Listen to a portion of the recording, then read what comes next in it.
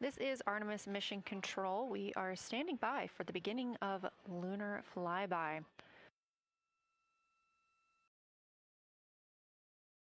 Expecting that to start in just a few minutes when the crew will begin a warm-up discussion preparing for the day. They will be capturing images along while discussing what they find familiar about the moon and what looks unexpected to them.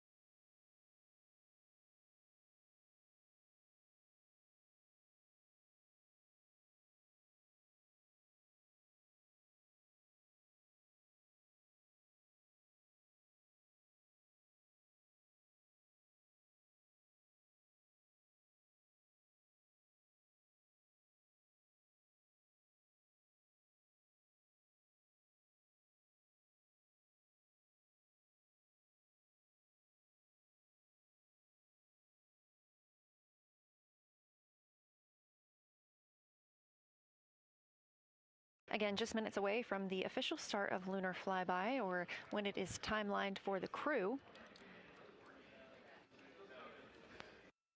We are currently 10,726 miles away from the moon. This view on the left side of your screen coming from the camera on one of Orion's solar arrays.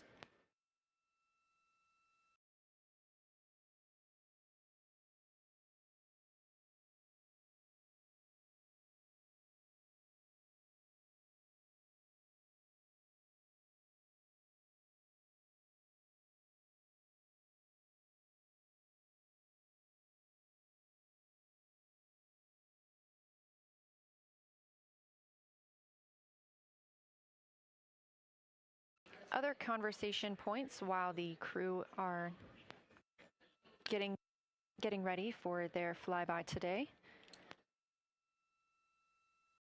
They'll be looking to orient themselves using major landmarks and annotating their observations along with their discussion. They'll have 10 minutes for that warm-up discussion.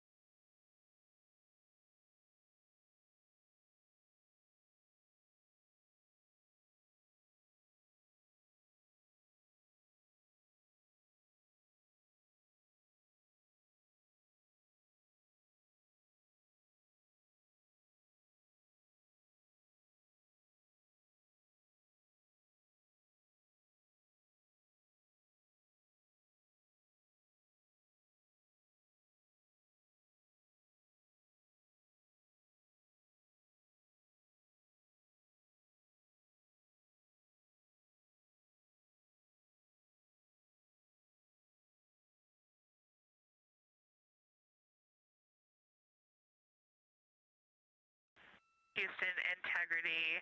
We have two folks at the window deep in discussion talking about all of the awesome features that they're seeing We just had a huge moment realizing that Hertzsprung is about the same size as our incredible Oriental. We're really excited about this target that's kind of new to us. We're orienting on things like how we talk about albedo, finding some of the prevalent things that we're used to from all of our training, and just overall taking in this view. We also are noticing that the moon is still getting noticeably bigger as we go, even when you're watching it continuously. It's great to see these two guys get warmed up. We love the report, Christina, thanks. And you nailed it on why we added Hertzsprung. As you'll see in the prompts, we're looking for comparisons to the comparatively much older Hertzsprung compared to the younger Oriental. Great words.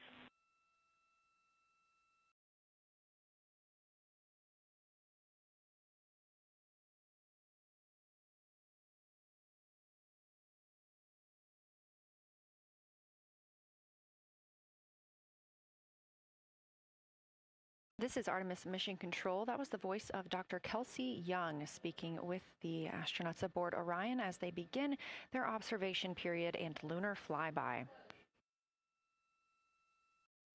NASA astronaut Christina Koch reporting their view of Hertzsprung Basin. The team here is looking for centered images of the basin at a full zoom, and they're hoping that the astronauts can image and describe the inner and outer rings. This is considered a degraded basin with a floor, rings, and ejecta compared to a younger Oriental basin.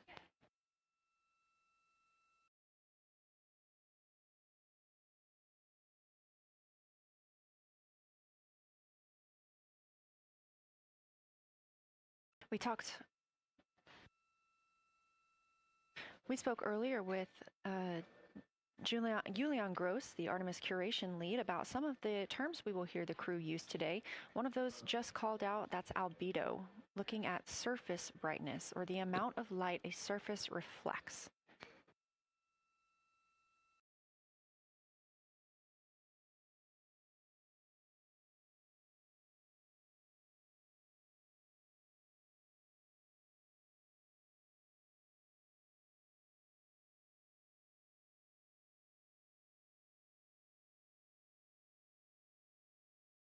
A few more terms that we hope to hear today during the crew's sit reps or situation reports include embaying. This refers to one feature that surrounds another. That usually is a higher relief feature.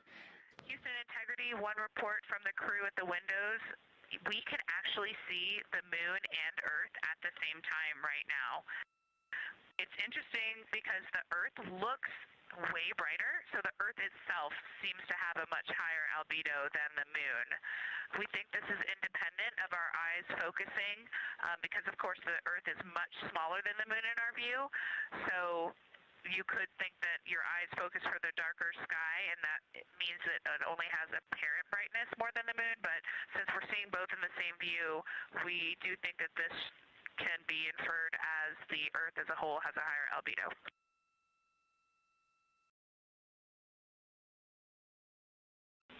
Great observation, Christina, and reminder that as you're starting to look for those subtle color and albedo variations on the moon, the relatively bright albedo Earth might make those a little bit difficult, but as your eyes continue to adjust, we expect you to start to see more nuance on the moon. Thanks.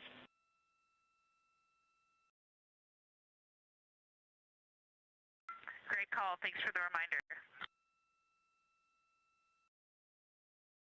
We're all going to be experts in lunar terminology by the end of the day. Another one we expect to hear is mare. These are dark regions paved or filled by volcanic deposits. You also can hear them called seas, oceans, lakes, or marshes, or other bodies of water.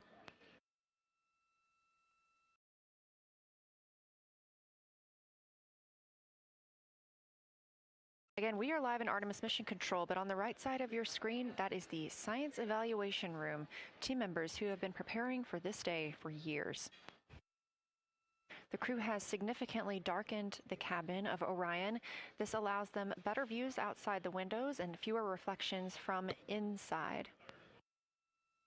They reported being able to see the moon and the Earth out the same window at this time. We are really hopeful to get those photos. Right now, this view on the left side of your screen coming from a camera mounted on one of the solar array wings on Orion outside the spacecraft. Crew is equipped with 80 to 400 millimeter zoom lenses.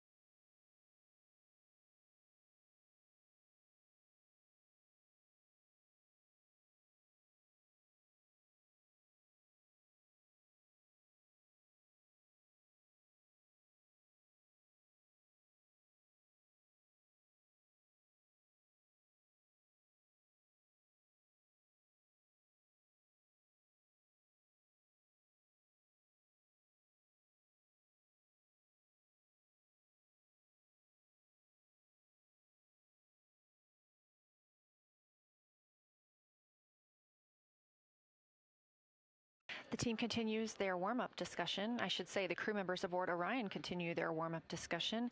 However, they are about to be prompted to move on to discussion number 2, which is near side and far side.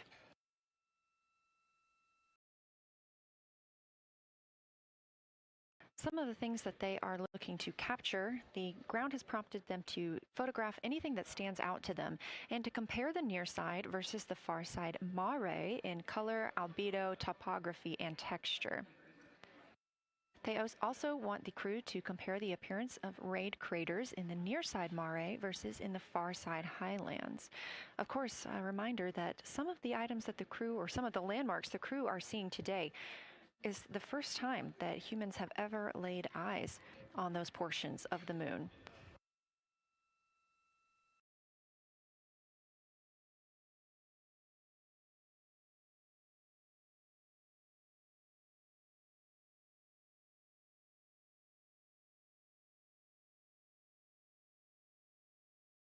In the targeting package, there are a few reminders of the crew. For the crew, there are time-sensitive observation reminders and science sit-rep reminders. Integrity. We have sit-rep. The targets that are being discussed right now, it's the far side, near side comparison, and hearing some great discussion of browns and greens in the Aristarchus Plateau and how those disappear as you go toward the North Pole, and then over to the far side, you lose the color. You've got Jeremy in window 2, Reid in window 1, having a great discussion. Christina's under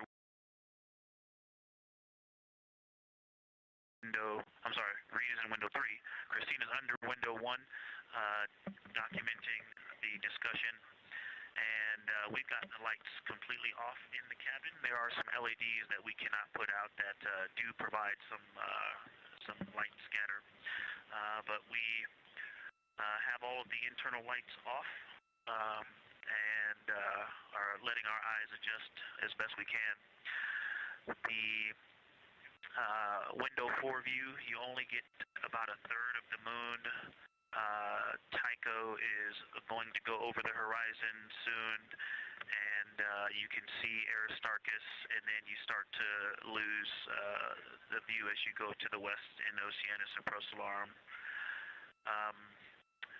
So far, the team is on the plan, and the long lens is being put to good use, and recordings are being made, and internal documentation of the configuration and the observations is ongoing. Science, do you have any questions for us at this time? Integrity Science. Victor, very glad that you provided the first formal science sitrep, as these were indeed your idea. One follow-up question, any relationship between those browns and greens you described? Do you see them blending into one another, and do you see any topography associated with either color?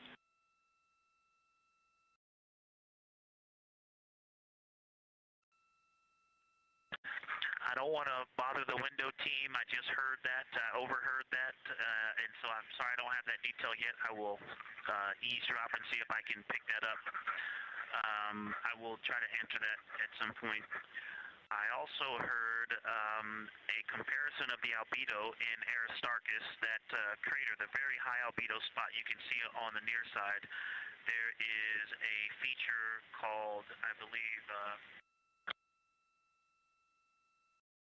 Burgess alpha, that is equally or maybe higher albedo.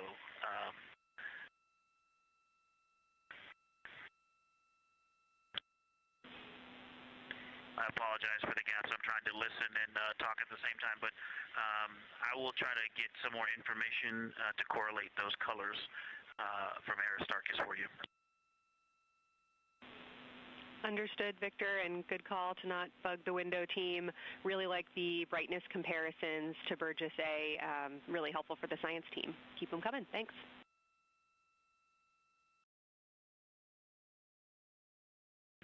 I also heard a discussion about the albedo of Grimaldi being a 10, and how many of us, when we were a little further away, saw that as the darkest albedo, and that the bigger Mare off to the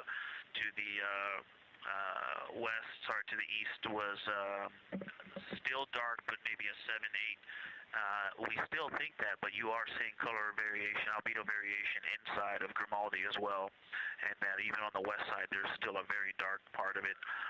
But it is still the darkest. It is just not as uniform as it looked when we were farther away. We're starting to differentiate the striations of albedo inside of Grimaldi. Copy all, Victor, and you read our mind. Superlatives like darkest, biggest are really, really helpful for us, so keep those coming.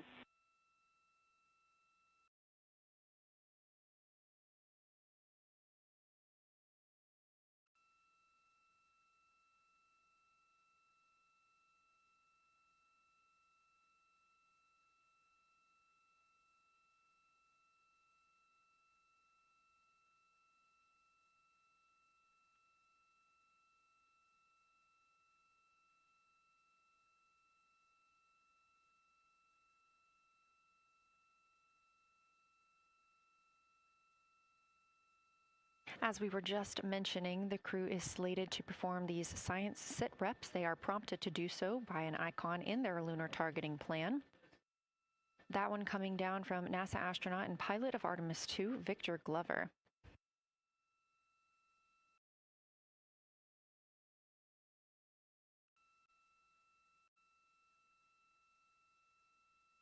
As we discussed, the Capcom is usually the only person in the room speaking with the crew, the capsule communicator. However, today, the science officer, Dr. Kelsey Young, she is the Artemis Science Flight Operations Lead, is speaking with the crew during the flyby to ask any questions that the team may have. To her right is Trevor Graff. He is one of 3 science officers. Those would be Kelsey Young, Trevor Graff, and Angela Garcia, who will also join us later for an interview.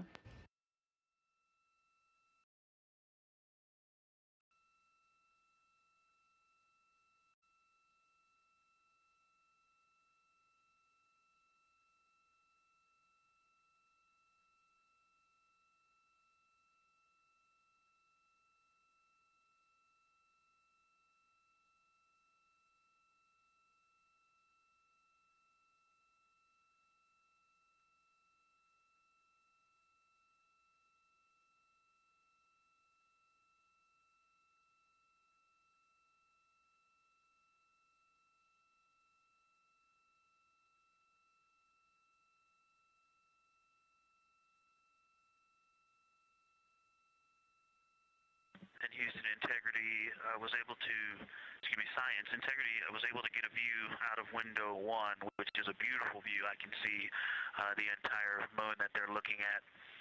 We left the T-shirt up there, so I was kind of peeking through the opening in the makeshift shroud there. And once I was able to get two eyes on it, what jumped out at me was Vavilov. It's just peeking out of the Terminator. It's clear of the Terminator now, but it just really jumps out because it's still got the low light, the low sun angle.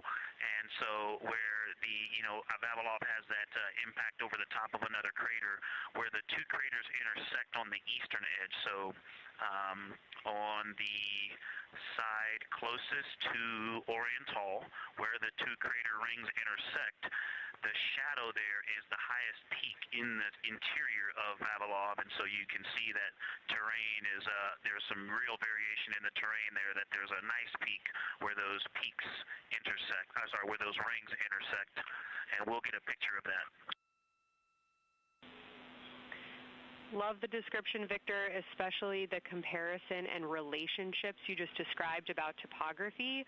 And if it's easier for your observations, do feel free to remove the T-shirt shroud from window 1.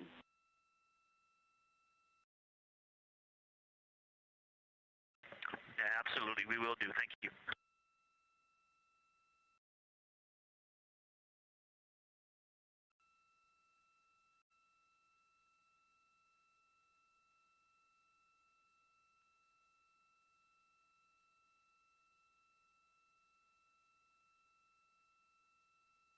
Those calls coming from NASA astronaut Victor Glover. As we discussed, the crew is working in pairs at the windows. Right now, taking photos are Commander Reid Wiseman and Mission Specialist Jeremy Hansen. Serving as their support team are pilot Victor Glover and Mission Specialist Christina Koch. You're hearing those calls from Victor Glover as he is on that support team, and he is tasked with providing the science sit reps, while the two crew photographing and making annotations of the moon are in windows 2 and 3. Windows 1 and 4 are available for the support crew to fly up to, obviously look at the moon themselves, and provide these science situational reports. The view on your screen is part of the lunar targeting package, and it's something that the crew can reference as they are flying by, but this is an animation.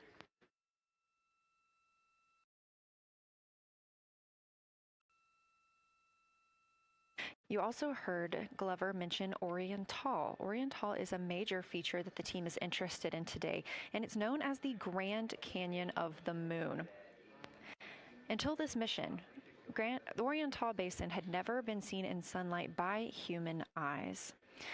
Orion Basin and its surrounding ejecta could fit within a straight line distance from NASA's Johnson Space Center, where we are at today, to Kennedy Space Center.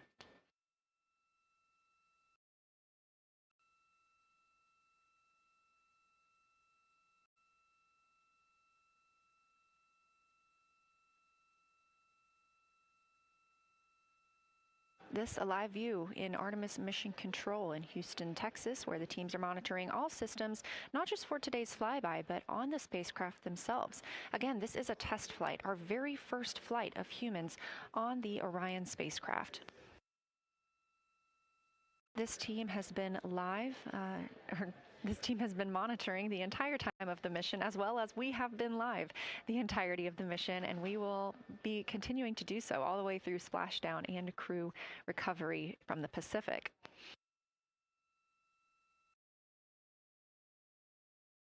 This is a visualization from ARROW, the Artemis Real-Time Orbit website that you can also access at any time by visiting nasa.gov/trackartemis, showing us that we are now under 10,000 miles from the moon, 9,948 to be specific, and continuing to count down.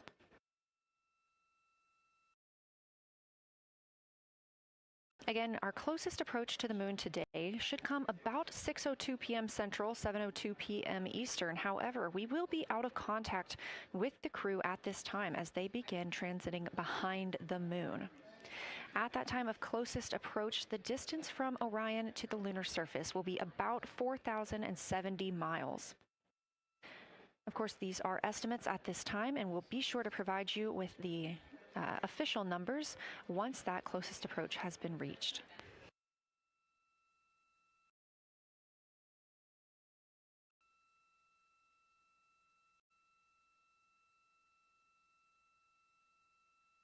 This shot live inside the Orion spacecraft, where our 4 crew members are continuing with their lunar flyby activities. They have just begun those activities really about 20 minutes ago, so we've got several hours of moon view opportunities. This is still a live view inside that capsule. However, you can see just how dark they have turned down the lights. Actually, they've turned them all the way off. There are a few LEDs that they cannot power off, but turning down these lights gives them better views outside of the spacecraft's windows while they photograph the moon.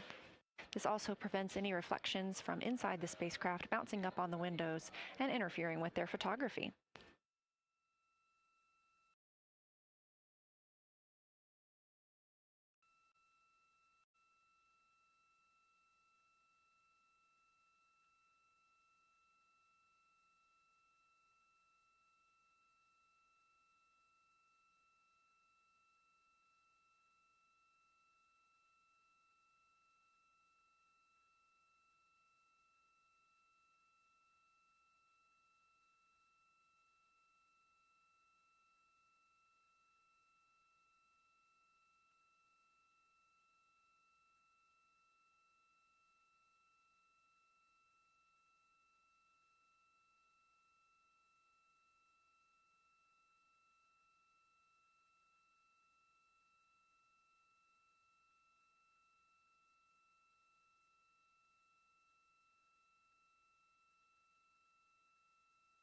As we were previously discussing, the crew members are serving on teams, the first team being Commander Reid Wiseman and Mission Specialist Jeremy Hansen at the windows photographing what they see. We heard reports earlier that they could see both the moon and the Earth in the same view, and we are looking forward to seeing the moon and the Earth in the same view as well. That Earth set coming up in just a few hours. While Wiseman and Hansen are at the windows photographing, Glover and Koch are serving as support crew. They are able to assist with cameras. They are also providing those situation reports, letting us know how the team is working inside the spacecraft, what they're seeing, and how they're feeling about it. Those first blocks of teams will last about an hour, and the crew members are approaching the halfway point into their first observation block. A reminder, we have 5 of those blocks today. So they're approaching this halfway point, during which the crew at the window will switch roles. One will begin taking pictures, and the other will be making annotations on their PCD, that's portable computing device. Both of those crew members at the windows are recording audio of what they see. They are putting on headsets and recording audio into their portable computing devices. Obviously, we are not hearing this right now. This is going to be sent down to the science team, and they will be able to analyze that at a later time. What we are hearing, though, and will continue to hear, are those science sit reps a few times every block. Once this block is complete, about 40 minutes from now, we will have the teams switch. That means pilot Victor Glover and Science integrity, looking out of window 1. I think I may have misreported earlier saying that it was Tycho going over the horizon. That was Copernicus I was referring to. Apologies. It was Copernicus is what is farthest bounding to the east, and that is now like on the horizon or just past it. And the Korolev is now a few degrees from going over the horizon. And then, next it'll be Aristarchus Plateau. And so on the west, we are getting a much better view of the Terminator. It looks like we have about 80% illumination of the moon. And Vavilov and 1 Vavilov diameter to the west is where the Terminator is right now. And so other features are starting to peek out there. The center of the illuminated part of the moon is, to the lower part is Oriental. And just around Oriental, a lot of light structure is starting to show up. A lot of high albedo, similar to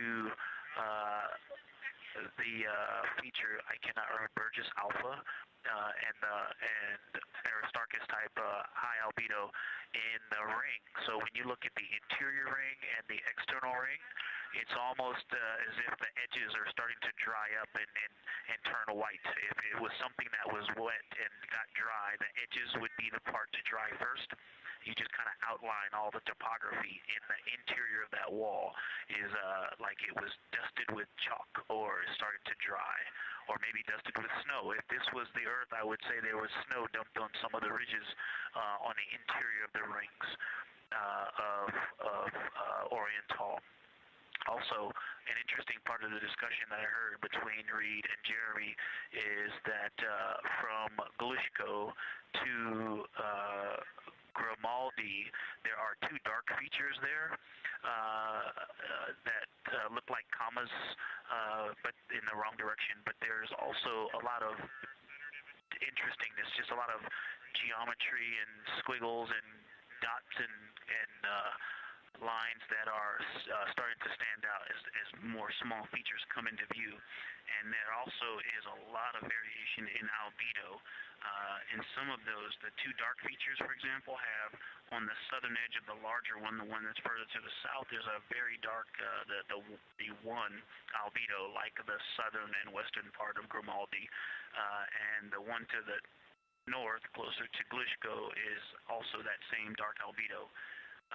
And then around them there are some very high albedo spots just to the north of the southern one, and just to the west of the smaller one to the north. Very high albedo, almost approaching the 10, a 9 or a 10, like Aristarchus. And lots of little bright spots are just starting to pop up on in this view. To the north, as you look up at the North Pole, there is a very distinct crater with a lot of a very defined central peak that is also 3 in albedo, and all of that area past it, going to the horizon, gets lighter and lighter, and is very, very high albedo. And I will go look and find the name of that feature if I can look that up. And then to the south, really getting some interesting geography and topography in the South Pole Aitken Basin. And the view of the South Pole is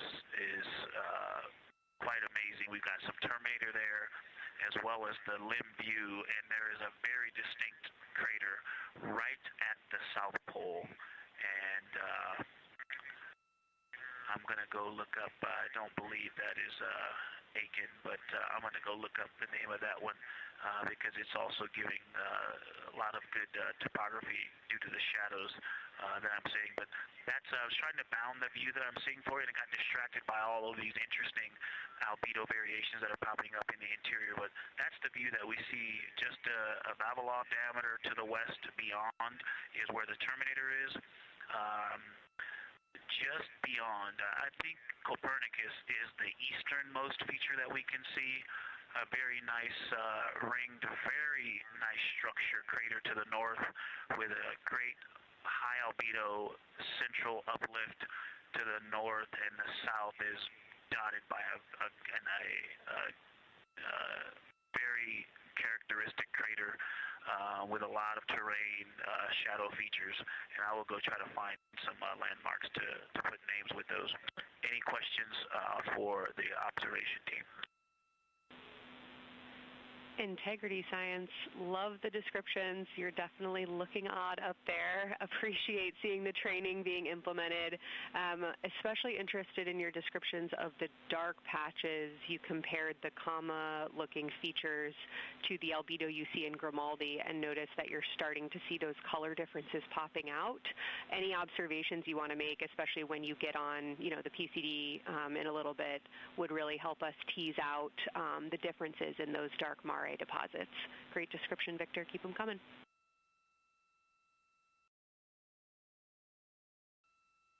Absolutely will do, and I know you've got descriptions on both of the window observers right now as well. Keep them coming.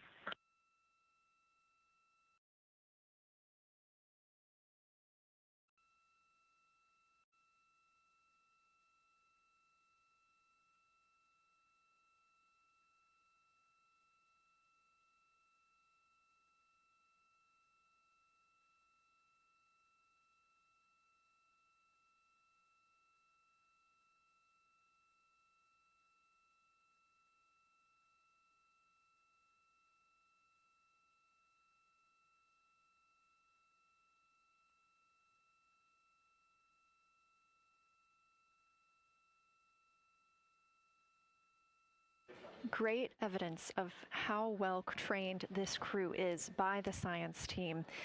NASA astronaut and pilot of the Artemis 2 mission, Victor Glover, calling down a situation report, noting several different features on the moon and such descriptions, even saying that it looks like snow on some of the peaks. Obviously, we do not expect that to be snow, but referencing that as some of the lighting on how it looks to the Artemis 2 crew from their current position.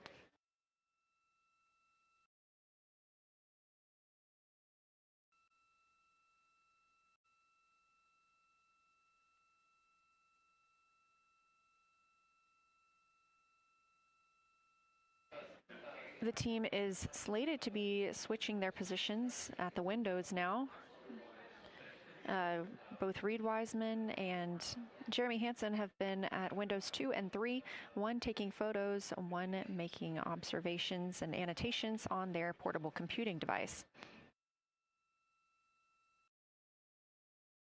At this time, we also anticipate that they are looking at a crater duo. One of those is Glushko, and the other is Ohm. The team is looking to know the extent of Glushko's ray system and how its rays differ in the Mare versus the Highlands. They also want the team to compare the ray systems of Glushko to Ohm.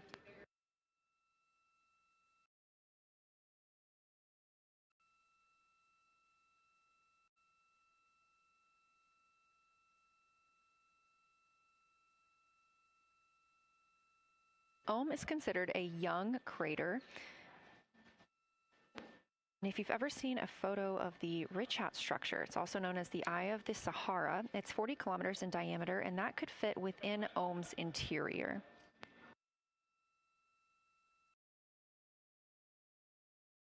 The team is specifically interested in descriptions of that ray visibility, including the color, albedo. Remember, albedo is the brightness or the surface reflection, and the reach.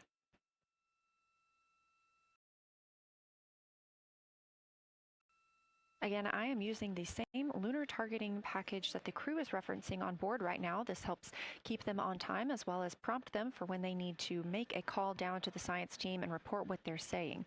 It also gives them reminders of when they need to swap positions at the windows. Additionally, I'm using the Artemis 2 Lunar Science Passport developed by Amber Turner and the Artemis 2 Lunar Science team. Now, this passport did not fly with the crew, but they used it extensively as a study guide here on Earth. So a lot of the descriptions and comparisons you hear today are developed directly by the science team. We are now 4 days, 20 hours, and 43 minutes. Science, integrity, that crater to the north, that is, it's like we've got one in the north that looks like just a textbook crater, and one on the South Pole as well. The one on the north, I think, is Pythagoras. And what I wanted to highlight about that is it is either a very distinct central uplift or just a very defined area of high albedo. If a majority of the crater, especially the floor of the crater, is, say, an albedo of 5, this center, and gosh, only a tenth of the diameter of Pythagoras is an albedo of 2, maybe 3, but it is very bright and it stands out.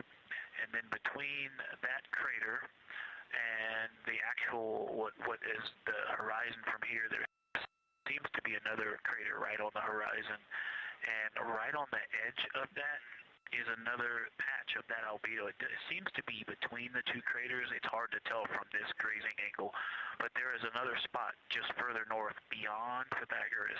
Between the two, I can draw a picture of this one and show you where that very high albedo, again, another 2 albedo surrounded by 5 and most of the area bounding it.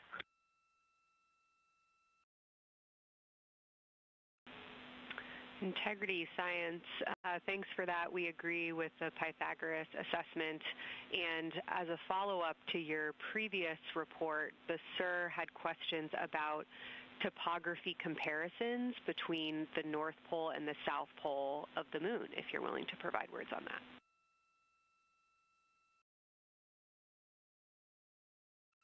Topography comparisons, absolutely. And if you have any idea what, if you draw a line between Pythagoras and the western edge of the outer defined ring of Orion, it intersects a beautiful textbook crater on the south. I would love to know the name of that. The topography differences, now the South Pole has a little bit of a benefit that it has more of the terminator, and I can see a little more shadowing there, but there's a nice crater right at the South Pole, so that's the main thing defining the topography there. Seems to be quite a bit of elevation change. I can see some very jagged shadows, a 90-degree just to the west of that crater at the South Pole.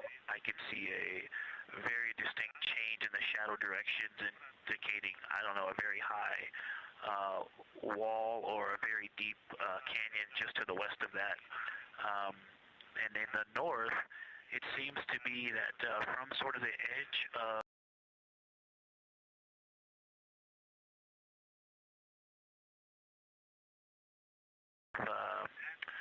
from the edge of the Mare that's dark, which is maybe 1 Pythagoras diameter south.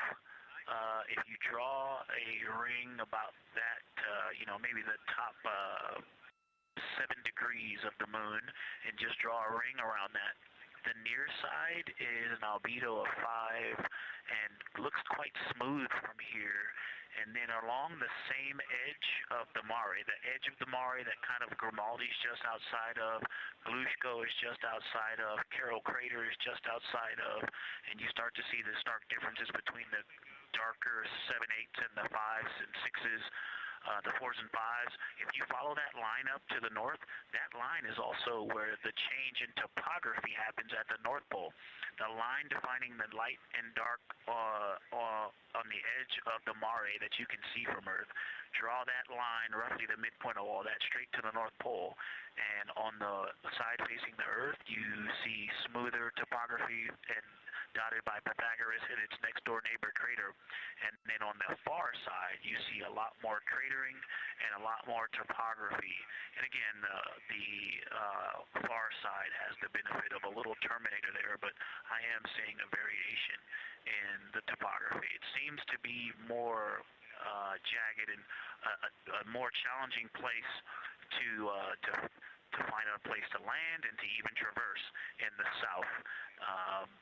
All around the South Pole, and at the North Pole, it seems to be it would be more challenging to translate on the far side of the North Pole compared to the near side of the North Pole around Pythagoras.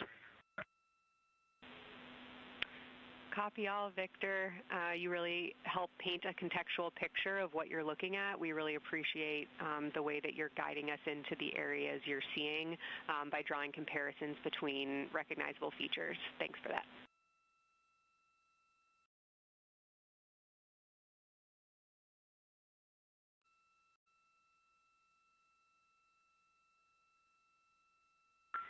And Kelsey, another little science sit-rep moment, something I just heard from the window team is the more I look at the moon, the browner and browner it looks. I thought that was an interesting observation. The 2 observers have been on timeline, no hardware issues. They did start to talk a little bit about another feature that you'll hear more about on the recordings that they call the handprint. That was at the end of their Glushko and before they moved into their current target. They thought that was worth chatting a little bit more about. And they're preparing to switch after this. Houston copies and concurs.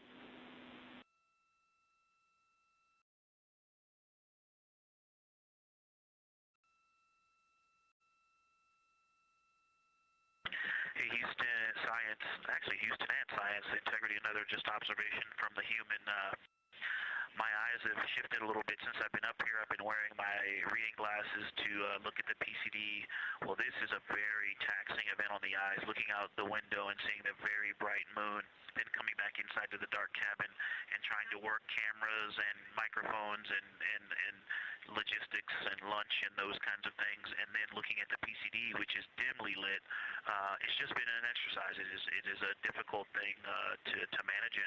I'm up and down on the glasses and then having to wait as my eyes adjust when I come back in. As soon as I look back into the cabin from looking out the window, I can feel my eyes adjusting, and I just have to work through it as they adjust. Appreciate that report, Victor, and know that we are prepared to read you up targets from the ground if that would give you the ability to keep your eyes focused on the moon and not having to swap between that and the PCD. Just let us know.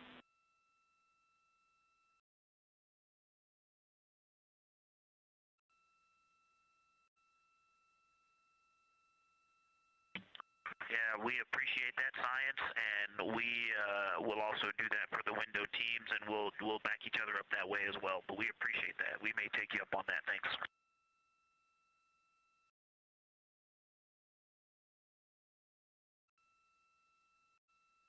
Continued detailed descriptions from the Artemis 2 crew aboard Orion. Again, this is a test flight, the first time we've flown humans aboard this spacecraft, so every detail, even that it's difficult to look outside the window and then back at the PCD, that portable computing device, every single detail is appreciated as we prepare for future missions. Glover also mentioned that he is now wearing his glasses now that he's in space and that his eyes have shifted a bit. This is something that happens when our astronauts go to space. There is a fluid shift from the lower half of your body up into your head, and that can cause changes in your eyes. It's something that we have seen over time for some crew members, especially now that we have been living and working on the International Space Station for over 25 years.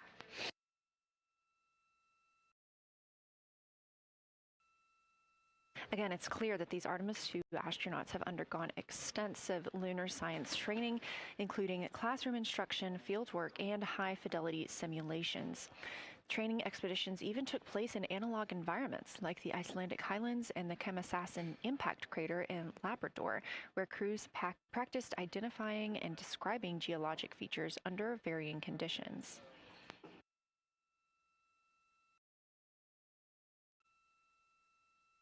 Additionally, here at Johnson Space Center, Orion mock-ups were used to rehearse crew choreography, including three-dimensional space management with an inflatable moon globe to simulate the flyby.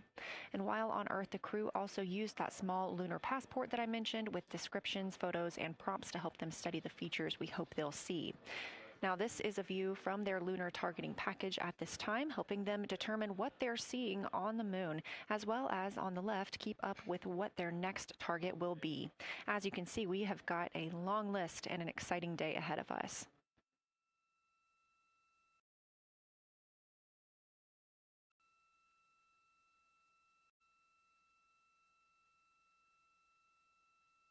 It's now been 4 days, 20 hours, and 53 minutes since Orion launched atop the Space Launch System rocket from Kennedy Space Center in Florida with our 4 crew members aboard.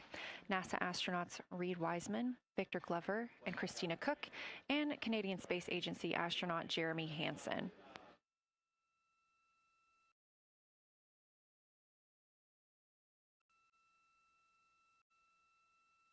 The Artemis 2 crew passed a major milestone today when they passed the Apollo 13 distance record at 12:57 p.m. Central, 1:57 p.m. Eastern. That Apollo 13 distance record was 248,655 statute miles from Earth. And Houston, another observation, whole moon. When you look at the moon, something I've never seen in photographs before but is very apparent, all the really bright new craters. Some of them are super tiny. Most of them are pretty small. There's a couple that really stand out, obviously. And what it really looks like is like a lampshade with tiny pinprick holes and the light shining through. They are so bright compared to the rest of the moon. We copy, Christina. Thank you. Looks like you guys might be doing it, but remind you to swap positions at the window and take your SD cards with you. We're loving everything that you're calling down, so keep it up.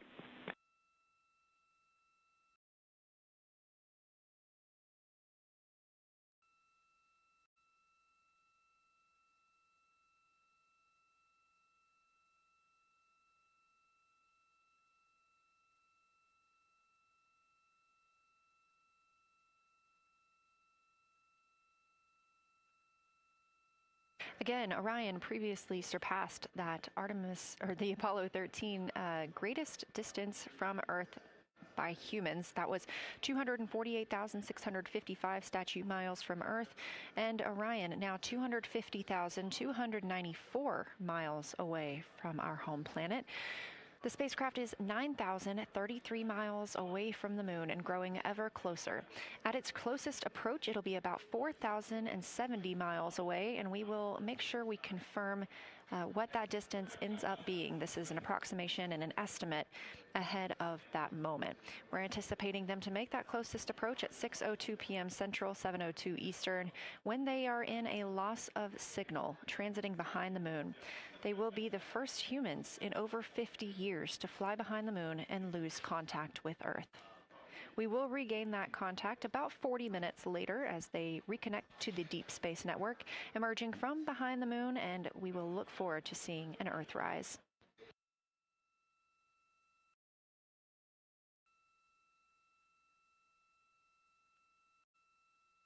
Again, the crew is currently in their position swap portion on their timeline.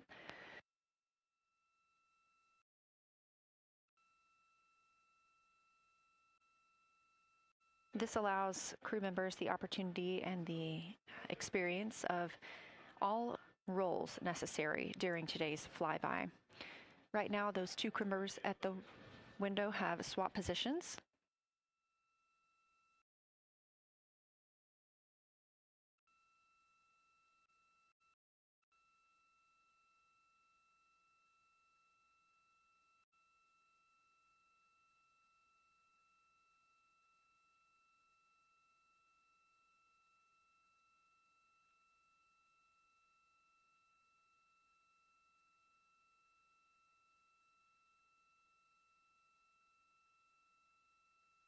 Again, the crew at the windows swapping positions. Right now, that crew is Commander Reid Wiseman and Mission Specialist Jeremy Hansen, while Victor Glover and Christina Koch serve as their support flyby crew members. That's why you are hearing Victor and Christina during those science situation reports. Those voices will change in about 30 minutes when they take a turn, taking photos and making annotations while at the window.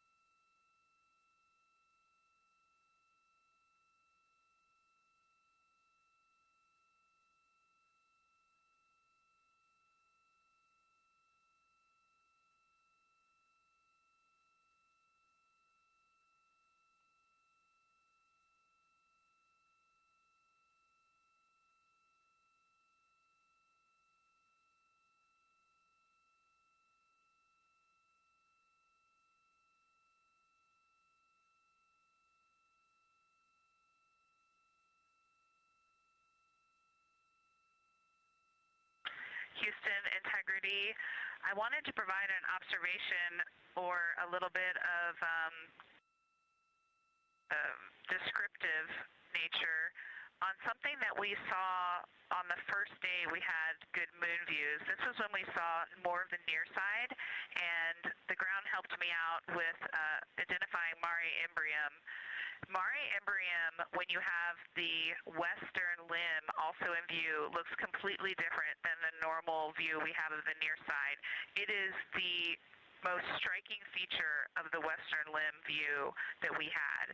And the mountain chains that form its eastern side are very prominent, but they actually stand out more than I'm used to seeing even on the western side, and the whole thing just feels like a big bump.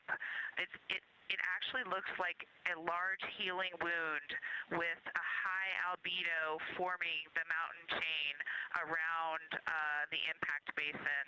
And I just don't think I had enough chance to describe how striking it was on that western limb view as we were coming in a couple days ago.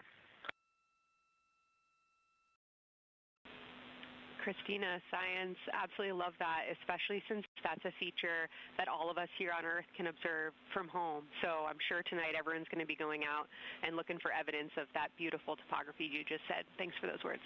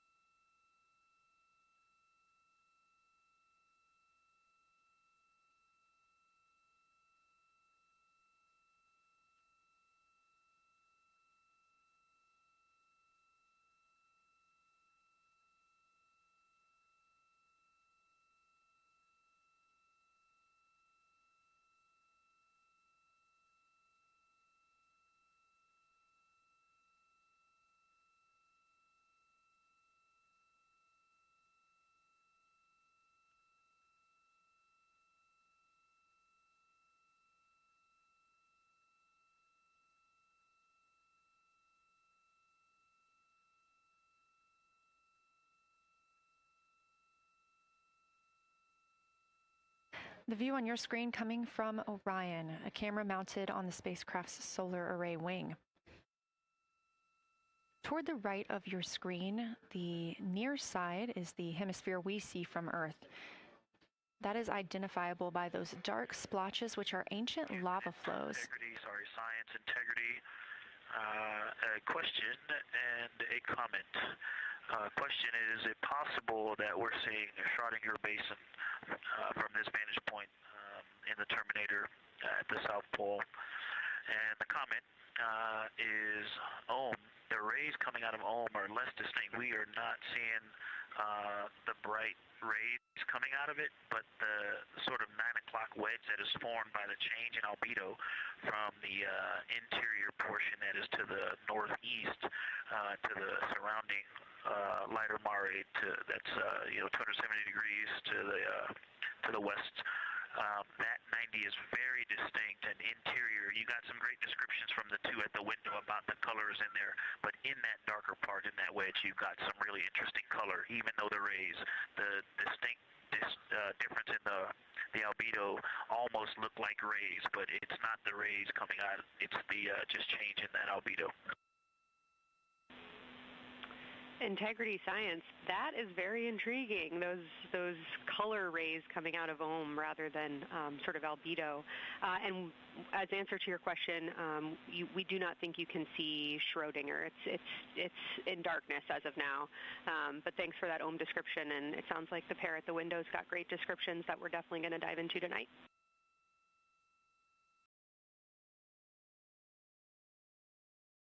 Okay. If you could help me, I would still love to know what it is. There's a very nice crater. You're going to likely have a lot of pictures of it. What would be right in the Terminator at the South Pole or close to the South Pole where it's intersecting the Terminator right now? Yeah, Victor, we're assuming you're talking about, kind of if you're looking at the Terminator it's basically like 70% down from the North Pole. Is that where you're looking?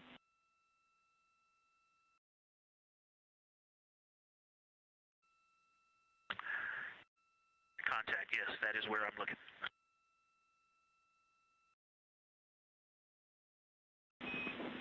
Integrity Houston, that is an enabled caution for wastewater dump required. We have hit our limit.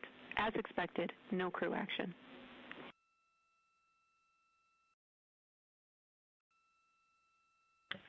Copy, no crew action.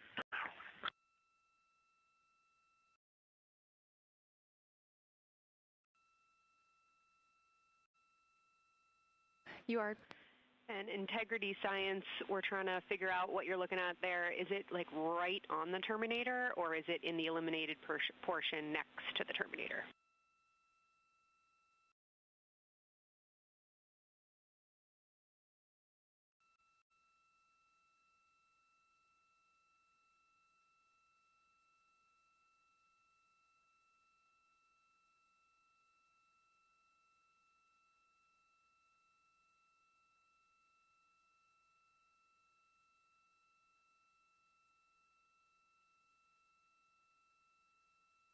While we wait for a response from the crew, the Terminator is that difference between day and night, or brightness and darkness, that you see on the moon.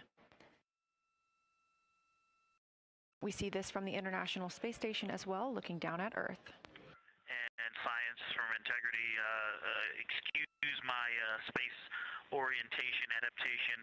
If you draw a line between Glushko through the center of Oriental, and then another line from Glushko through the southern tangent of Oriental, that line would almost perfectly intersect tangentially the crater that I'm talking about, and it is on the Terminator. So yeah, I think I'm not looking at the South Pole. I was a little twisted. That line description was really helpful. I have eyes on the SIR right now, and they are actively discussing lunar geography. We will be back with you shortly.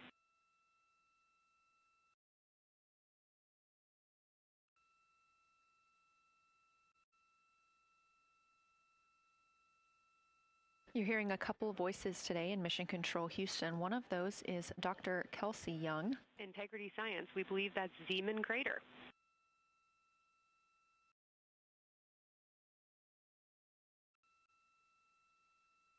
Oh, I floated away from the speaker. Say it again, please. We believe that that is Zeeman Crater.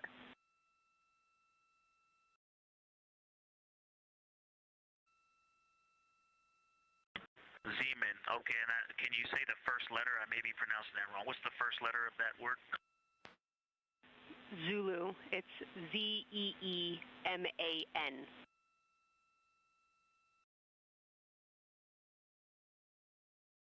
Copy. Thank you for that. Yes, we've got a great view of that. And when I went back to the window just now, the view has completely changed. Our trajectory is taking us to a new view, and I'm looking more into Babalov. I've got a nice, great view into Babalov. I'm actually away from the window right now, so I'm going to go try to give you some bounding words on the view that we're seeing. But I've got to get back to a window in a minute. Understood, Victor. You're defining new views of the moon in more ways than one.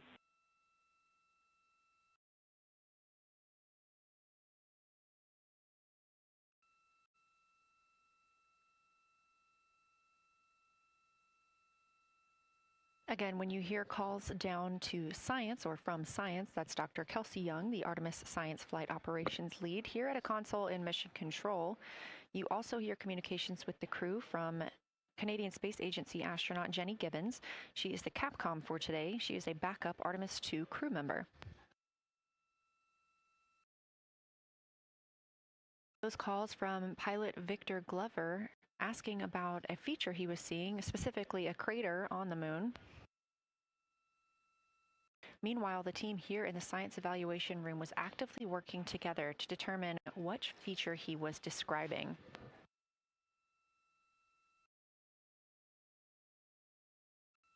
The teams at the window have continued to move through their targets, including Ohm, Aristarchus Plateau, Reiner Gamma, and we are preparing for the cabin and window teams to swap. That's when we'll hear more from Reid Wiseman and Jeremy Hansen when they take on these support roles, while Christina Koch and Victor Glover are at the windows photographing and annotating.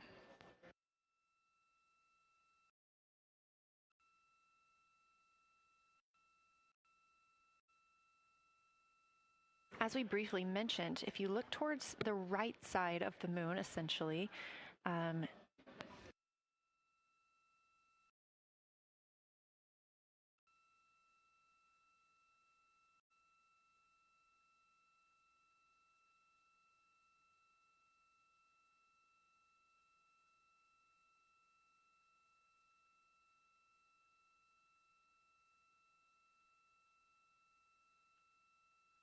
this live view coming from a camera outside the Orion spacecraft, and if you look on the right side of the moon where you see those dark patches. Wow, yeah, I wish I had some more time to just sit here and describe what I'm seeing, but the Terminator right now is just fantastic. It is the most rugged that I've seen it. From a lighting perspective, there are little islands. There are islands of terrain out there that are completely surrounded by darkness, which indicates some real variation in terrain. Up to the north, there is a very nice double crater. It looks like a snowman sitting there, in the 5-10 degrees below the pole in the Terminator. And then on the southern edge, there's almost like a hole. It looks like a hole, and it's the diameter of Vavilov size, just blackness, and then a wall of bright, and then it goes back to the black beyond the Terminator. So there's it looks like there's just a gigantic hole right there, 1 Vavilov diameter east of the Terminator. And as you go south, the Terminator is not a nice smooth arc. It's just jagged. There's almost a 110-degree turn in the shadow as opposed to the nice smooth arc, again indicating some really interesting variations. And I'm sure we'll get some photos of that. And then one of the craters further to the south of Vavilov, maybe halfway down to the South Pole, is not only looks like just a deep hole, and then there's like 2 island rays pointing off to the west and north that indicate very high ridges and very deep canyons coming up out of that crater. So again, just some really interesting visual illusions going on with the shadows there. Like I said, there look to be islands out beyond the Terminator, because some of the things, maybe even a Vavilov diameter into the Terminator are catching sunlight on the peaks up to the north and to the south. It's very, very interesting to see. Integrity science, oh my gosh, that was an amazing picture you just painted. I glanced over at the SIR video and I literally saw fist pumps in the air. Those types of observations are things that humans are uniquely able to contribute, and you just really brought us along with you, so thanks for that.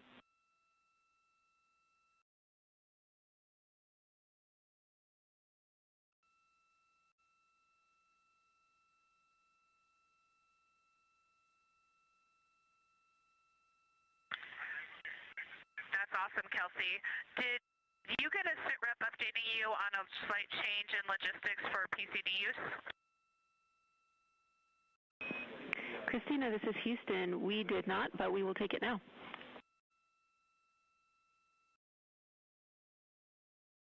We slightly changed the PCD plan for the window observers. The 2 window observers kept their PCD. So in other words, the one that window 2 went to window 3 and the one at window 3 went to window 2 when they swapped rather than staying at the window. We'll plan on all observers keeping the same PCD for all observations. Copy, Christina. That makes sense to us, and good plan. We are coming up here on a cabin and window team swap. Let me know when you're ready for a quick vehicle status.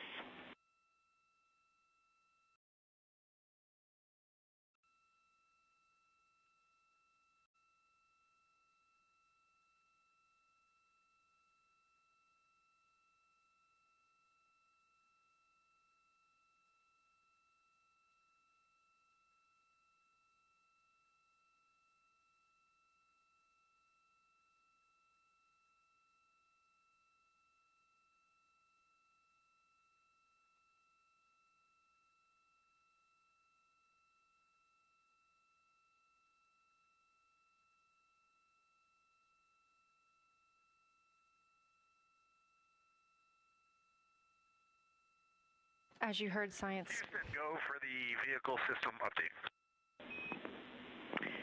Howdy, Reid. We don't have much for you. We just wanted to let you know that toilet right now is no-go for use as we stick with the predetermined limit for now. All crew members, please use CCUs. Otherwise, Orion is looking very good. And you have 15 minutes in this handover time where we expect Victor and Christina to switch to the windows and you and Jeremy to be in the cabin assisting. Let us know if you have any questions.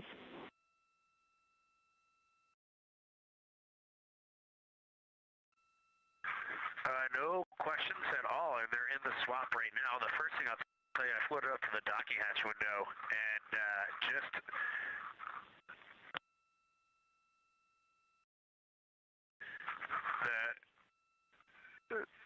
what I'm going to call the Mari around Oriental just looks so different out the docking hatch right now. It's quite a bit darker. It's the same darkness, if not a little darker than Grimaldi.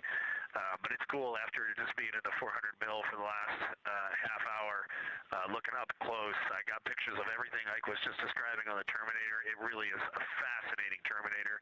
And then Oriental just looks so dynamic right now. It's very three-dimensional out the docking hatch compared to what I was just looking at through the 400 mil. We love it. We are getting a sneak preview from one of our SAW cameras at what you're looking at, and we see some of what you're describing. We cannot wait to see your photos. Thanks.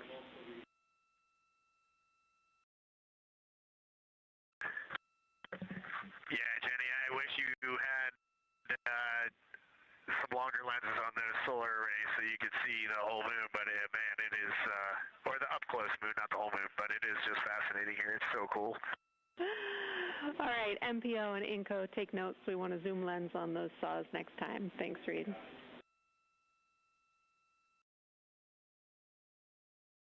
Affirmative.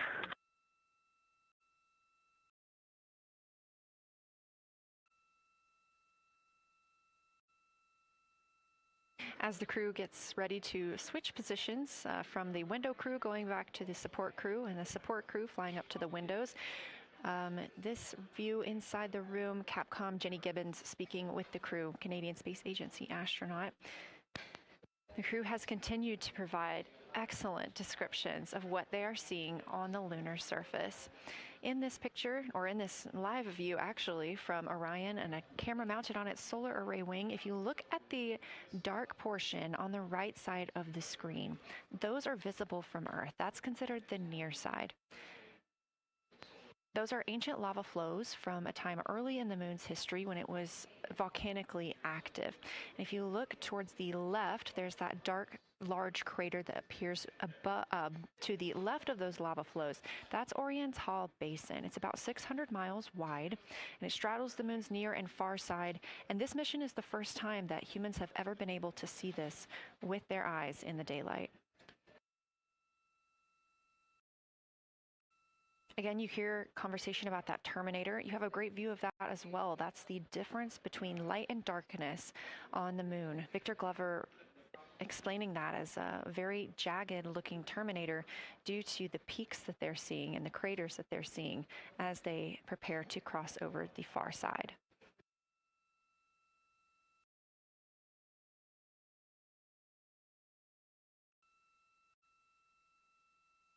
You also heard science officer, the Dr. Kelsey Young, Artemis Science Flight Operations lead, sharing with Victor Glover that his responses are truly something that only human eyes can discern or provide.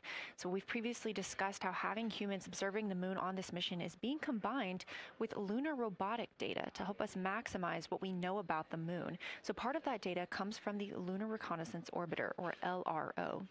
This orbiter provides the robotic foundation that makes Artemis II lunar science possible. LRO has been orbiting the moon for 17 years, which makes it the longest operated lunar orbiter in history. And it's also the only American spacecraft dedicated specifically to lunar science and exploration.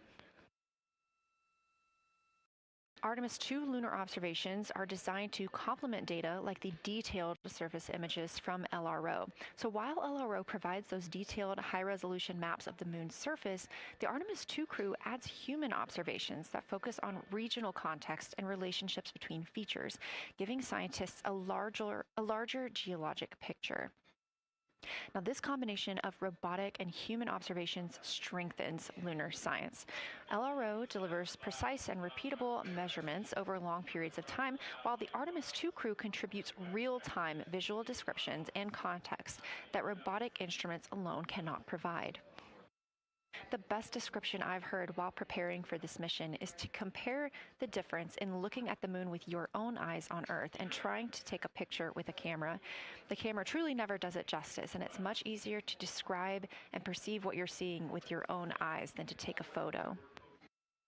These Artemis 2 astronauts can rapidly scan wide areas and adjust their focus in real time, as well as describe relationships between features. The crew will also observe the same regions multiple times under changing lighting conditions during the flyby and provide perspectives that would take robotic missions years to accumulate. During the Artemis 2 mission, LRO is also attempting to observe some of the same lunar features that the astronauts are studying. Collecting this data simultaneously highlights how different instruments and human eyes provide complementary information about the moon.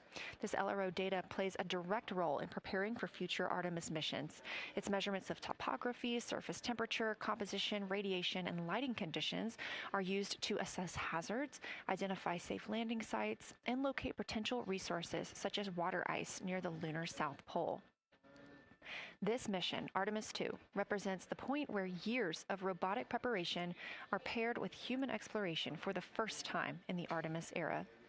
So together, LRO, the Lunar Reconnaissance Orbiter, and Artemis 2 are demonstrating how NASA moves from mapping the moon robotically to exploring it with humans. We are laying the groundwork for future Artemis missions and sustained lunar operations. A check-in with Orion. We are now 4 days, 21 hours, and 22 minutes into the flight of Artemis 2, our crew aboard the Orion spacecraft. We are now 8,153 miles away from the moon, 250,742 miles away from Earth. The spacecraft is traveling at 1,030 miles per hour.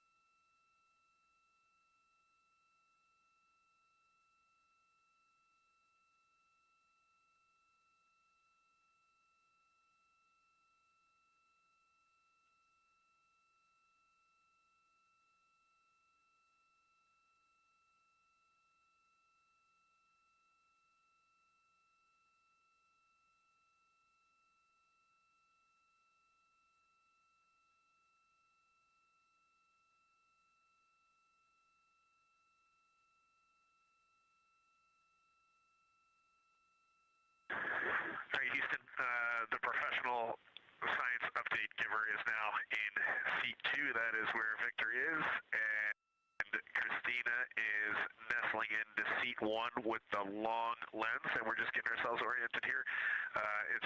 It's a cool view in the cabin. It's actually a cool view to be off the camera now and looking at my crewmates getting up to their observation post and looking in. It's super fun.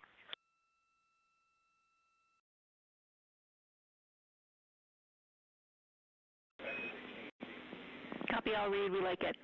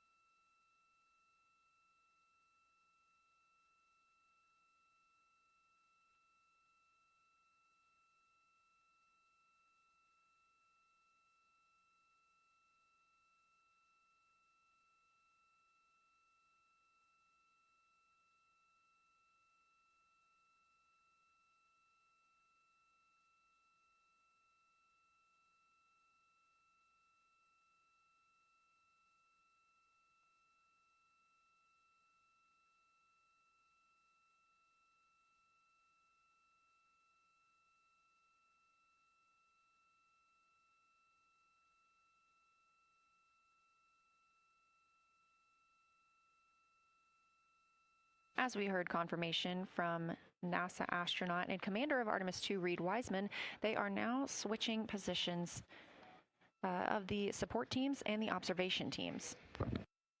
So initially, Reid Wiseman and Jeremy Hansen were at windows 2 and 3 in the Orion spacecraft, taking photos and making annotations in their PCDs, portable computing devices. They were also giving audible descriptions into their PCDs, wearing headsets with microphones and providing recordings that the science team will be able to listen to later. We were hearing from NASA astronauts Christina Koch and Victor Glover as they made observations as part of the support team. Now, as these teams are swapping, we anticipate hearing more from Reid and Jeremy as they'll be on the support team, while Victor and Christina will be at the windows taking photos and making annotations.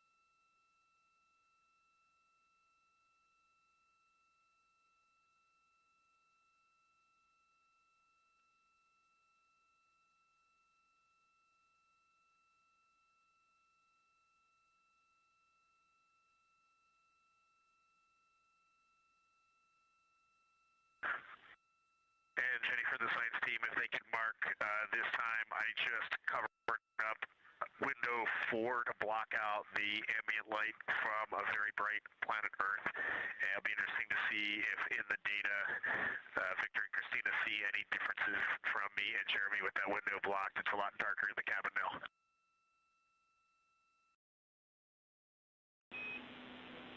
Copy, Reid. We're taking note. We'd be curious too.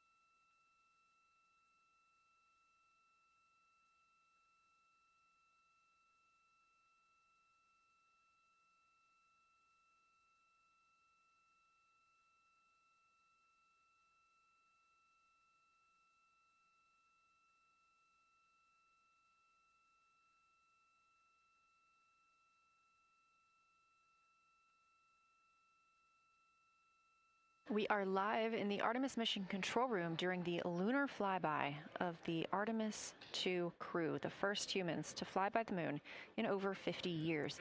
Orion launched 4 days, 21 hours, and 30 minutes ago atop the SLS rocket, Space Launch System rocket from Kennedy Space Center in Florida.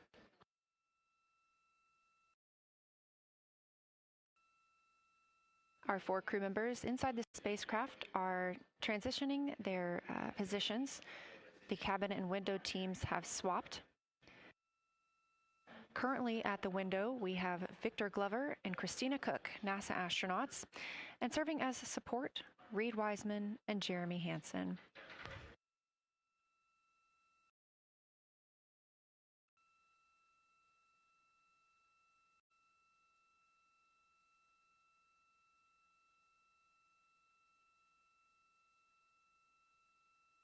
For our crews at the window, they are using handheld Nikons with an 80 to 400 millimeter zoom lens.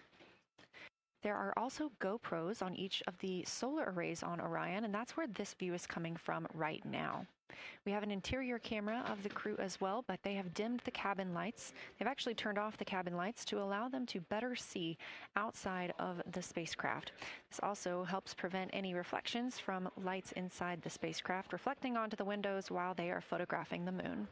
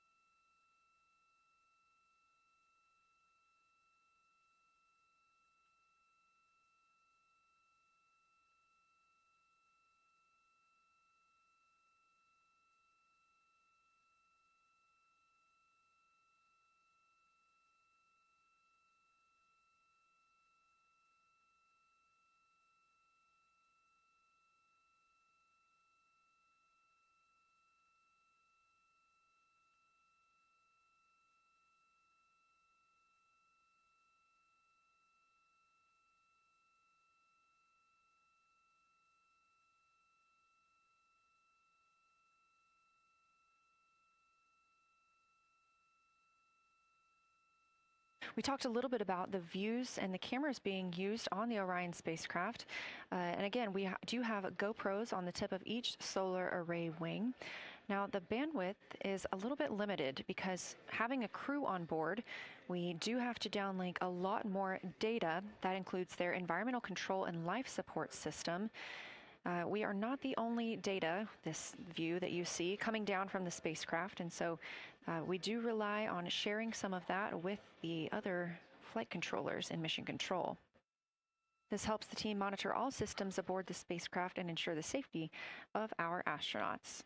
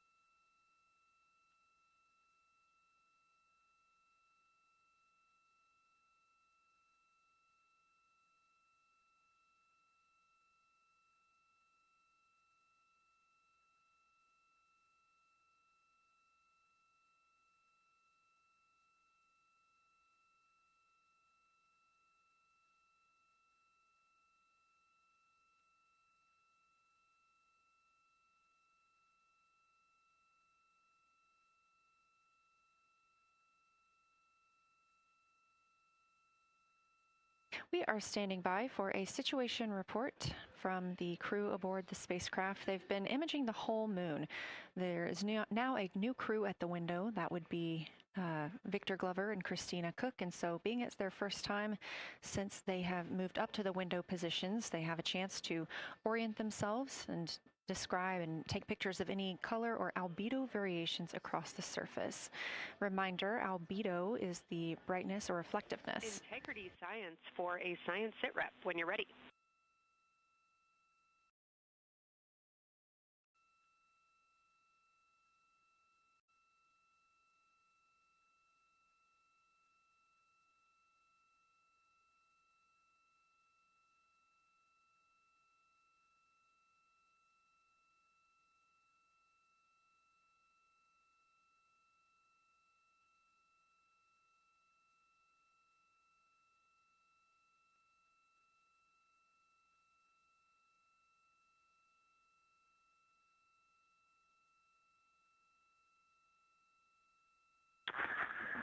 Houston Integrity, we have no external view of the moon right now for the floating crew members, so my only science sit rep is that we have Victor in window 3 doing observations and Christina in window 2 with the long lens.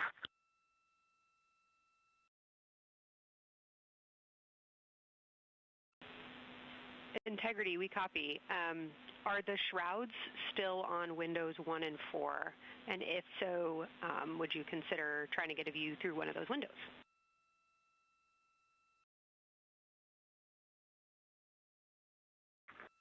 We cannot take the shroud off of 4 because the Earth is too bright and it's impacting Ike's peripheral vision. And then I can get a grazing glimpse out the docking hatch window. I can see Oriental south down to the South Pole.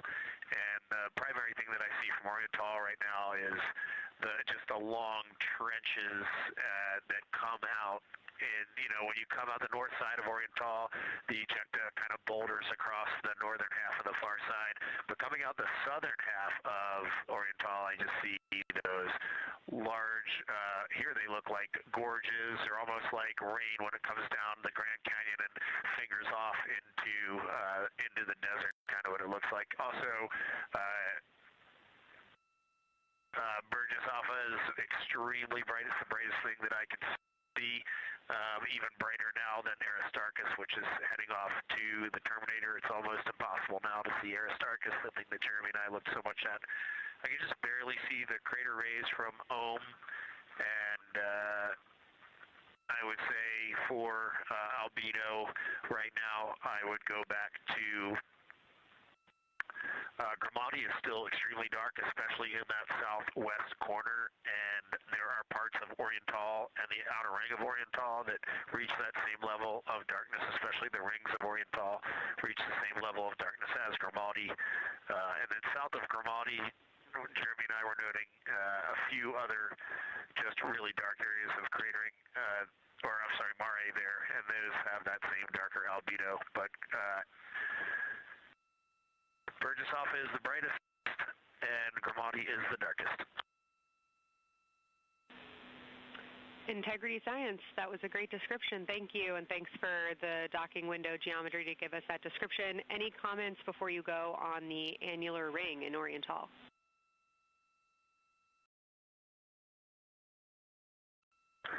The annular ring, which I think everybody kind of describes as like a pair of lips or a kiss on the far side of the moon from here, is very circular in nature. The northern part of it is wider, darker. The southern part is much lighter.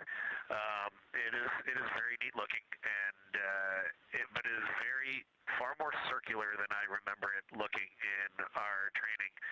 The darkness of the northern side of the annular ring is the same darkness from here out this docking hatch window as the center mare in Oriental. Not quite as dark as Grimati, but it is probably only because dust and lunar regolith has kind of impacted over time. Reid, that's exactly what we were looking for. Thanks so much. You have heart hands coming out of the SIR.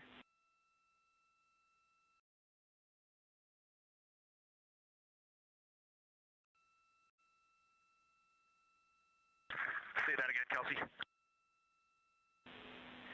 Just saying that the sir was really excited about that. That annular ring was something we were really eager to hear about, so thanks.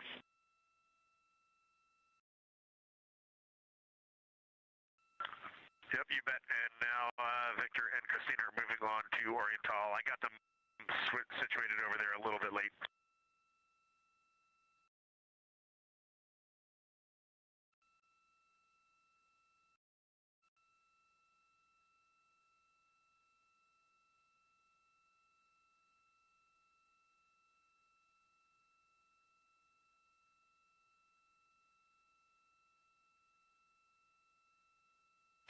That was NASA astronaut Reid Wiseman, now providing a science sit rep as he is away from the windows most of the time. He is working as the support person along with Jeremy Hansen in the spacecraft, as Victor, Glover, and Christina Koch are now at windows 2 and 3, able to photograph the moon.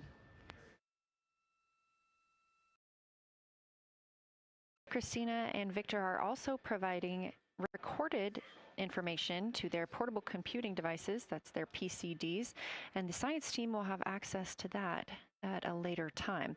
They will then review it and compile all of this data to help further our understanding of the moon. One of the items you heard mentioned was Oriental Basin. This has been a very exciting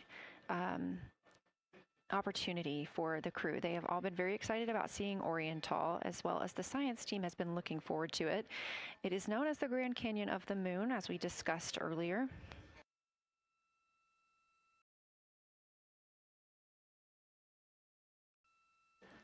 From the pictures, the science team is hoping that the crew will take centered images of the entire basin and surrounding craters in a single frame, but also use those 80 to 400 millimeter zoom lenses to create a mosaic entire basin.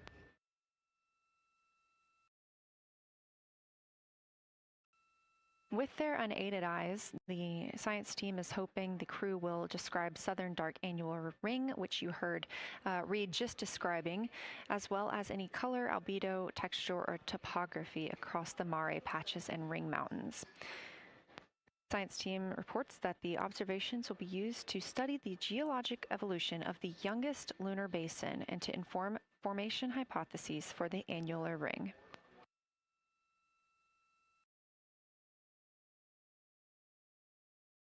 And again, another fun fact about Oriental is the diameter is the same distance between Johnson Space Center, where we are today, and Kennedy Space Center, where the crew launched on April 1st.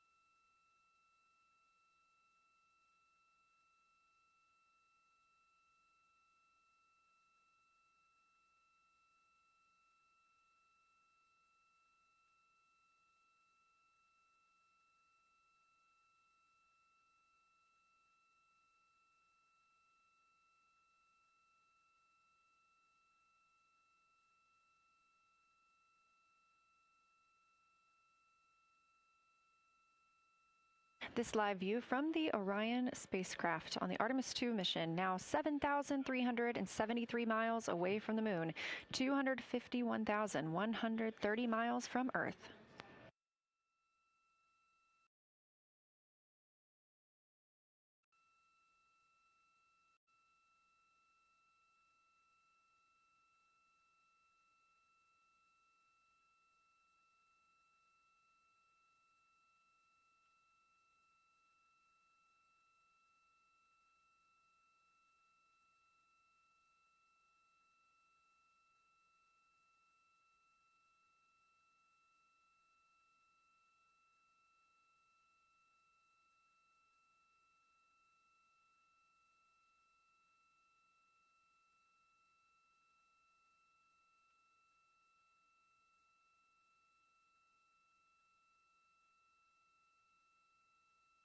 Again, the Artemis 2 crew passed the Apollo 13 record of the humans farthest from the Earth today at 12:57 p.m. Central Time, 1:57 p.m. Eastern Time.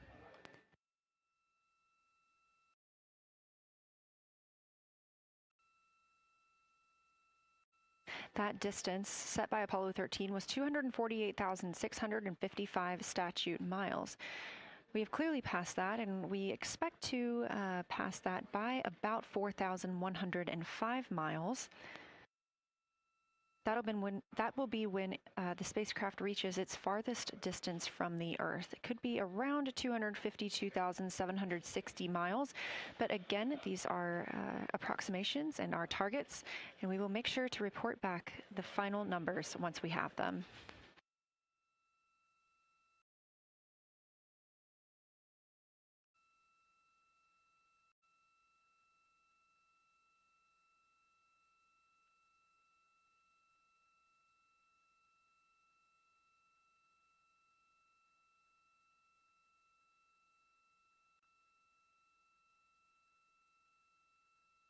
We have some refined times of when we expect to have Earth set of Earth behind the moon while Orion flies behind the moon. That would be about 5:41 p.m. Central, 6:41 Eastern.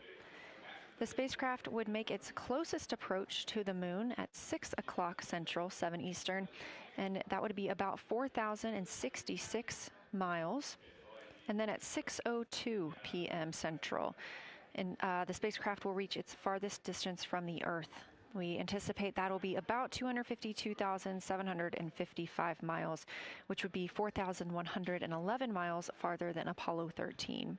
We would see Earthrise again at 6:21 p.m. Central Time, and a few minutes later, regain communications with the crew.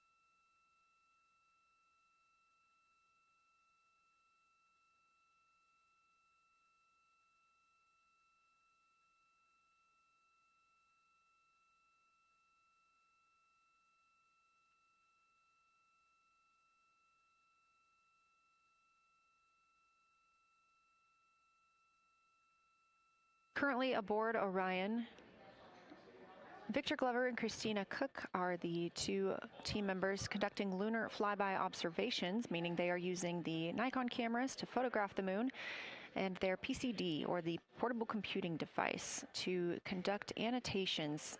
They are both recording information that will be downlinked to the science crew, and tomorrow morning the science team will have a conference with the team while the information is so fresh. They'll be speaking with the crew about their observations and their data collection.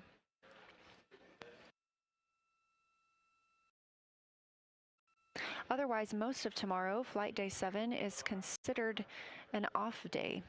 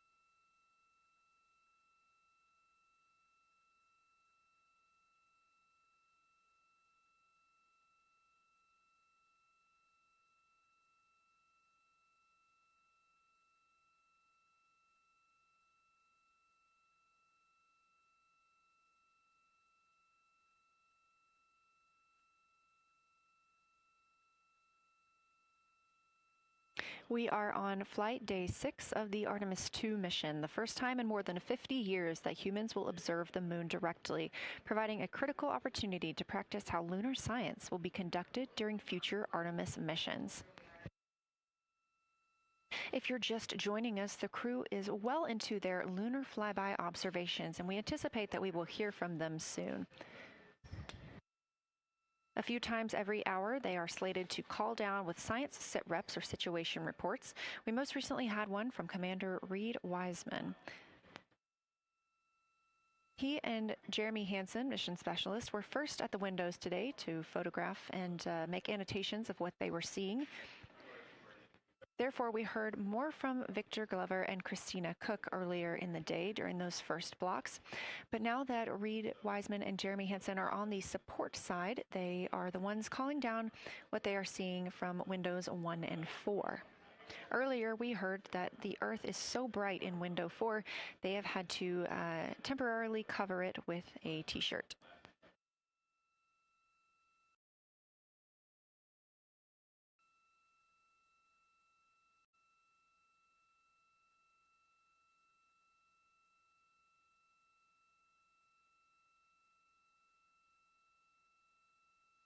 The moon preserves a near-continuous record of solar system history that has been erased on Earth because the moon doesn't have an atmosphere. So things that we experience on Earth, like weather or plate tectonics, don't really apply. So the lunar surface retains evidence of ancient impacts, volcanism, and solar activity that scientists can study today. And studying the moon helps scientists understand how planets formed and evolved, how the moon influenced our own planet Earth's history, and how the sun shaped conditions across the inner solar system. The moon also serves as a unique platform for studying the broader universe. Artemis science is designed around questions best answered by humans, working alongside robotic systems, combining decades of robotic lunar data with real-time judgment, context, and adaptability that only humans can provide. This mission, Artemis 2, is serving as a proving ground for lunar science operations, which allows NASA to test how science is planned, executed, and supported during a crewed deep space mission ahead of our future Artemis flights.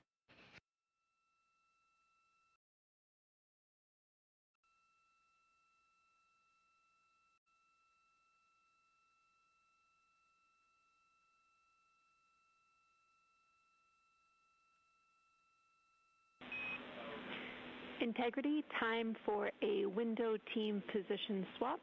So Victor and Christina, please switch places if you've not done so already, and remember your SD card for the camera.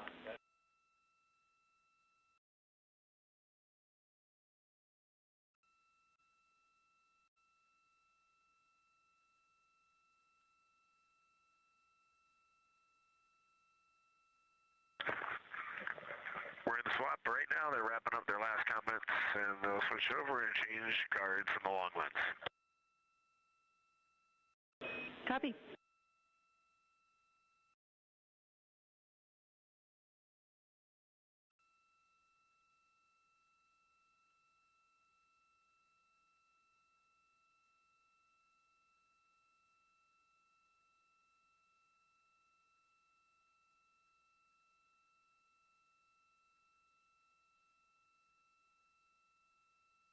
As you heard in that call, it is now time for the team members at the window to swap positions. That means Victor Glover and Christina Koch will be switching roles. One of them has been photographing the moon with a Nikon with an 80 to 400 millimeter zoom lens, while the other was making annotations on their portable computing device. And both are recording audio that the science team will be able to listen to.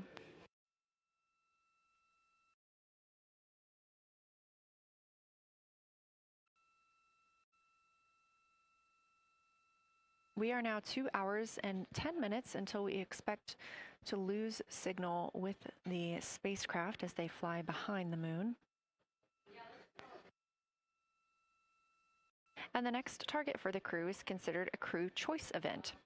They have the option to focus on any regions or patterns or features that interest them.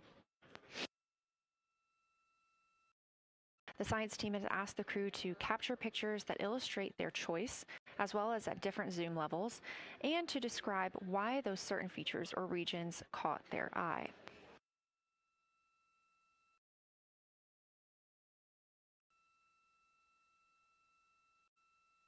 Those recordings are part of what are being saved on their PCDs, portable computing device that will be sent to the science team for analysis.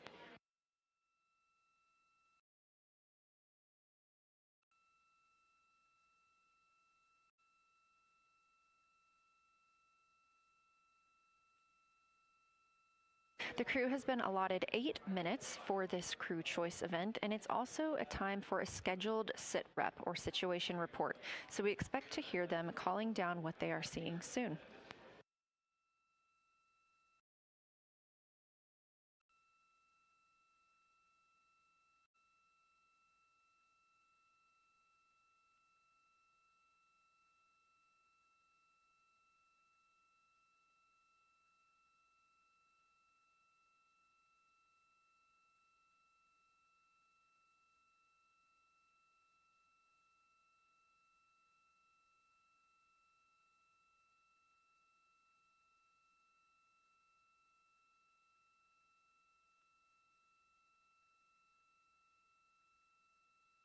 Something that the crew or that the science team has used to help prepare the crew is a cue card. These ask for a feature ID if they happen to know the type or name, and if it is a target. Of course, in this situation, when they have a crew choice, they do not need to, it may or may not be a target. They want to know the location and the observation style. They've also asked for the geometry of what's being captured, the size, shape, boundary, and preservation, as well as the color and shadow, so the color tone, the albedo, that reflection or brightness, and any shadows or illumination. Next, they're interested in structure and texture. That includes slopes, structures, and textures, of course, and geologic relations, like association to other features, any contact to those features, and of course, their thoughts, impressions, or interpretations. They are interested even in emotions and excitement that the crew may be having.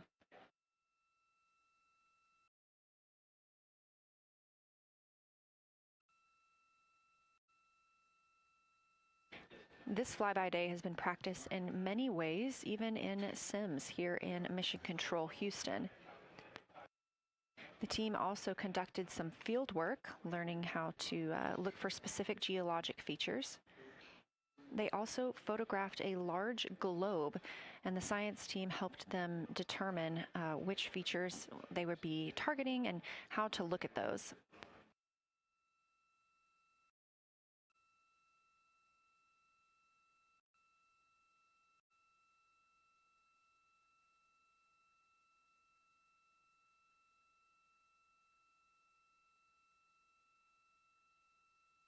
We have a few more minutes that the crew would be photographing their crew choice. Again, this is NASA astronauts Victor Glover and Christina Koch at the windows.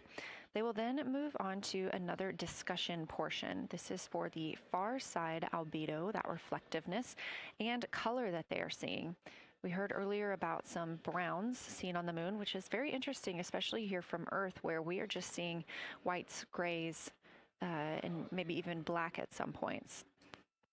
When they get into that discussion for far side albedo in a few minutes, the theme is looking to know how that color and albedo is, what those variations look like across the far side.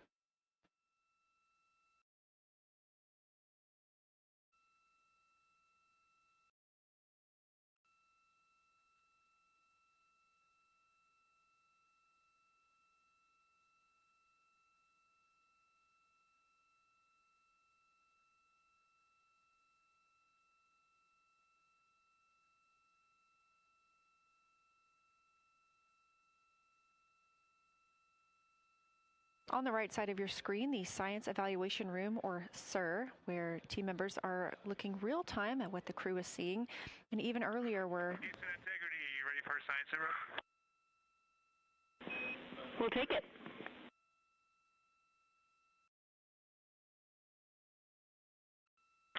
Okay, the crew has swapped positions. They're in their crew choice element. I've been listening to both of them for a little bit, and they're really enjoying, they both decided to pick the Terminator, and they're spending a lot of time looking at the Terminator, just talking about the resolution that they can see.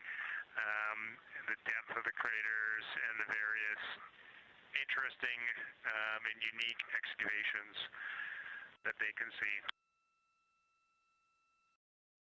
So Victor is on the long lens and Christina is just looking out the window, and I'm sneaking a peek in T-shirt window. It looks like, I don't have the best angle here, but it looks like Aristarchus is on the limb of the moon now.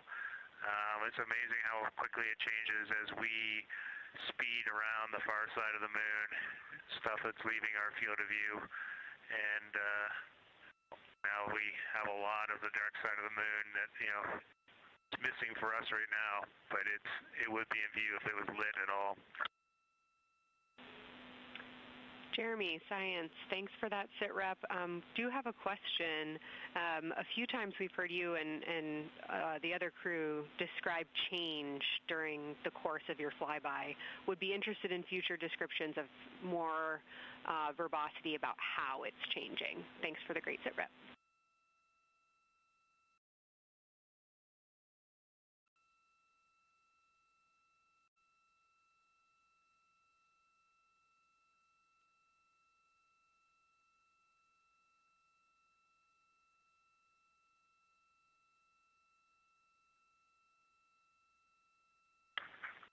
Yeah, Kelsey, sounds good. We are definitely keeping an eye on that. My eyes have just not readjusted. The moon is so bright when you come back to the window. I was just in the interior of the cabin. I've come back to T-shirt window, and it's just overwhelming brightness, and my viewing angle is a bit challenging, so I won't be able to give you great observations from this window. But I will talk about something that I was talking a lot about in my recordings earlier, which was we've been talking about some shades, and so we have obviously the dark and the light gray, and then we've talked about naming some colors, a brownish hue and a greenish hue.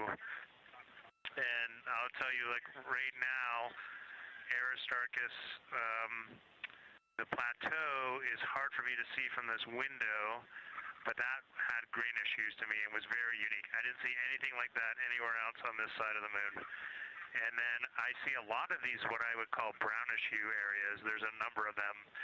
And they, for example, in the northwest corner of the highlands, to me it looks like the brownish hue is caused by ray or ejected material landing on the highlands, and then we obviously see the ray areas as a lighter albedo, but in between the rays where the deposit would be thinnest, that is what it looks like is causing the brown to me. So I saw that in the northwest side of Aristarchus, or sorry, that dark area of the highlands, northwest side of the highlands. I saw it in the highlands to the east of Glushko, and then I see those same brownish hues west of Oriental, and I drew a contact there on OneNote, but that's a huge region, kind of like a piece of pie with the point of the pie pointing at Oriental and then going up towards the northern side of Hertzsprung. And that is an area that just looks like a different, that brownish albedo. That was fantastic, Jeremy. We had heard rumors of the green and brown hues, and so you really read my mind on asking about those. Understand they likely didn't have any contact with each other the way that you described them, but please correct me if I misunderstood that. And then last thing, I'll make the same offer we made to Victor earlier. If it would be helpful for us to verbalize any targets so you can stay at the windows and keep your eyes adjusted to the moon, please let us know.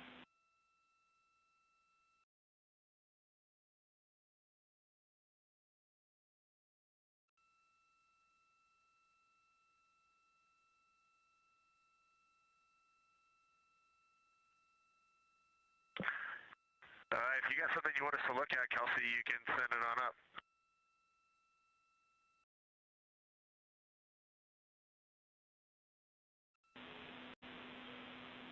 Definitely not looking to interrupt your flow, Reid and Jeremy, only offering assistance if you guys want to keep your eyes off of the PCDs.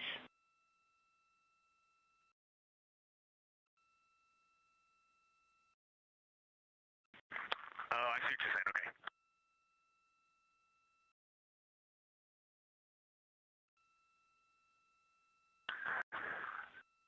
Not really science related, and we definitely learned this at Apollo, but the thing that is just most fascinating, I think, to me and Victor right now is even as rugged as the far side looks, when you look at Oriental and Home, it's rugged.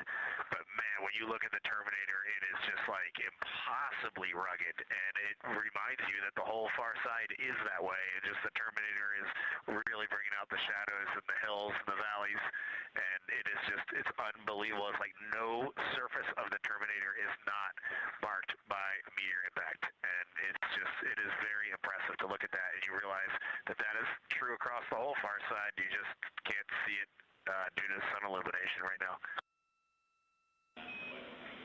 Reid, Houston copies, and we were commenting on the same thing. Even from our view, the Terminator looks absolutely alien because there's just so much texture in there that we're just not used to seeing. So thanks for sharing that with us.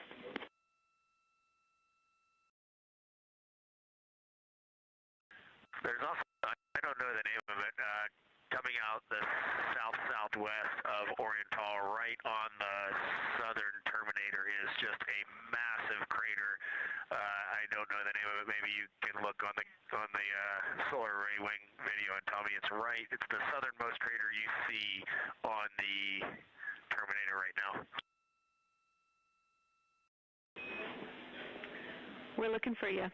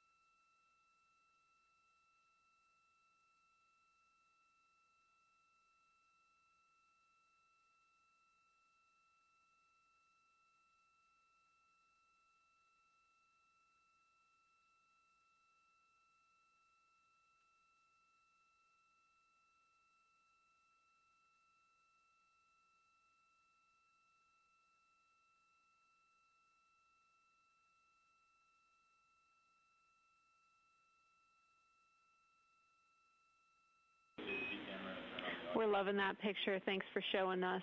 And Reid, as an answer to your last question, we believe that is Chebyshev crater. And the sir agrees with that.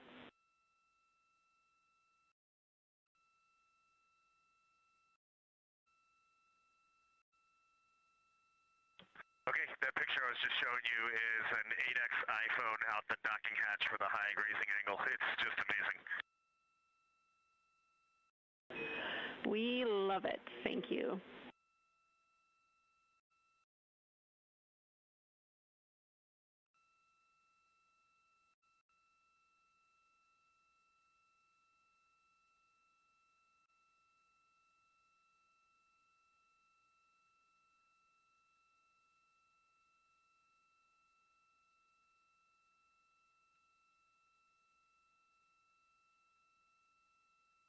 This is Artemis Mission Control in Houston, Texas.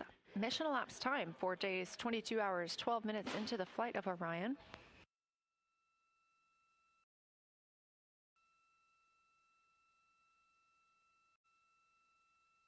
This is Lunar Flyby Day for the crew aboard the spacecraft. Reid Wiseman, Victor Glover, Christina Koch, and Jeremy Hansen are now the farthest people to have ever traveled from Earth.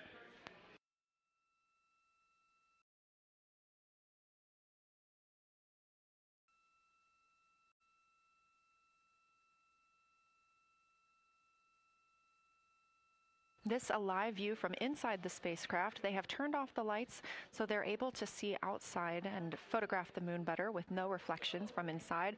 And for a very brief moment there. Integrity Science, thanks for those iPhone views. It's helpful to see what you're seeing.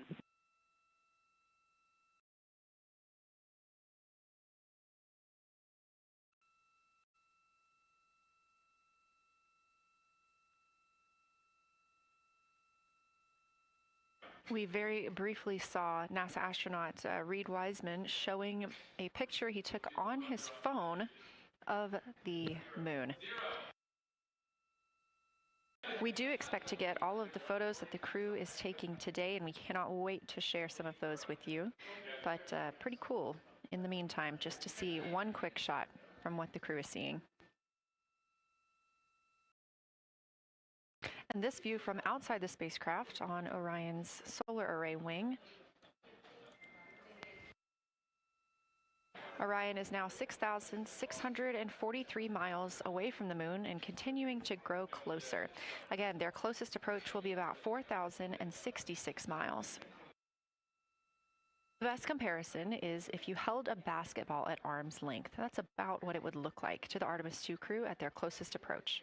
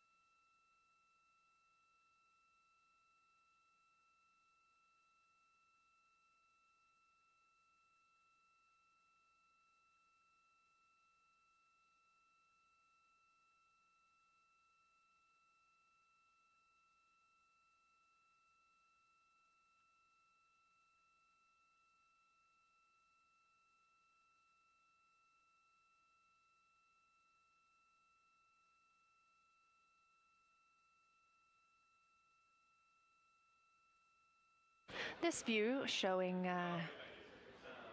at the very top, a camera coming from Orion, continuing their flyby of the moon. We have 3 more flyby observation blocks after the completion of this one.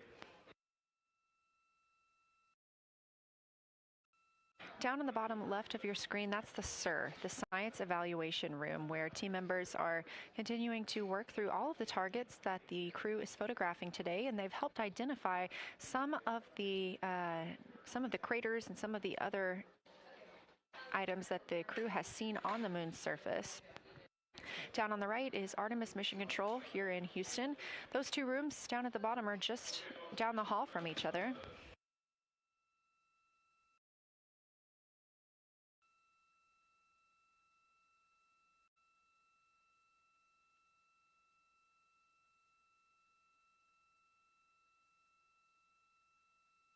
And we are just a few minutes away from the next cabin and window team swap. That means Victor and Christina, who have been at the windows, will fly to the cabin, the background essentially, and be their support crew for Reid and Jeremy. Reid and Jeremy will move back up to the windows.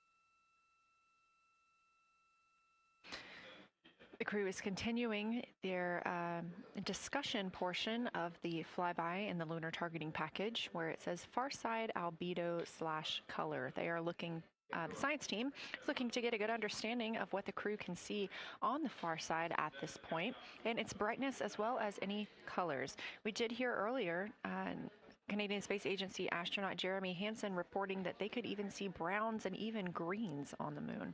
I'm really looking forward to seeing those photos. And in just a couple of minutes, the teams will swap from the cabin to the window.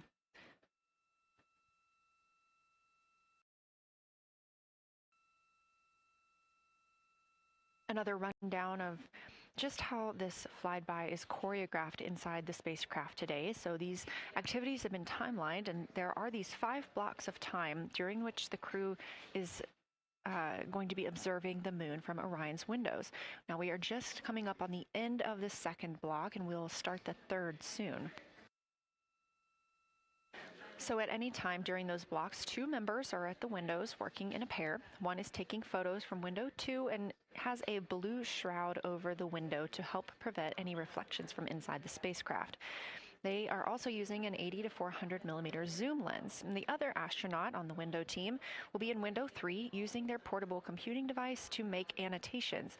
Now, again, both of those crew members are making audio recordings of what they are seeing, and we are not hearing that right now. Those are going to be downlinked later to the science team, who will evaluate them and use that data to inform our understanding of the moon.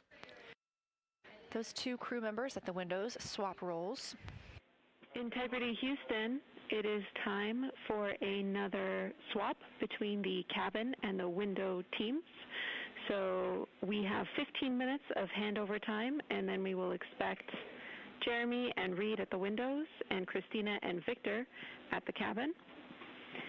I have no new vehicle updates for you, but I do have a photo location for some photos on Ike's PCD, and I want to let you know that Jeremy's family have arrived in the viewing gallery.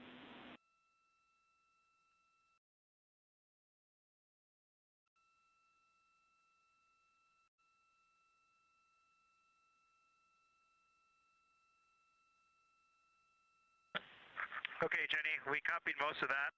The only thing we're missing is what you meant about the photo location on Victor's PCD. And hello to my family. I think that must be Catherine and Devin that are there. And I'm glad they made it into the viewing room. And we copy, it's time for crew swap. The A team's coming out of the windows and the B team's going in. Okay, copy. All I meant to pass for Victor's PCD is that there are some late load photos that were requested that are now in his favorite photos folder. And you're exactly right. We have Catherine and Devin here. They give you a big wave, and they're super excited and happy to see part of what you're seeing.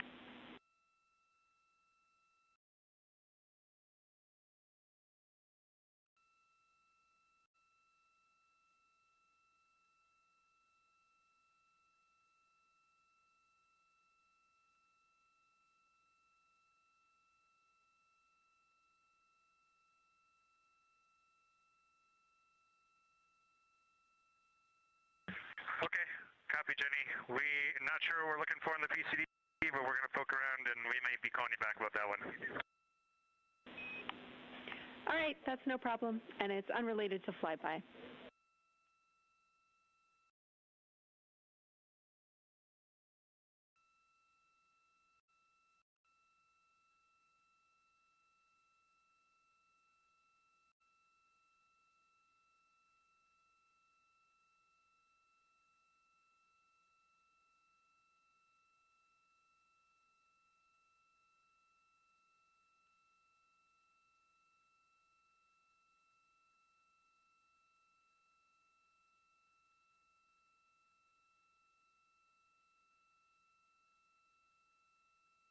This is Artemis Mission Control here at Johnson Space Center in Houston, Texas. And as you just heard, Capcom, or Capsule Communicator Jenny Gibbons, Canadian Space Agency astronaut and Artemis 2 crew backup, relaying to the teams in Orion that it is time for a swap from the cabin to the window teams. We're now at the tail end of the second Lunar Flyby observation block. Again, we have 5 of these today. Most recently, Victor Glover and Christina Koch were at the windows photographing and making annotations, while Reid Wiseman and Jeremy Hansen were in the cabin providing support, whether that is SD card help, but also science sit reps, calling down any situation reports for what they are seeing on the moon or anything about the vehicle status. With that call to make a swap, Reid and Jeremy will be back at the windows, making observations for what they see at the moon and taking photos.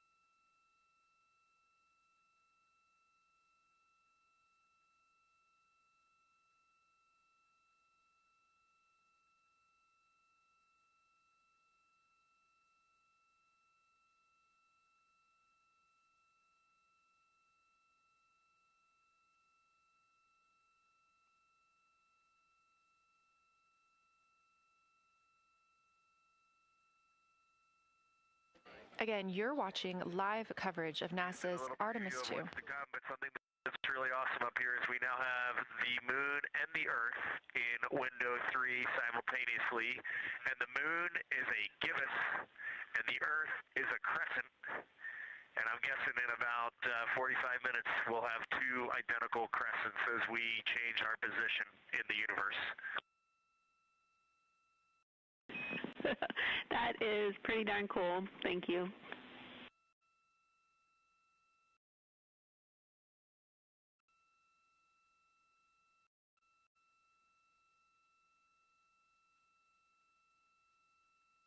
That's the Artemis 2 crew, the first astronauts to fly by the moon in more than 50 years, reporting that when they look out of window 3, one window, they're able to see both the Earth and the moon at the same time now.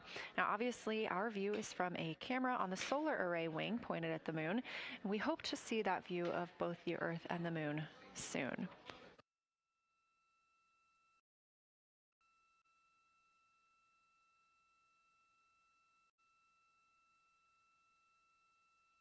Some upcoming times for what you can expect. In about an hour and 40 minutes, we will have Earth set. And during that time, we will have a view of Earth going behind the moon.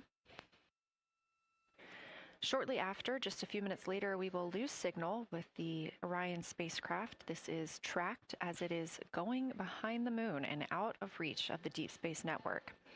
At 6:00 p.m., the spacecraft will make its closest approach to the moon at a distance of about 4,066 miles. At 6:02 Central, the spacecraft will reach its farthest distance from Earth at about 252,755 miles. Of course, these are approximate, and we will make sure to provide you with the final distances once those are confirmed. At 6:21 p.m., we will have Earthrise from the Orion spacecraft, but we will not have communications with the spacecraft until 6:25 p.m. Central, when we expect to acquire signal with them after they've emerged from behind the moon.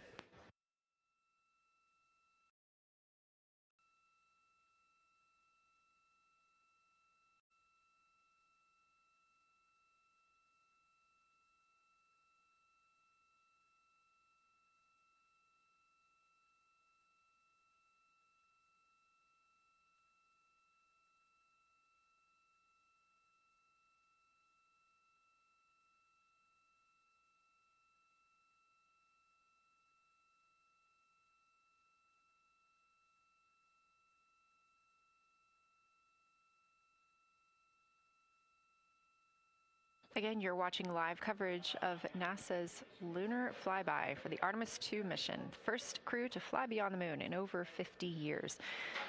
The astronauts inside the spacecraft are switching positions, 2 at the windows and 2 serving in support roles, before they start their third timelined flyby observation for today.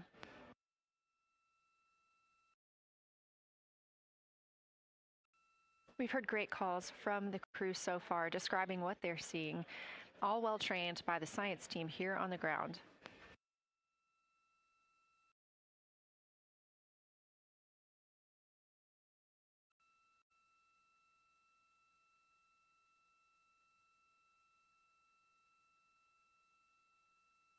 Another major milestone for the crew today will be to experience a solar eclipse from their capsule. No one on Earth will experience this solar eclipse. To the astronauts, this will look a lot like a total solar eclipse on Earth, except the moon will be huge compared to the sun. Whereas if you're standing on Earth and looking at a solar eclipse, the moon and the sun appear to be about the same size in the sky. As the moon begins to cover and then uncover the sun, the astronauts will see a partial solar eclipse, so that's before and after totality, and during that time frame they will have to wear eclipse glasses so they can safely view this phase. They also intend to capture images of the sun's corona during the eclipse. This is a rare glimpse at the innermost corona that will only be captured by the astronauts' cameras. During the eclipse, we also look forward to the crew members describing what they will see, which includes unique light features like the shape and size of the corona and potentially even lunar dust. At the same time, Venus, Saturn, Mars, and Mercury will be near the sun, so they may be able to identify what part of the sky they're looking at. This can help train future Artemis astronauts on what part of the sky they're seeing, which is useful knowledge in challenging situations when they may need to rely on that information instead of instruments for navigation and orientation. That eclipse window will last about an hour, and it'll happen near the end of the day today, closer to 7:35 p.m. Central, 8:35 Eastern.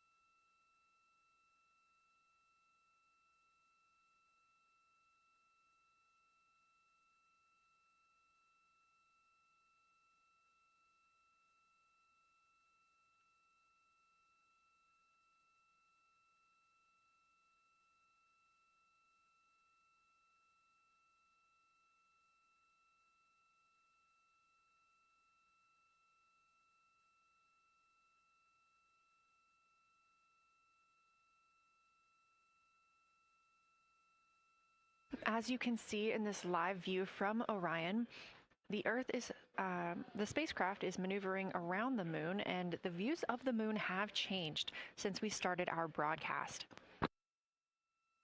The near side is now very far to the right side of your screen. This is the side that we can see from Earth. That darkened portion are ancient lava flows.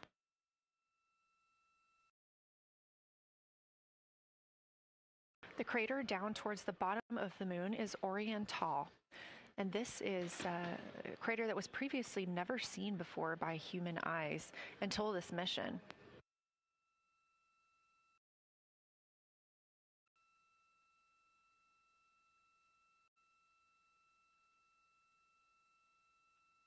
Everything to the left of Orion is considered the far side. And this is what we typically do not see from Earth.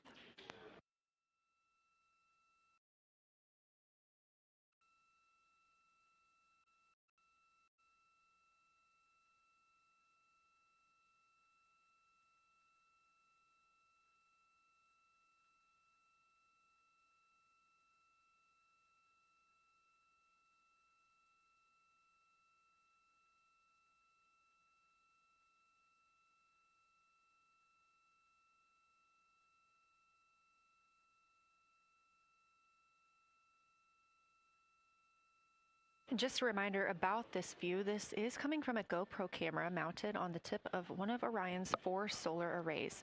Each solar array has a camera mounted on it, and the bandwidth is limited due to we have a crew on board, and this is our first flight of crew aboard the Orion spacecraft. So having a crew means we have to have an environmental control and life support system. There's a lot of data around, a lot of data to bring down for the crew members to keep us up to date on everything happening aboard the spacecraft. So we have to share our bandwidth when it comes to imagery and data.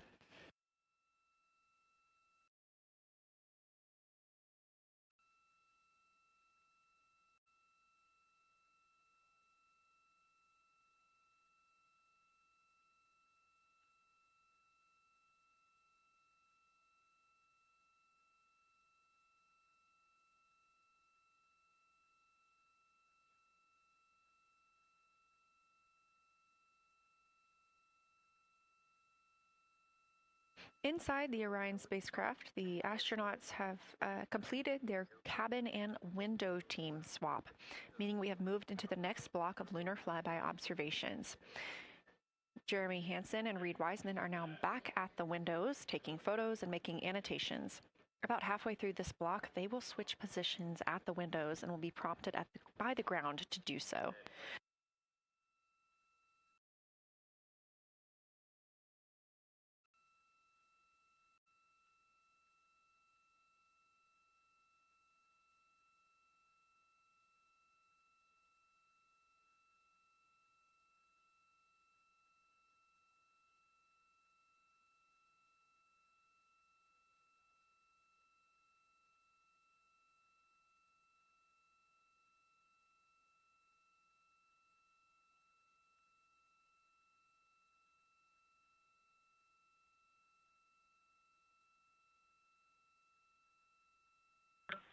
Houston, integrity for SITREP.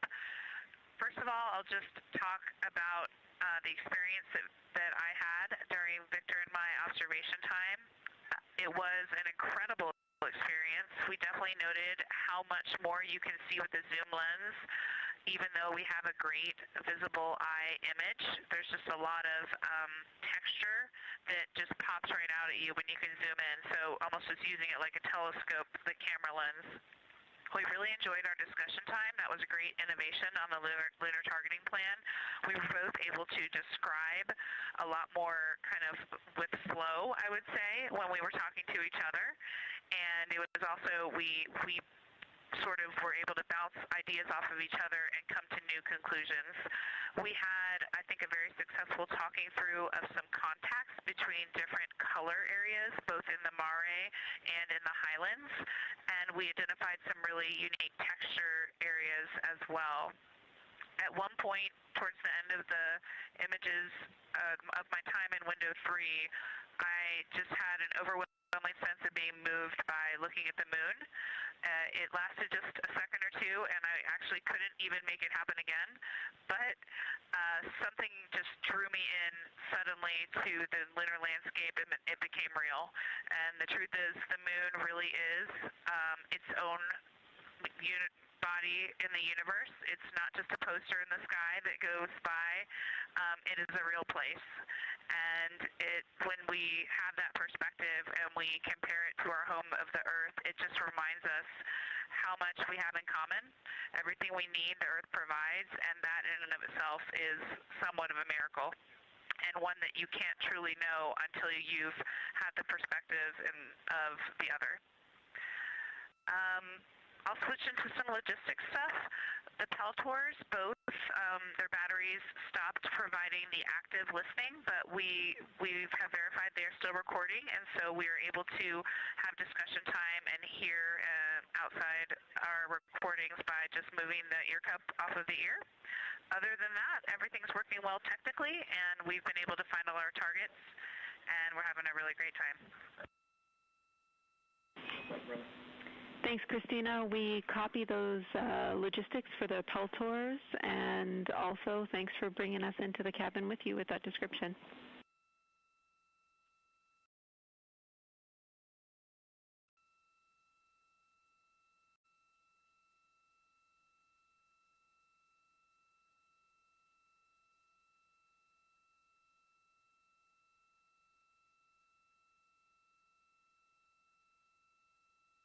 Right on time.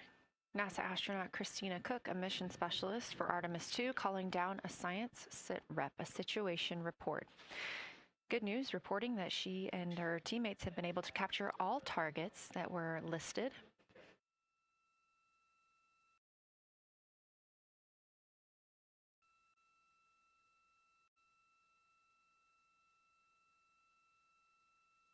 Christina also gave a vibrant description of just how it feels to be there and to see the moon up close and not just something passing in our night sky. Currently, the team members at the window are Reid Wiseman and Jeremy Hansen. Meanwhile, Integrity cabin team for window shroud.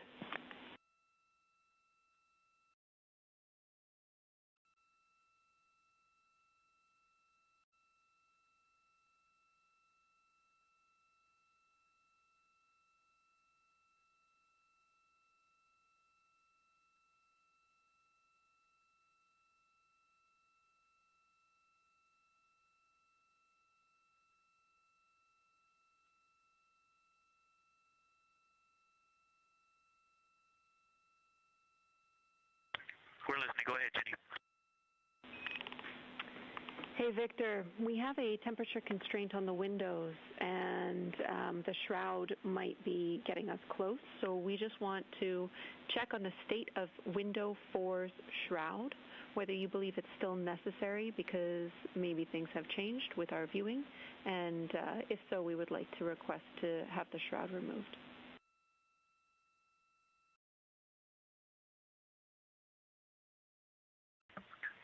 Houston, we believe it is necessary. We pulled it off just as a corner. It is very bright. It definitely would affect our night vision and maybe comfort. But is there a time? Can you tell us when we would have to take it off by?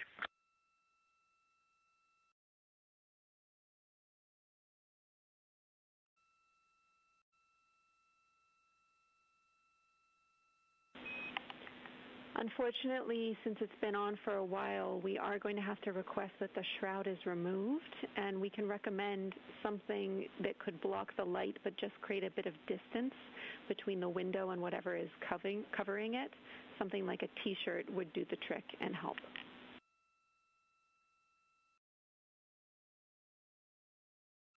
Okay, we're removing the shroud, and we'll make it work. Thanks.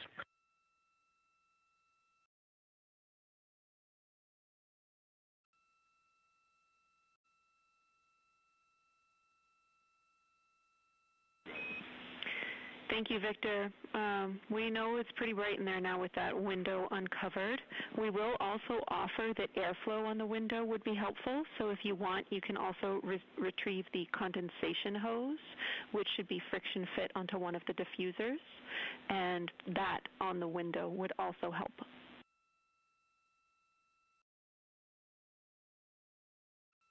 We can easily point a diffuser at the window, so we're going to start with that, and it's pointing at the window now.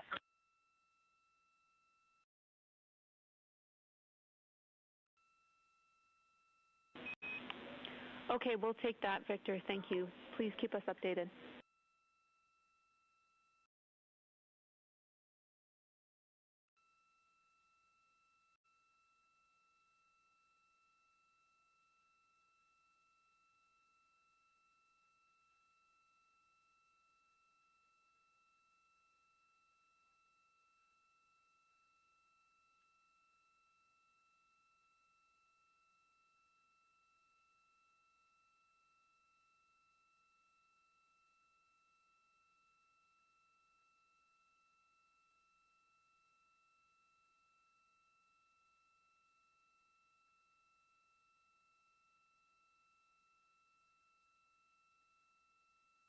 That call from Capcom Jenny Gibbons, CSA astronaut and Artemis 2 crew backup to the crew aboard Orion, letting them know that they will need to remove the window shroud they had placed on window 4.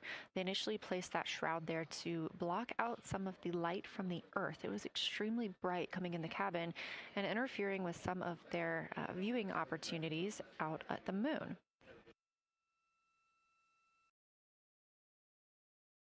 This was a request from ground teams to ensure that they are protecting other systems, and the crew has been offered the opportunity to use something else to cover the window.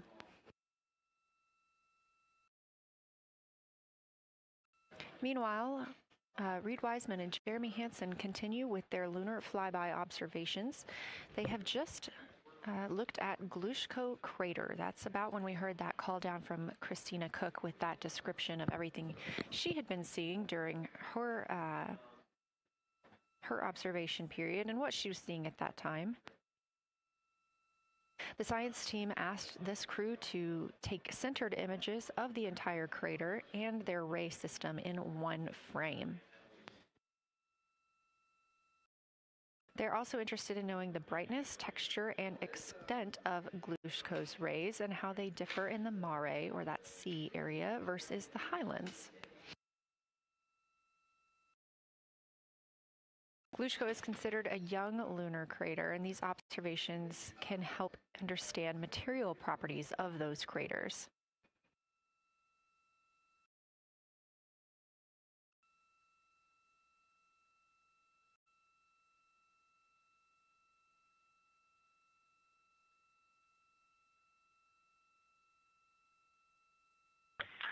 Science, integrity. First, I wanted to start off with connecting with what Christina said, that it was very moving to look out the window. I had the unfortunate sequence to start looking out the window and then moved to the long lens, and it was hard to speak looking through the zoom because I went straight where Christina went, and I was walking around down there on the surface, climbing and off-roading on that amazing terrain.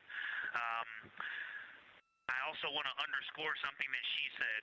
As we continue to explore, when we actually do go down there to the surface, I know for safety reasons that we would never send someone alone, but I just want to really emphasize how important the discussion time was. When we started to talk, we not only got better science discussion, we got better human connection, and so doing this as a pair, we just learn and grow together, and that's just super important, so thank you for adding that to this plan. Reid just passed me a note that the Orion Tall Basin annular ring has a similar albedo to the center, but a different color. It has more brownish tones in it, and he said it's very distinct now that he's been staring at it. Victor, thank you. You got a cheer from science there, and we all just went on that moonwalk with you, so highlighting how important it is to talk about these things. I also want to let you know that we have Deanna Glover with us in the viewing gallery. She's all smiles.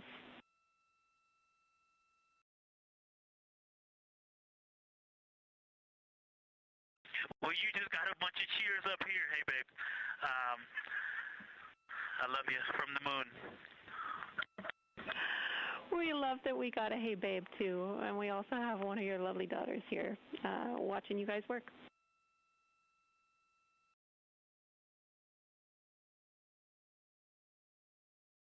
Thank you guys for doing that and for supporting them through this. And to all of you, Genesis, Maya, Joya, and Corinne, I love you. And Deanna, I love you. I'm glad you get to be there.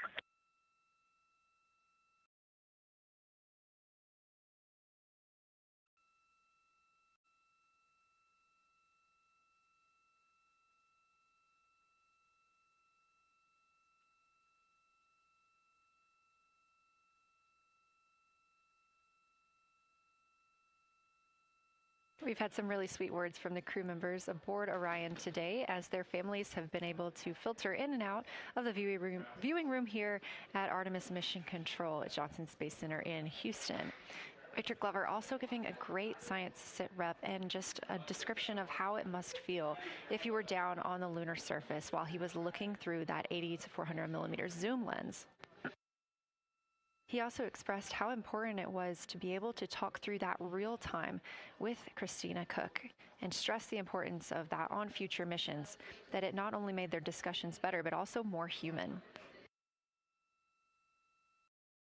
Glover and Koch are in the support roles right now, not taking photos or making annotations at the windows, but they are also encouraged to have their midday meal at this time. For lunch today, those two crew members have options of beef ravioli, salmon, butternut squash, sweet and savory kale, pickled beets, cherry blueberry cobbler, tuna noodle casserole, tomatoes and artichokes, broccoli, and chocolate peanut butter bar.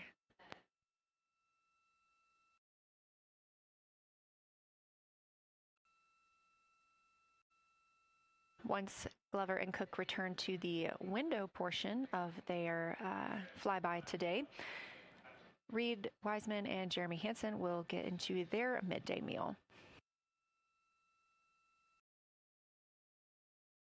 Again, this is the third of 5 scheduled blocks for our lunar viewing today, and if you were watching at the start of the broadcast, you can definitely tell the difference in the distance from the moon.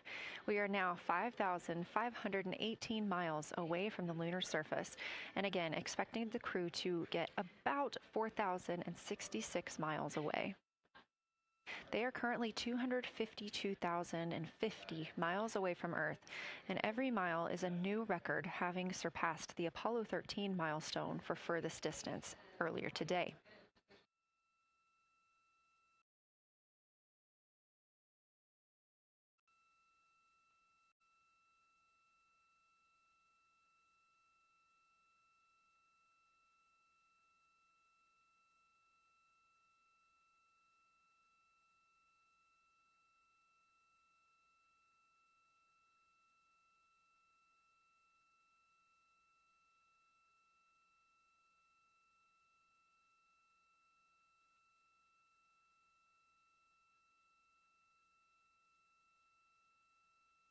If you look down to the bottom right of the moon in that darker looking area, that is Orion Basin. We have continued to lose views of the near side. It is just barely visible over towards the bottom right side of your screen.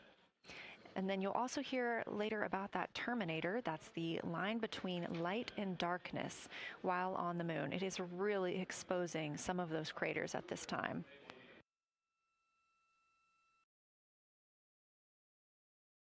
A couple of the other features in view right now are Hertzsprung Basin and Vavilov Crater. Hertzsprung Basin is nearer to the center of the moon, closer to that terminator line right now, and Vavilov Crater is just on the outskirts of it, closer again to the terminator.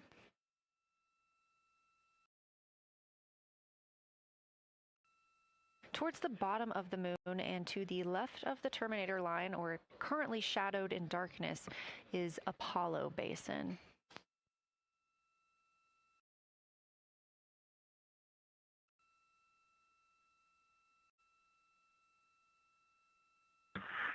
Science from integrity. Let me find out how far we are from the moon right now. But our view is about a third of the moon is in eclipse. That beautiful terminator is out there calling to me. We're 4,691 miles from the moon. And what looked like in the terminator, about a third of the way up from the southernmost part of the terminator, looked like a dinosaur print if one was running to the northwest. Now is clearly a crater with a bunch of craters around it. And that terminator, I can only see about half of it. I'm looking through the docking hatch window right now because we have the Z9 in window 1. But that terminator has moved.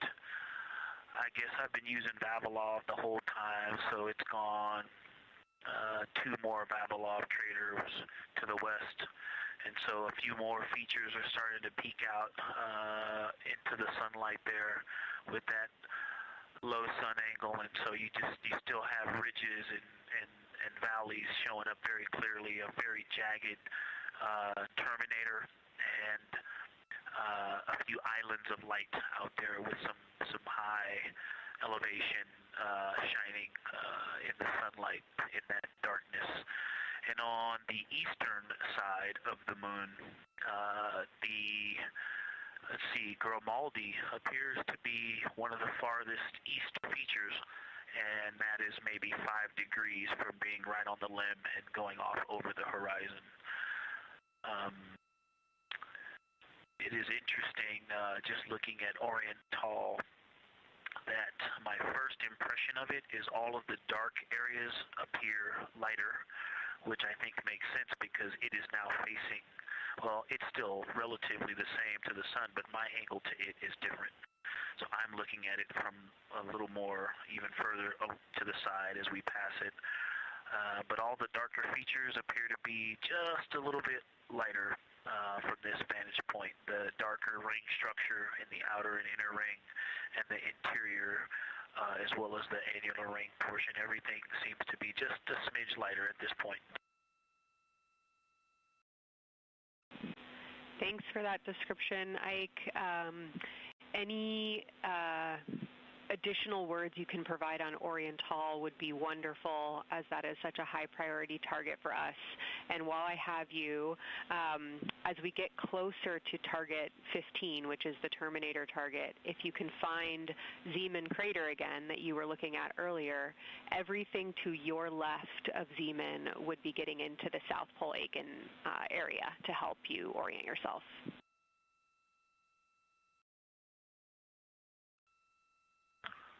Zeeman is a great waypoint out there. I definitely see it.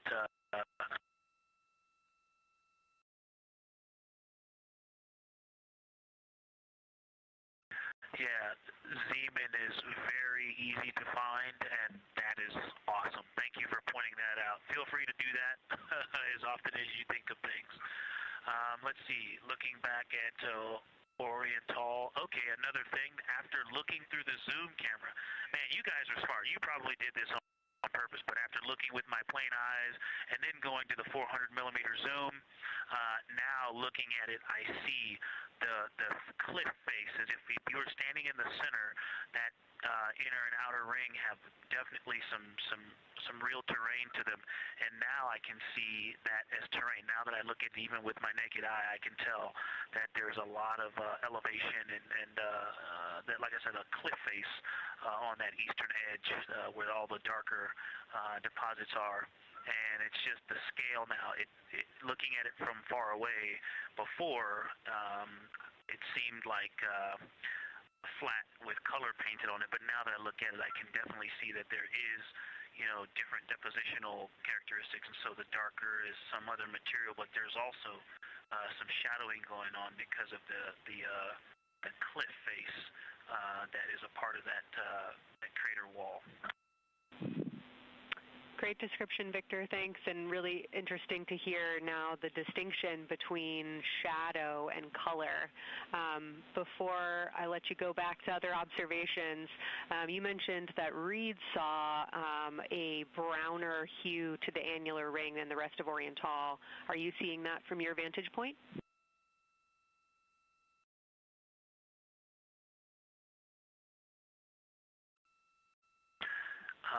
The way that I'm looking at Oriental, again, I'm still in the docking hatch window.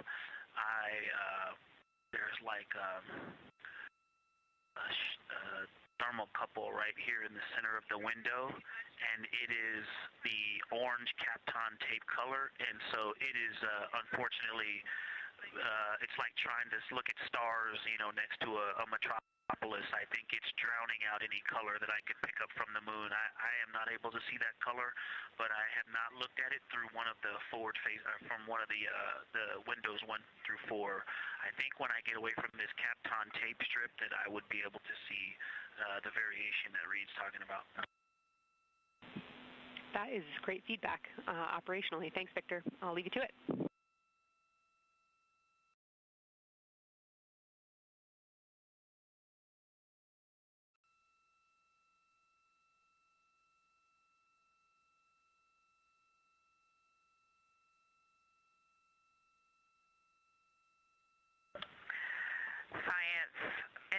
Integrity with a question from the window team. Integrity, this is Science here with you.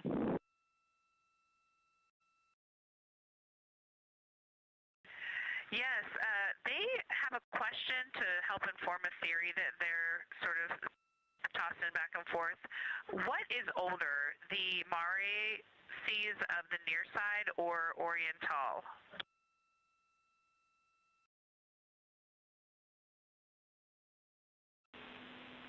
Stand by, Integrity. We're going to get you a little geologic history here.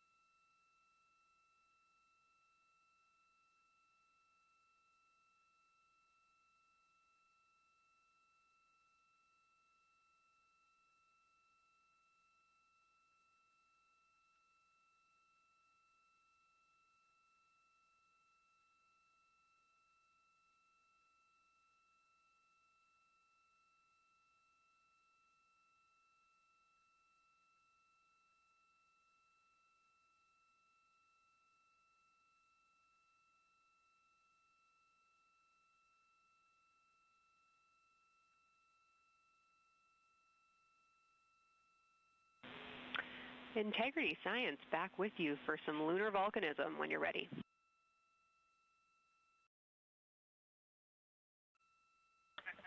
Go ahead.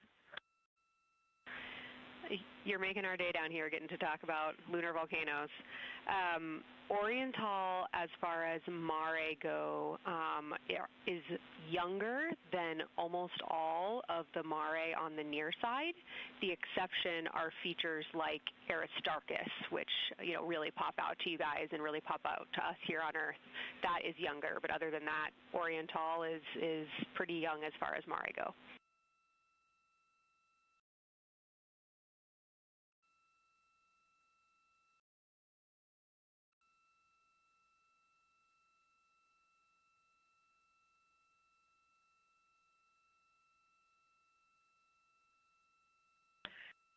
And Kelsey, thanks for that. We love lunar volcanism too. How about when the actual crater was formed?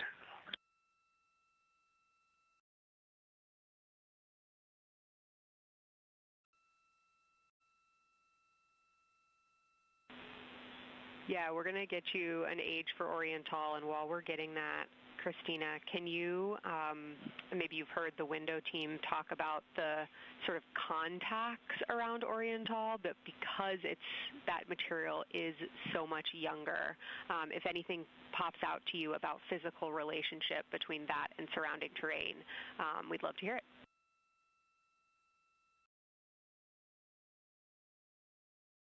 Yeah, definitely. They are discussing a contact relationship that could explain some of the color that they're seeing in certain areas. And so it was really about the ejecta of the creation of the basin and understanding the superposition of its ejecta and Mare on the near side or other features. So thank you. We'll take the insight when you have it.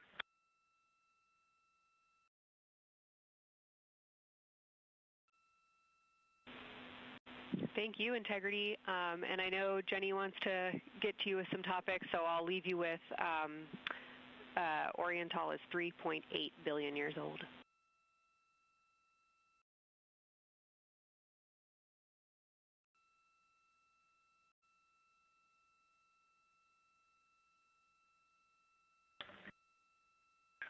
Copy that. So that's on the older side. The actual basin is very old. Correct, as is the case with a lot of mare. Typically the big basin formed and then the, volcanic eruption was able to punch through the crust where it was weakened by that basin formation.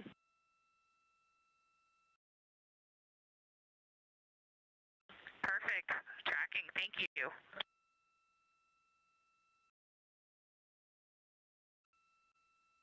NASA astronaut Christina Koch calling down some questions to the science team on console. The voice you're hearing with those answers is Dr. Kelsey Young. She is joined by Trevor Graff on console today. Christina asking about the age of Oriental, and specifically the mare regions. Those are those dark regions that you see. They are paved or filled by volcanic deposits.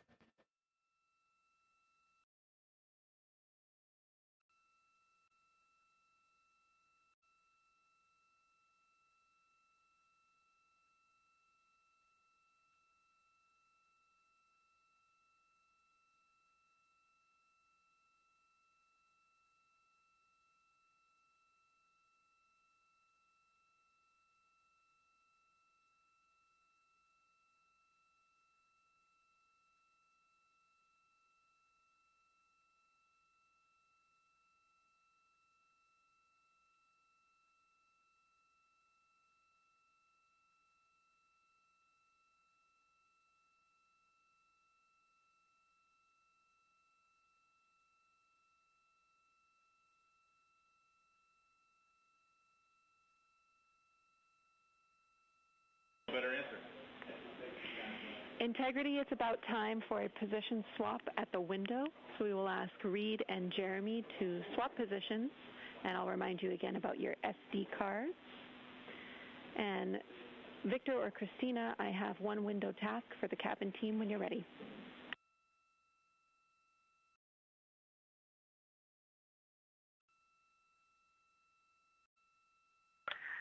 They are swapping, and I'm ready. All right, Tina, we found a way that we can reinstall the shroud on the window. We understand it's pretty darn bright compared to everything that you're looking at. So in order to reinstall it, we will ask that you retrieve the condensation hose and you install it on a friction fit on the cabin air outlet port. That's right by one of your diffusers. You're going to point that little condensation hose such that the air is flowing over the window pane. Let me know when you're ready for the stowage location.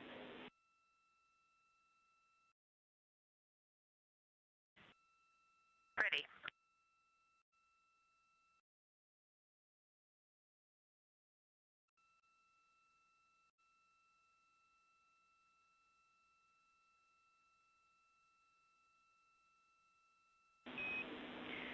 Christina, the hose is in locker A1. The crew has gotten a go to reinstall that window shroud they were using to block some of the earth shine. Happy. This view coming from inside the Orion spacecraft as the crew members are swapping windows, specifically Reid Wiseman and Jeremy Hansen. They've been our crew members at the windows taking photos, making annotations, and making recordings that'll be downlinked later to the science team for review.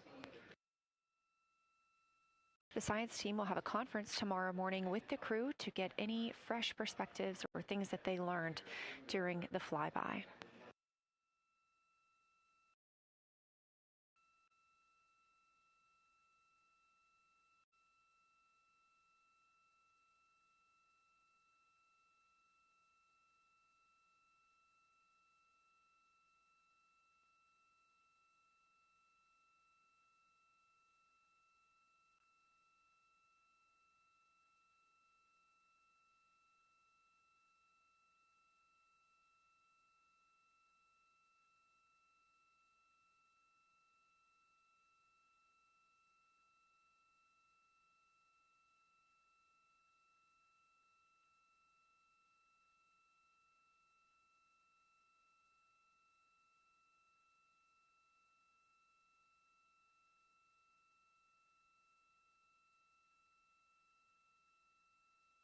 Again, we are now in the third of 5 observation blocks for the crew scheduled for today. During this flyby, Orion is passing around between 4,000 and 6,000 miles from the moon and providing the crew with a full view of the lunar surface. It's a higher vantage point and much farther than Apollo's lunar orbits on average. So from this view, astronauts can observe both the North and South Pole and large-scale geologic features in one single view.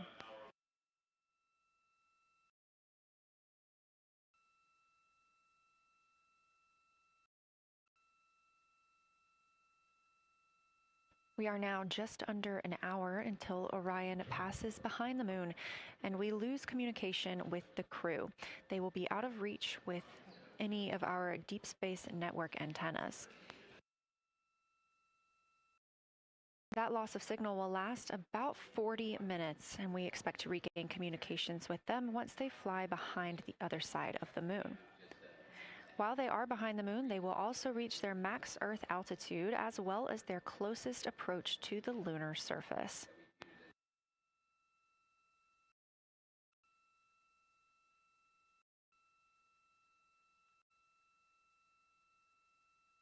The view you have right now is a live stream from a camera on Orion's solar arrays.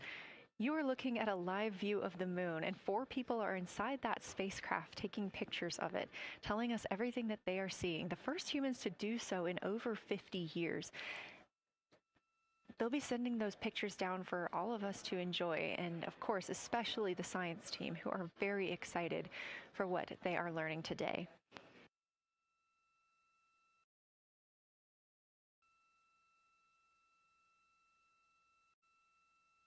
It appears the Artemis 2 spacecraft, Orion, is now under 5,000 miles away from the moon.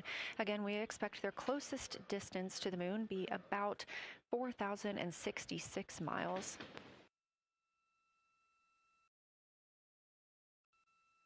That is an estimate at this point, and we will make sure to share that closest approach distance once we receive it.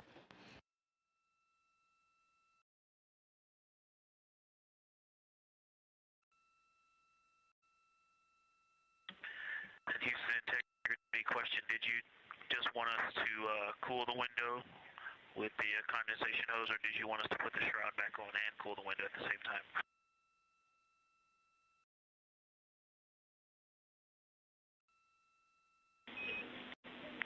Victor, we definitely want you to cool down the window with the condensation hose. It's crew preference whether you put the shroud back on. The hose will allow you to do that if it helps with your lunar flyby.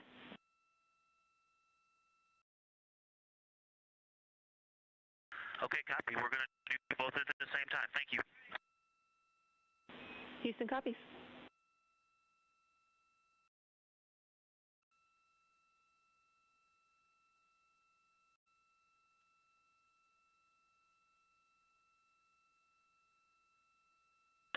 Houston, thank you for that suggestion. The cabin is darkened again, and that makes a big difference for the imagery. And for science, we are now seeing a half moon.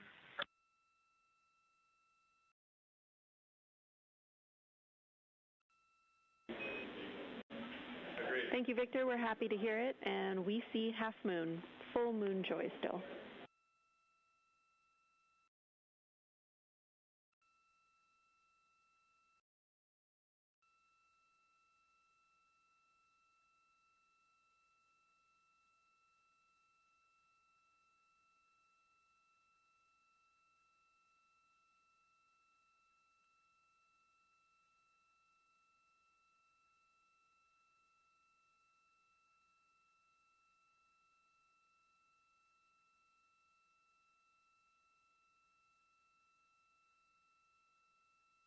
Crew reporting from Orion that they are seeing half the moon, which is about what it looks like here from this view from the spacecraft.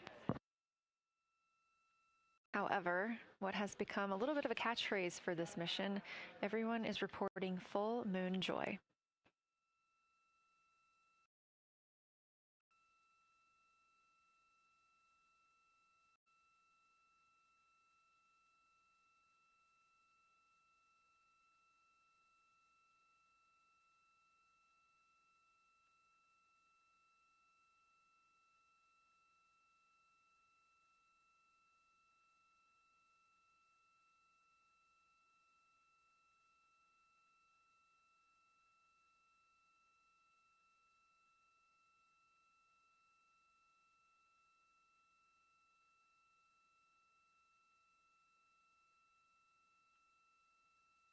We are keeping up with which targets the crew is tracking through their lunar targeting package. They are just wrapping up their second. Science integrity, another observation the window team commented on and Christina and I discussed a bit is in Hertzsprung.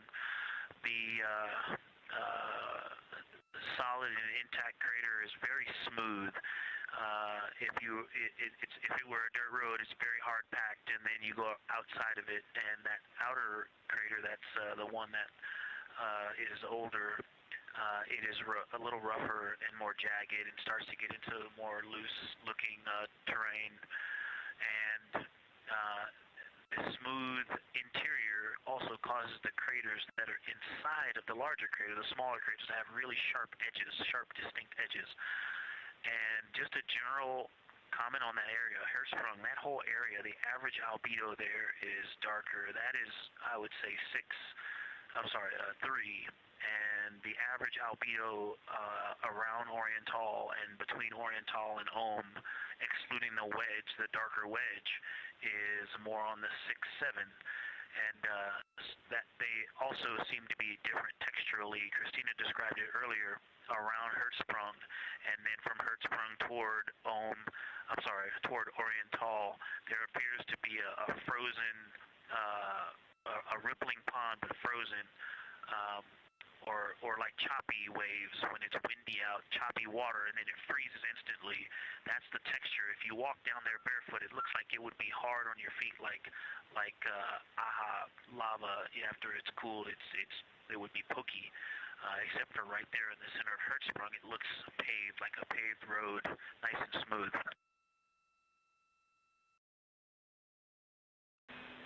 Victor, that's a wonderful description. Going from a paved road to lava reminds us of the Icelandic highlands. Thanks for that.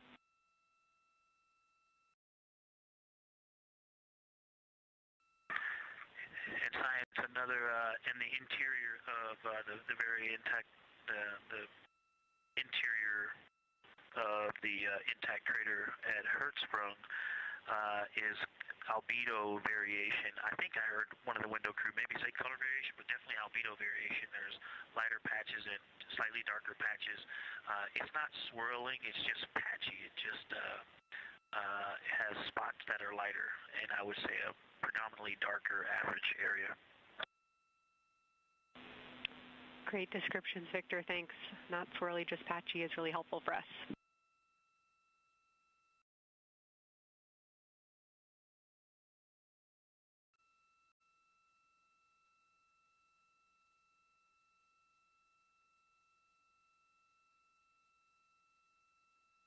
Really great descriptions coming from Science, the window team is hitting all the targets. They are on the plan and starting the discussion of the Terminator. And boy, I'm loving the Terminator. I think I know it's not purely a moon feature, but what it does to the features of the moon, to the terrain, I've probably spent the most time describing into my recordings and thinking about and looking at the Terminator. There's just so much magic in the Terminator. The islands of light, the valleys, what look like black holes. You'd fall straight to the center of the moon if you stepped in some of those. It's just so visually captivating that the Terminator is the most striking thing that I've seen so far. We've been loving your evocative descriptions, Victor. You really are bringing us along with you, and we're following along with visualizations that pale in comparison to your descriptions. Thanks.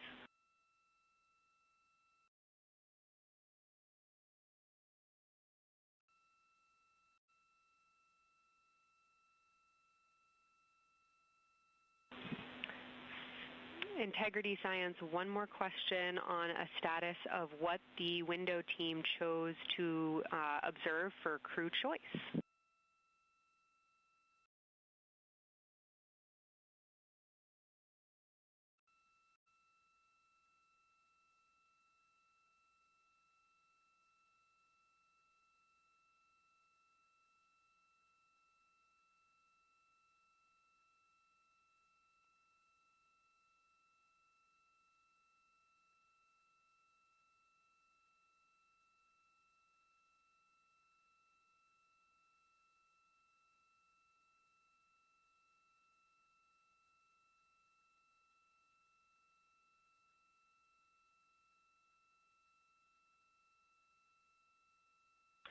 window 2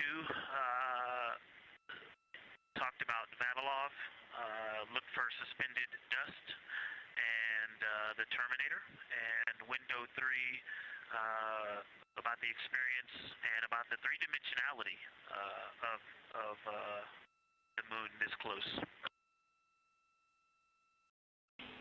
Wonderful. And another observation about Oriental, I would say, is the features going off to the southwest, the two large, almost look like scratches in the surface. I don't know if they're rays or canyons or collapsed lava tubes, but two distinct features that are almost parallel going off southwest from Oriental Basin. They are the first things that made me notice parallax of our trajectory looking out at Oriental.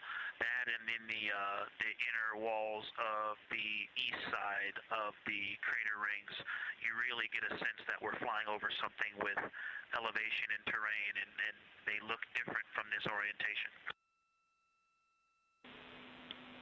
Love to hear it, Victor, and you had it that those chains are actually crater rays, secondary craters formed from the formation of Oriental.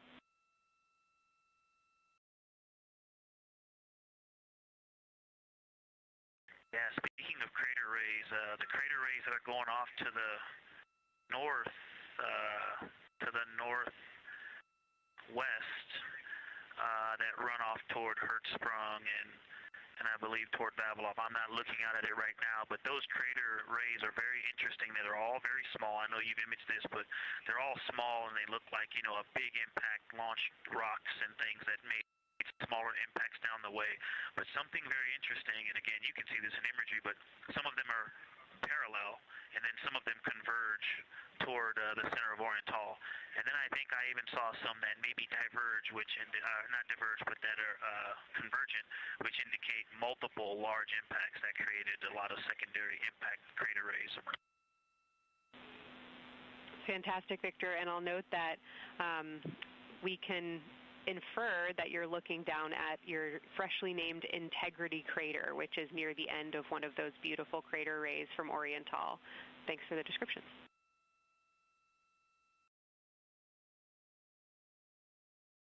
Yeah, you're welcome. And Integrity is easily identifiable with the naked eye from this point.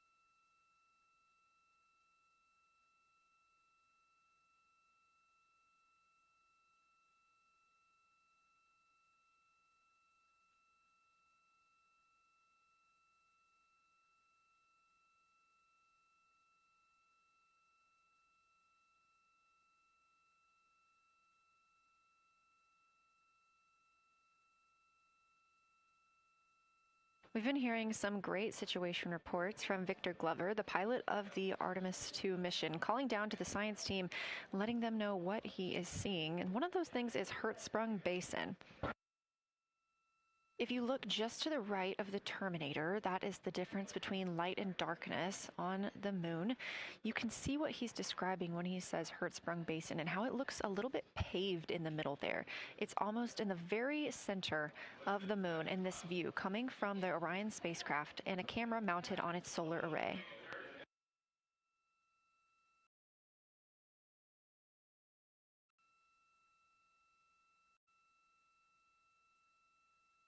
We are now 4 days, 23 hours, and 23 minutes into the flight of Artemis 2, and we are standing by for their lunar loss of signal in about 43 minutes. Again, the spacecraft will fly behind the moon, and during that time, we won't have communication with them.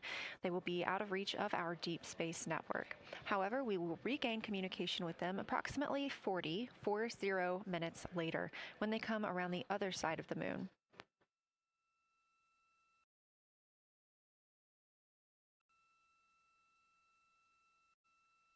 The crew aboard the spacecraft are currently discussing the Terminator, that difference between day and night. The science team is interested in learning about the topography and the color of the lunar surface, and it's already been very interesting to hear that they have seen colors like greens and browns while looking at the moon.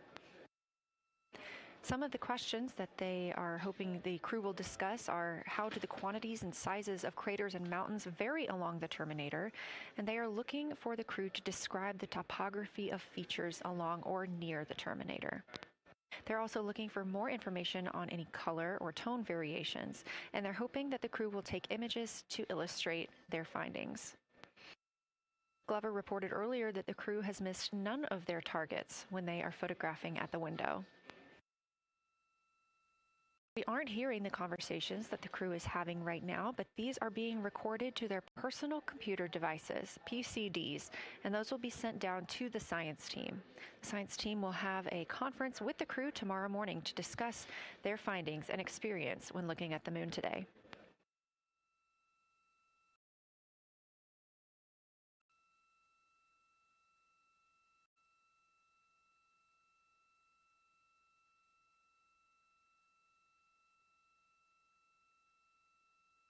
We have a few minutes left while the crew is discussing the terminator. And if you're just joining us, you're looking at a live view of the moon, our moon, from the Orion spacecraft and a camera on its solar array. Inside that spacecraft, 4 astronauts, Reid Wiseman, Victor Glover, Christina Koch, and Jeremy Hansen, the first 4 people to fly around the moon in over 50 years.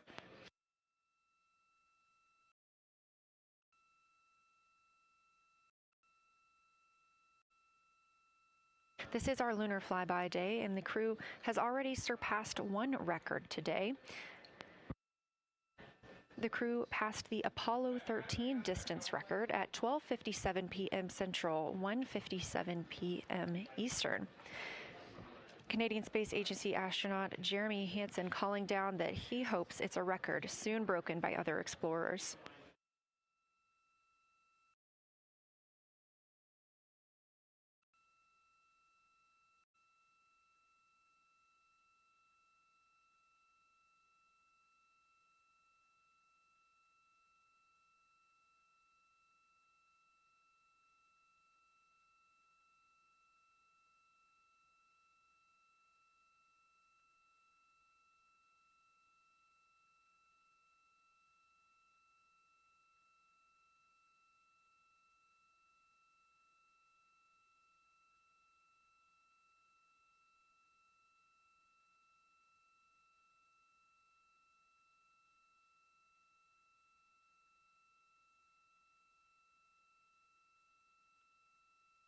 We are live in Artemis Mission Control in Houston, Texas, monitoring the flight of Artemis 2. All of the flight controllers here, each monitoring a different system aboard the Orion spacecraft. Integrity Houston, we are ready for our cabin and window teams to swap again. We have a 15-minute handover time here, and I have a couple of items I want to read up to you. They'll require you to write something down on your knee boards, so let me know when you're ready.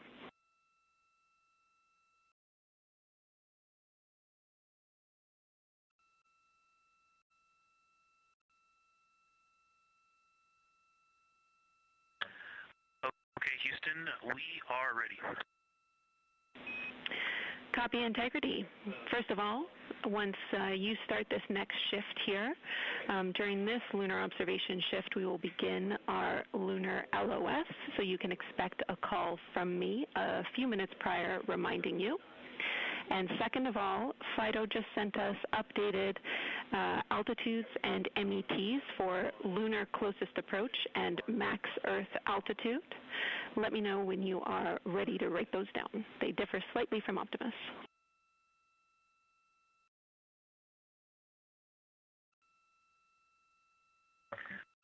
Thanks, Jenny. We are ready to copy. Lunar closest approach will be at MET 5 days, 0 hours, 25 minutes, 34 seconds, and the altitude will be 4,067 statute miles.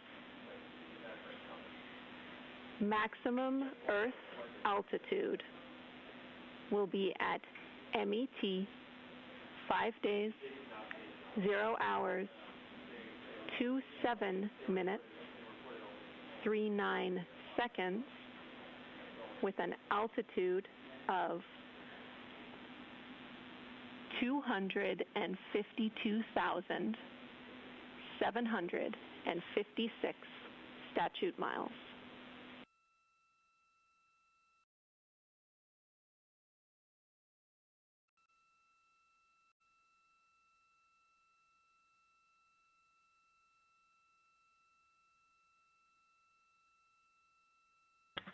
The crew really wants to ask for that in kilometers and in parsecs, but thank you for those.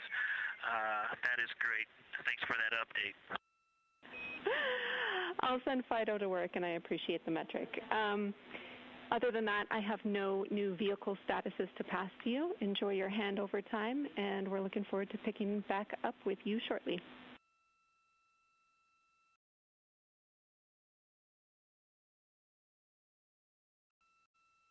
All right, we'll talk to you shortly.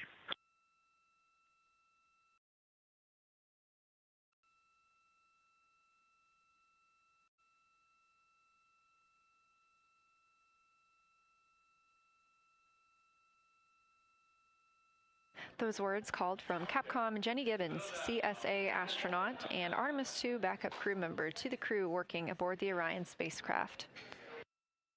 Had a little bit of a view inside the cabin. As you can see, it is very dark. The crew has turned off the lights, and the light that you were able to see is coming through the window, a reflection of Earthshine and from the moon.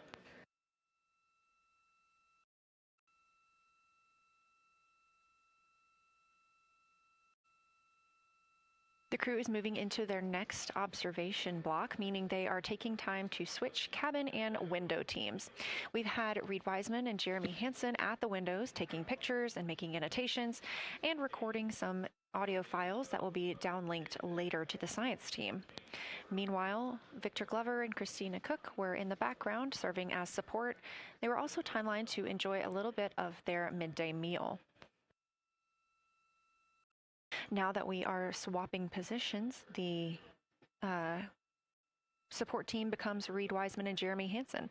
They will be in the background helping with SD card swaps, as well as providing those situational reports to the science team.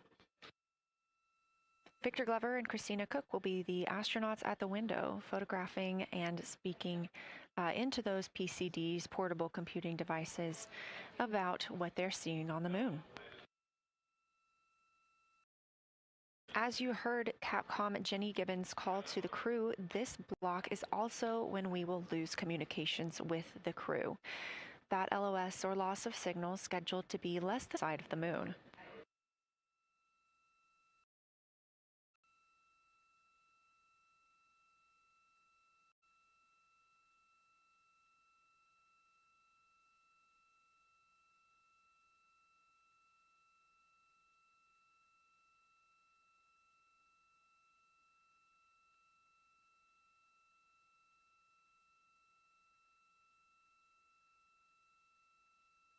Now, even though the crew will be flying behind the moon, their observation period does not stop. They will still be taking pictures and making annotations of what they are seeing.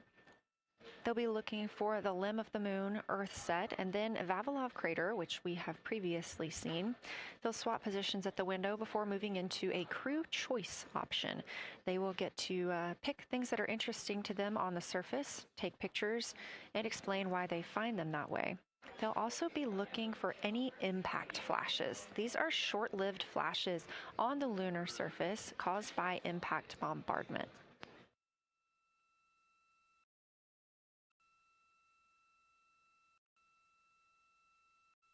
Just before Earthrise, the crew will be looking for lofted lunar dust.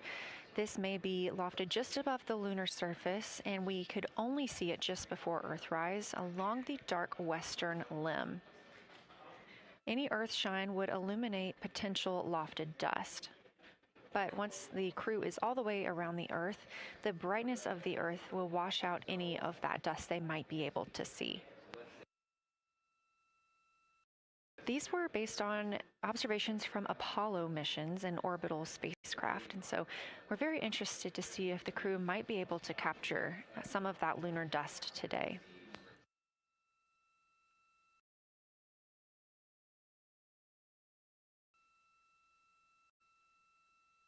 Following that lofted lunar dust target, the next will be Earthrise. We will regain communications with the crew shortly after Earthrise.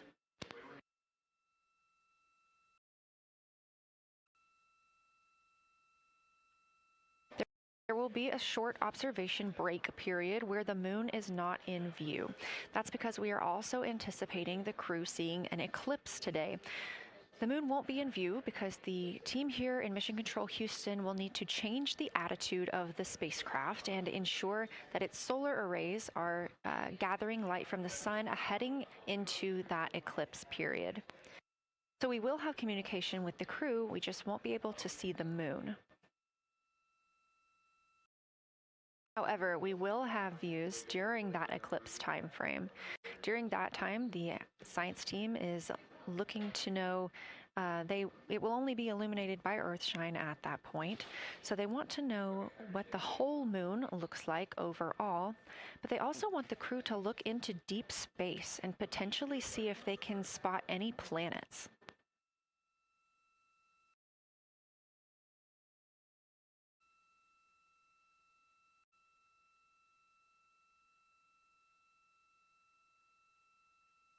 Once the eclipse is over, the lunar flyby period will have ended. We are live through the whole thing, and even once flyby is over today, we remain live 24/7 on NASA's YouTube.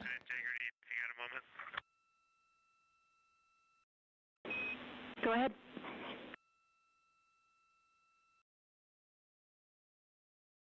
I don't know if Catherine and Devin are still there, but if they are, just wanted to just let them know how much fun we're having out here. It's extraordinary to be on the far side of the moon right now, just hanging out there and looking back at the Earth. And Ashley and Kaylin, I know you're back in Canada, but if you happen to be watching too, just wanted to say hi to all you guys. Love you guys, and we'll be heading back your way shortly. Thanks, Jeremy. I hear they are watching, and your family is still here. So thanks for passing that along.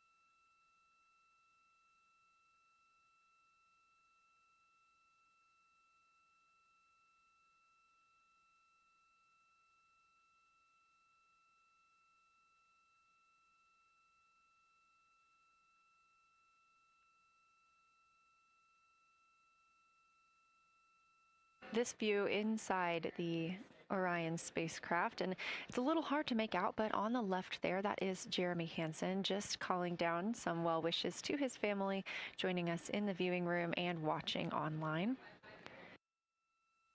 Currently in the window are Victor Glover and Christina Koch. They are taking pictures outside of the window as they are now in their flyby observation block. At this time, Reid Wiseman and Jeremy Hansen are serving as support crew members, and they are also going to have an opportunity to enjoy their midday meal at this time.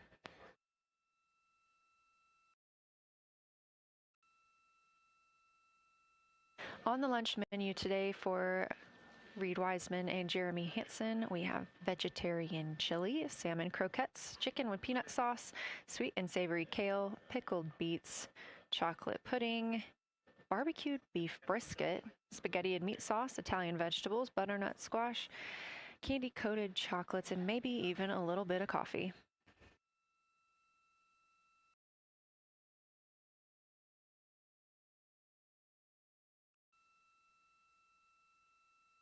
And if you look closely, you can see it looks like they are getting into some of their food for the midday meal. All of the food on the spacecraft is rehydratable. We don't have an option for fresh food as there's not a refrigerated section of the Orion spacecraft. So all of this food can either be rehydrated or eaten straight from the package, just depends on what the food actually is. And for food that needs to be rehydrated, there is information on each package of how much water needs to fill that bag and what temperature it needs to be.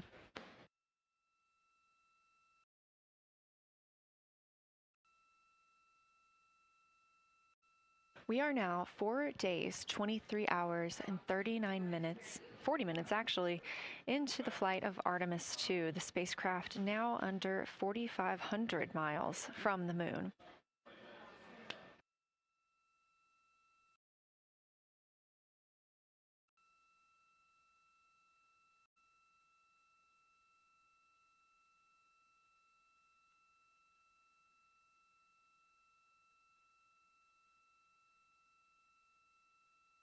We are now also under 30 minutes away from loss of signal with the astronauts. We will regain that communication about 40 minutes later. They will still be photographing the moon and documenting what they're seeing while they're behind the moon. We especially look forward to potential Earthset and Earthrise views.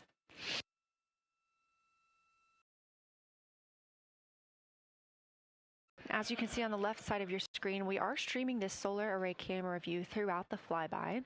And the science team also plans to capture an occasional still photo with the solar array intermittently, perhaps one every 8 to 10 minutes. Still photos represent the highest resolution imagery from those GoPro cameras. So starting 5 minutes before Earthset and loss of signal, the science team will capture a series of photos, one every 30 seconds, to include Earthset, all the way through 5 minutes after Earthrise and acquisition of signal. In order to capture these frequent photos, the solar array camera that we were streaming will need to switch to time-lapse photo mode. So during this time, the streaming video quality won't be as sharp as you have it right now, but we want to ensure that the science team captures the data that they need during these time frames. And we really look forward to seeing those higher resolution images once they're available. But with the view you are seeing right now, we are sharing bandwidth on the Orion spacecraft with every system that is keeping the spacecraft powered and the crew alive, especially the environmental control and life support system. As this is the first flight with crew, this is also the first flight of a life support system, keeping the crew healthy and safe on the way to the moon and the way home.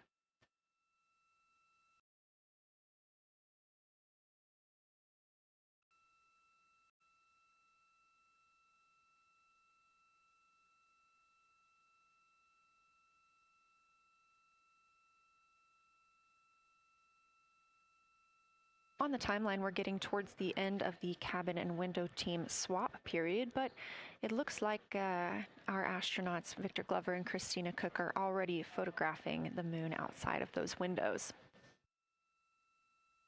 The next target is Ohm Crater, and this is something that they have photographed previously during the flyby. This is a small, complex crater with a prominent ray system, and as referenced earlier, it's the size of the Eye of the Sahara. That Eye of the Sahara is a feature in Mauritania. Seeing this crater more than once throughout the flyby allows the crew to photograph it at different lighting conditions.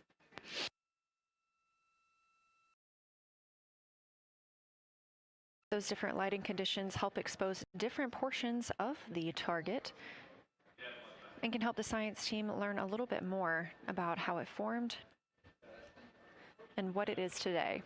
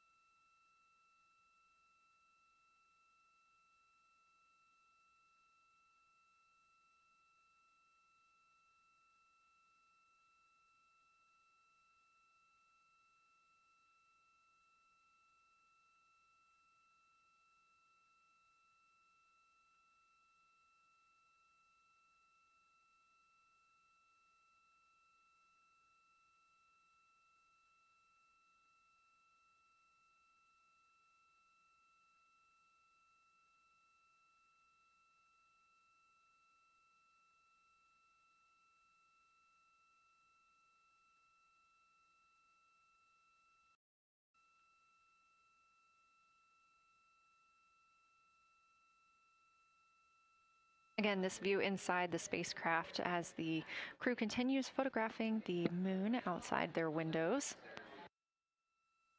They have turned the lights off to allow them to better get photos of the moon, preventing any reflections from coming in from the spacecraft.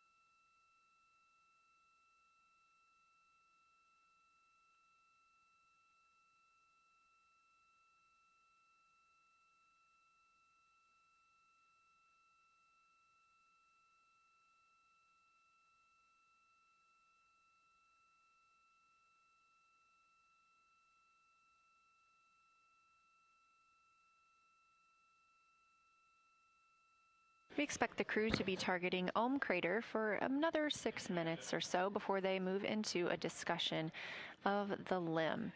Now, the science team has asked for a science sit rep or situation report during that time, so we hope to hear calls from the crew on what they are observing.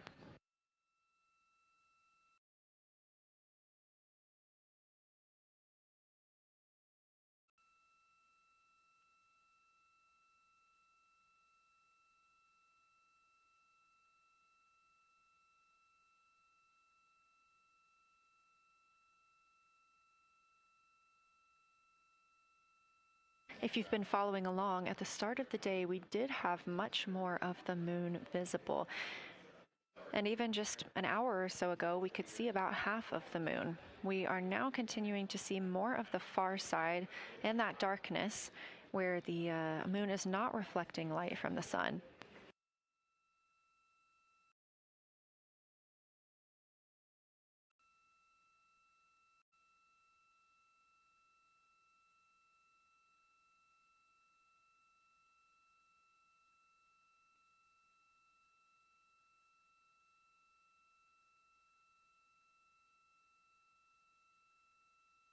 Earlier, we were also able to see some of those darker portions, that old lava flow that we often see on the near side of the moon and that we can all see from Earth.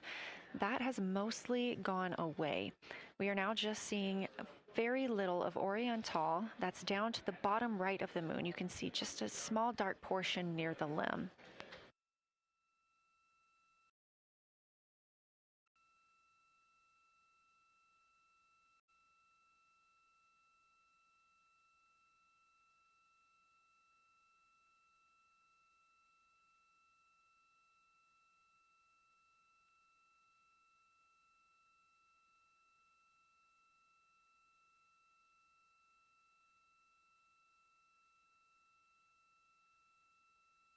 We are now about 18 minutes away from loss of signal with the Orion crew. Again, we use the Deep Space Network to communicate with the crew members when they are this far from Earth. This is the first mission since Apollo when we have had humans on the Deep Space Network.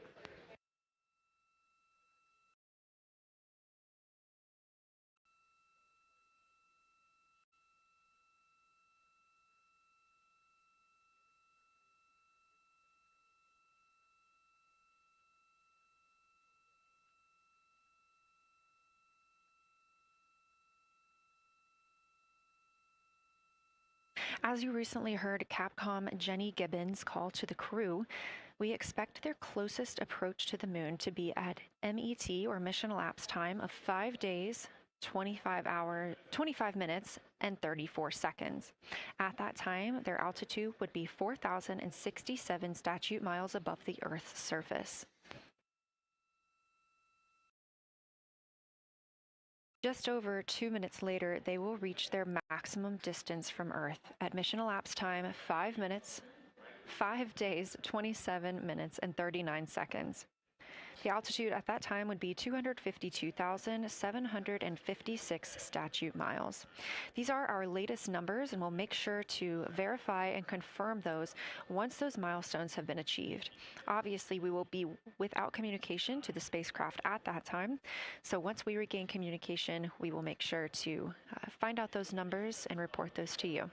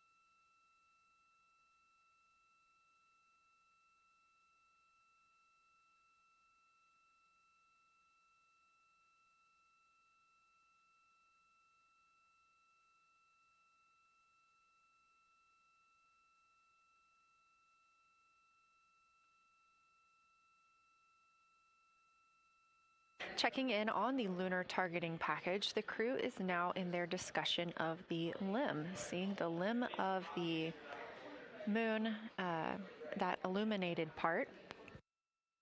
Currently at the windows taking photos and making annotations are Victor Glover and Christina Koch. We are expecting loss of signal in about 13 minutes. We will regain that signal with the crew about 40 minutes later.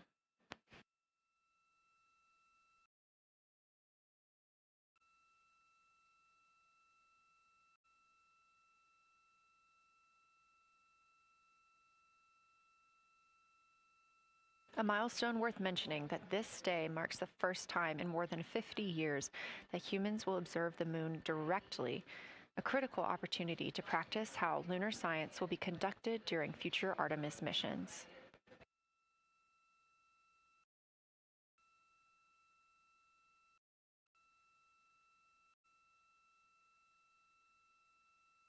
I've continued to reference the lunar targeting package throughout this broadcast, which is the primary tool guiding the crew observations, and that consists of two key components. The first of those is the Lunar Geography Review, which helped the astronauts study major lunar features in advance. That also helped them learn to orient themselves during the flyby.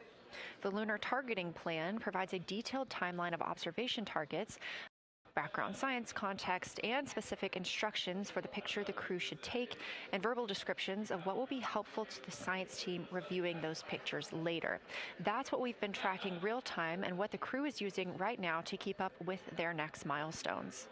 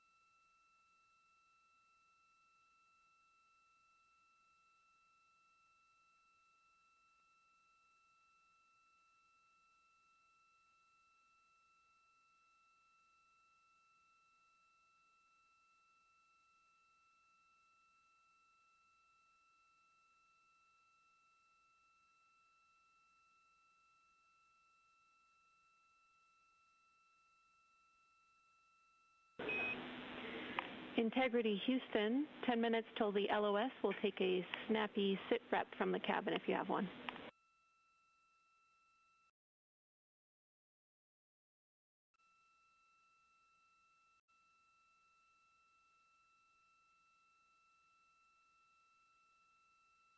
Okay, Jenny, that came, we missed most of that, but just a 10-minute warning, is that what you're saying? 10-minute warning for the LOS, and I'll take a quick sit rep from the cabin, please.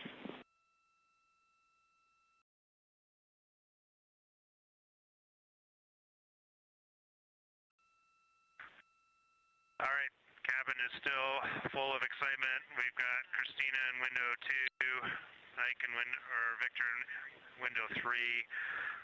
Reid's actually been trying to get some images out of the docking tunnel. We can see the Earth and the Moon and part of the Moon out of the docking tunnel, which is pretty good. And I'm just grabbing some footage right now with our interior cameras.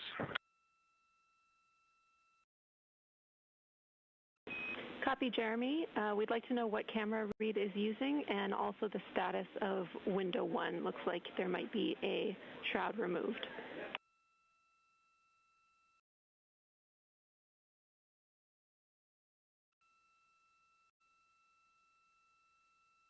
Okay.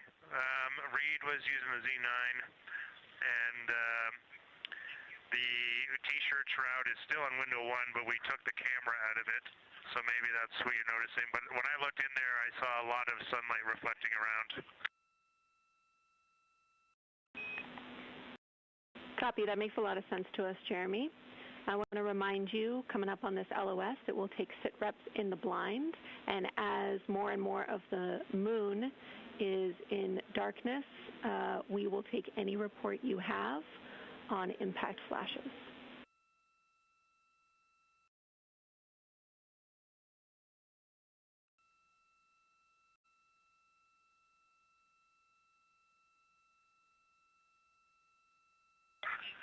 All right, Jenny, you'll have to say again your last. There's a lot of conversation here, and I was on the other side of the cabin, so I missed all of it. Look out for impact flashes, and we'll take sit reps in the blind.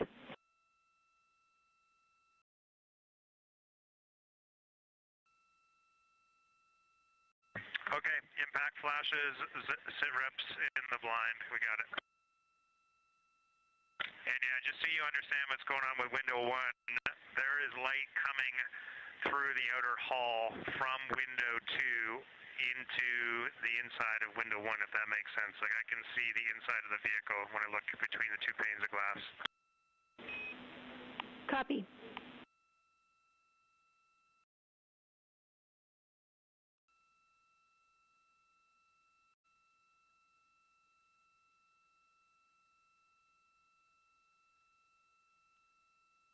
You're getting your first live look at Orion, the Moon, and the Earth. Everyone in this picture.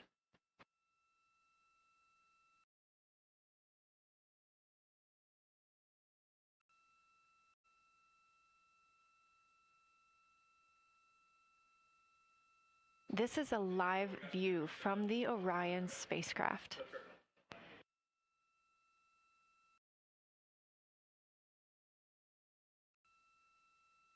Currently aboard Orion, 4 crew members, Reid Wiseman, Victor Glover, Christina Koch, and Jeremy Hansen. And on the Earth, all of us, all of humanity.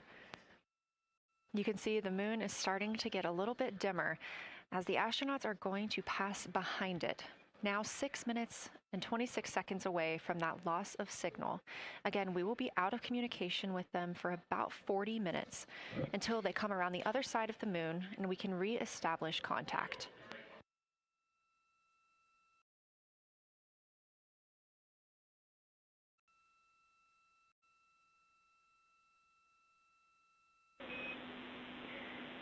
Integrity Houston, you are 6 minutes from your 40-minute lunar flyby LOS. From all of us, it's a privilege to witness you carrying the fire past our farthest reach. Thank you. Godspeed.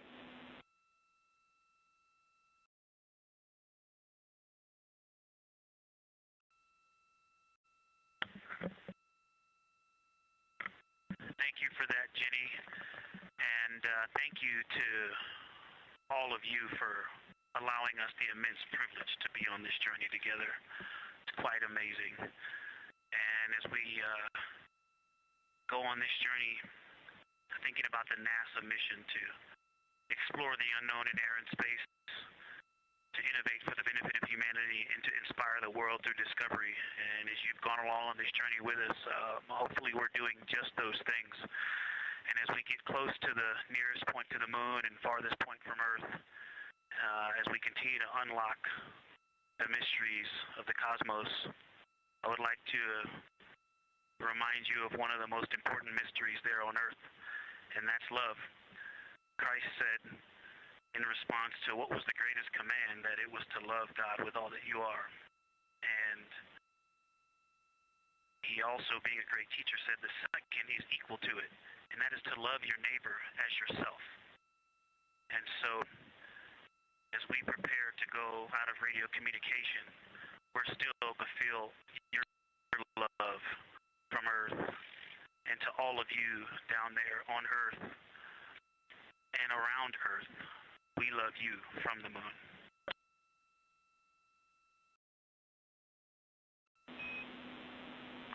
Houston copies. We'll see you on the other side.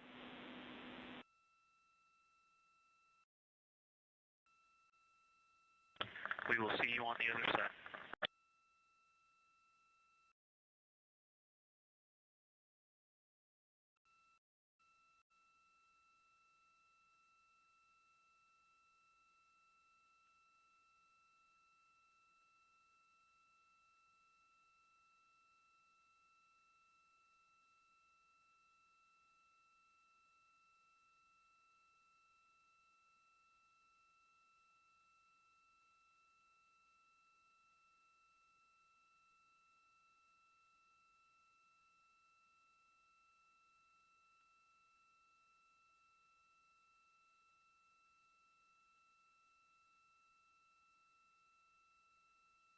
Poignant words from NASA astronaut Victor Glover, and a little bit of a love letter from the other side of the moon all the way to Earth.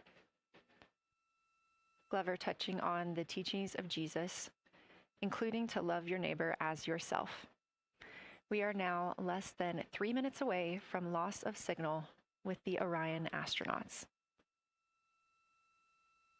The Artemis 2 crew will be out of signal for about 40 minutes as they are on the other side of the moon, continuing their work photographing the lunar surface, and they will reemerge, and we will also get this view on the other side.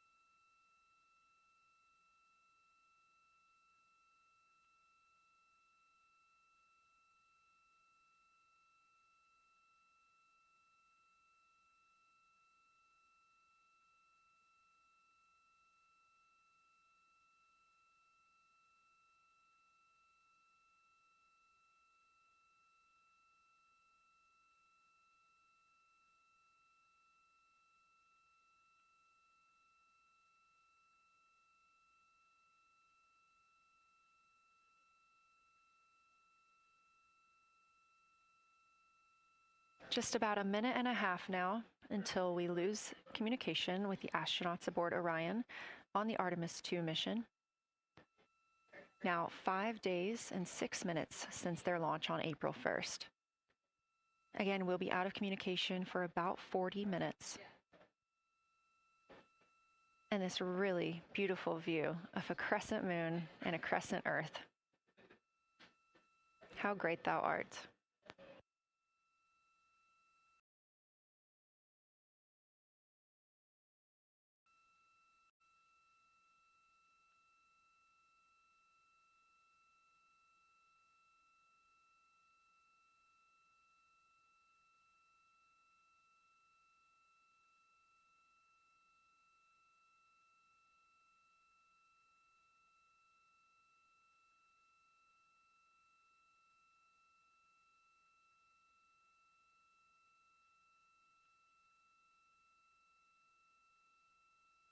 "30 seconds now until we expect loss of signal.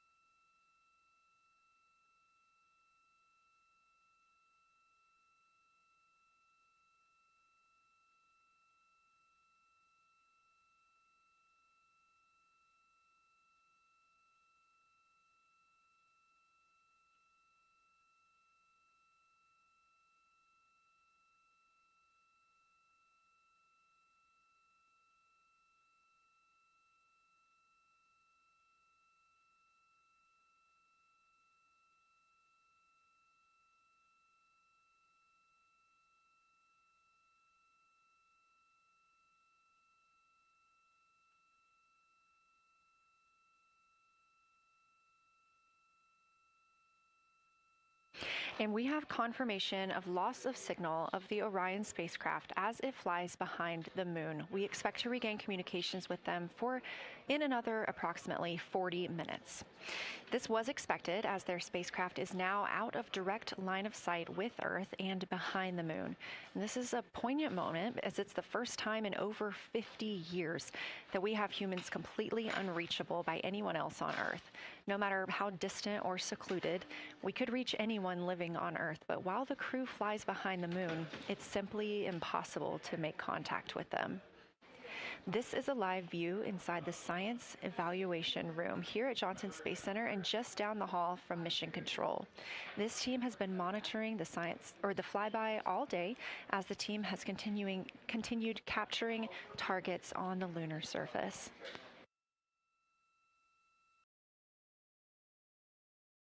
We even got to see this team in action as they were helping the astronauts identify some of the features they were seeing on the moon but not expecting.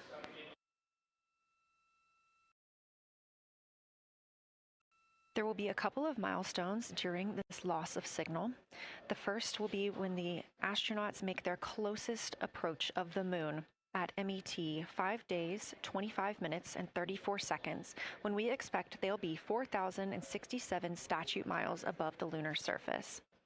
Their maximum Earth altitude will be reached just 2 minutes later, at 5 days, 27 minutes, and 39 seconds, when their altitude should be approximately 252,756 statute miles. Once those milestones are reached and we have confirmation, we will report the official numbers.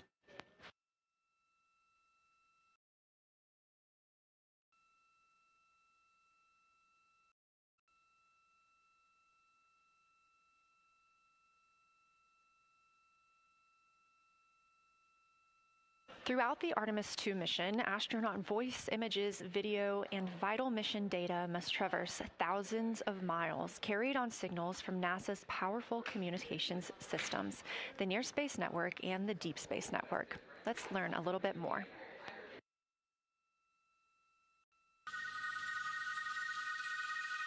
NASA's Artemis II will send 4 astronauts around the moon, preparing humanity for a long-term lunar presence and future journeys to Mars. Enabling communication and navigation for this test flight are NASA's Near Space Network and Deep Space Network. With antennas around the world and a fleet of relay satellites, the networks will deliver vital data to and from Earth through all phases of the mission. The networks are seamlessly integrated at NASA's Johnson Space Center in Houston, Texas, where Mission Control coordinates the network handovers. These transfers represent a delicate dance between the two networks, exchanging support as the mission shoots toward the moon. On the launch pad and during their early orbit phases, NASA's Orion spacecraft and Space Launch System rocket will rely on communications and tracking services from the Near Space Network. After its translunar injection burn, the Deep Space Network's global array of antennas will serve as Orion's primary communication support during lunar orbit. As the mission journeys farther into space and away from Earth, signal strength weakens and bandwidth is conserved for crew communications. The astronauts will have a near constant connection to Earth, ensuring their safety on a journey farther into space than ever before. We say near constant because as Orion goes behind the moon, a planned loss in communications will occur. The Deep Space Network will be standing by to reacquire the signal as Orion reappears. The Artemis II mission also provides an opportunity to test new capabilities. Using laser links, NASA will periodically transmit Orion data to showcase the benefits laser communications could have for future human spaceflight missions. The data from Orion, sent by radio signals or laser links, is massive. The mission is gathering images, data, and video, while also generating details about mission health and crew voice files. All of that data gets processed here on Earth, where systems compress it for efficiency. In the future, we'll upgrade these systems on Earth so that image and video clarity improve with each moon mission. With the Artemis II test flight, we're evaluating the communications infrastructure that will help carry us into the future as we explore the moon and journey forward to Mars.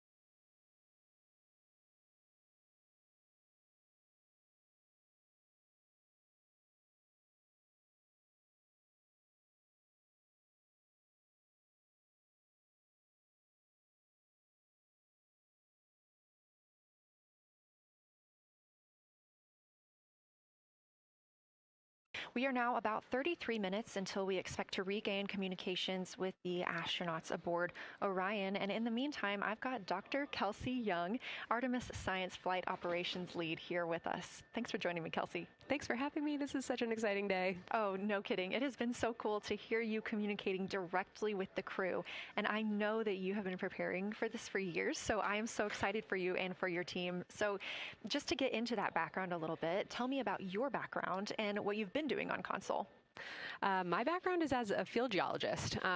actually, I studied impact cratering in the field for my PhD, so all these descriptions of impact craters have me just absolutely swooning. How I got into this, though, is, during my PhD, I got an internship at NASA and ultimately never left to integrate science into flight operations. So we developed the Science Officer Console, for which this is the first mission we're supporting. We developed the Science Evaluation Room that's right upstairs, and so it's so gratifying to see this operation structure come to fruition, especially on a day like today. I would have to imagine so. And we've got a great view of the Science Evaluation Room right now. Is there anything that has stood out to your team so far? Absolutely. So as you might have heard in some of the press briefings and content that, we've been putting out, color and albedo were really exciting targets for us.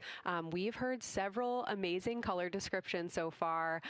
Just to highlight maybe one of them, we heard about greenish and brownish hues near Aristarchus, which is actually a feature that we can see here from the near side.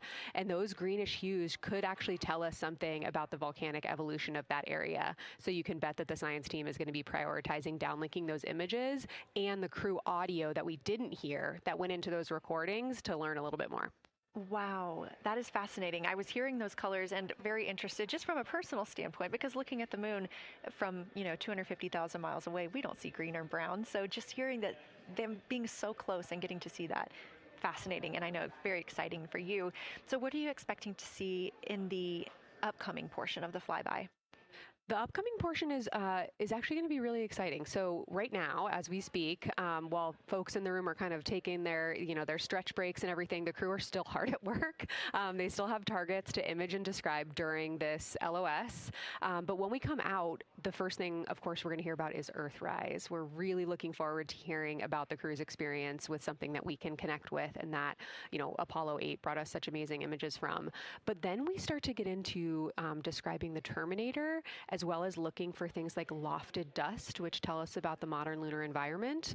Then the vehicle's going to orient away from the moon for an hour and then pivot back for the eclipse observations, which is a whole different set of science observations that we're really looking forward to. It's kind of nice that the crew will get a little break in there, because they have been hitting it hard today with photos and videos and annotations.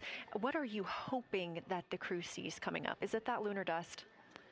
Oh my goodness, that's a hard question to answer. I mean, we've already gotten such great descriptions. I mean, the Terminator seems to just be like one of their favorite things to look at and describe. So I feel like, that was something we were looking forward to. I feel like we've really gotten some great descriptions. So absolutely, I'm looking to the human moment of Earthrise.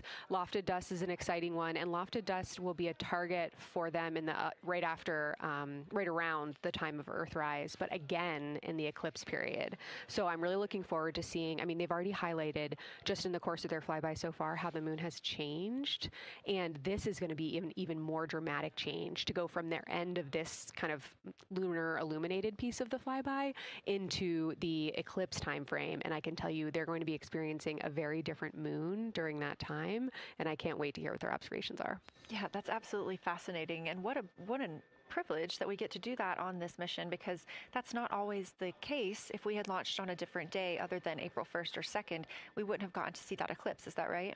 That's correct. April 1st and 2nd. I will say, I was asked a lot in the weeks leading up to the launch, well, what's your favorite day? And my answer truly was, there is no bad day to launch to the moon. We were going to get great science out of it no matter what, but it's a really neat opportunity to, bring the sun into the picture, bring different planetary bodies into the picture while still literally keeping the moon in center stage. Fascinating. So what differences are we looking for at each site? We're hearing a lot of different terms. We're looking at craters. We're looking at mare. What are the differences that you're hoping to see?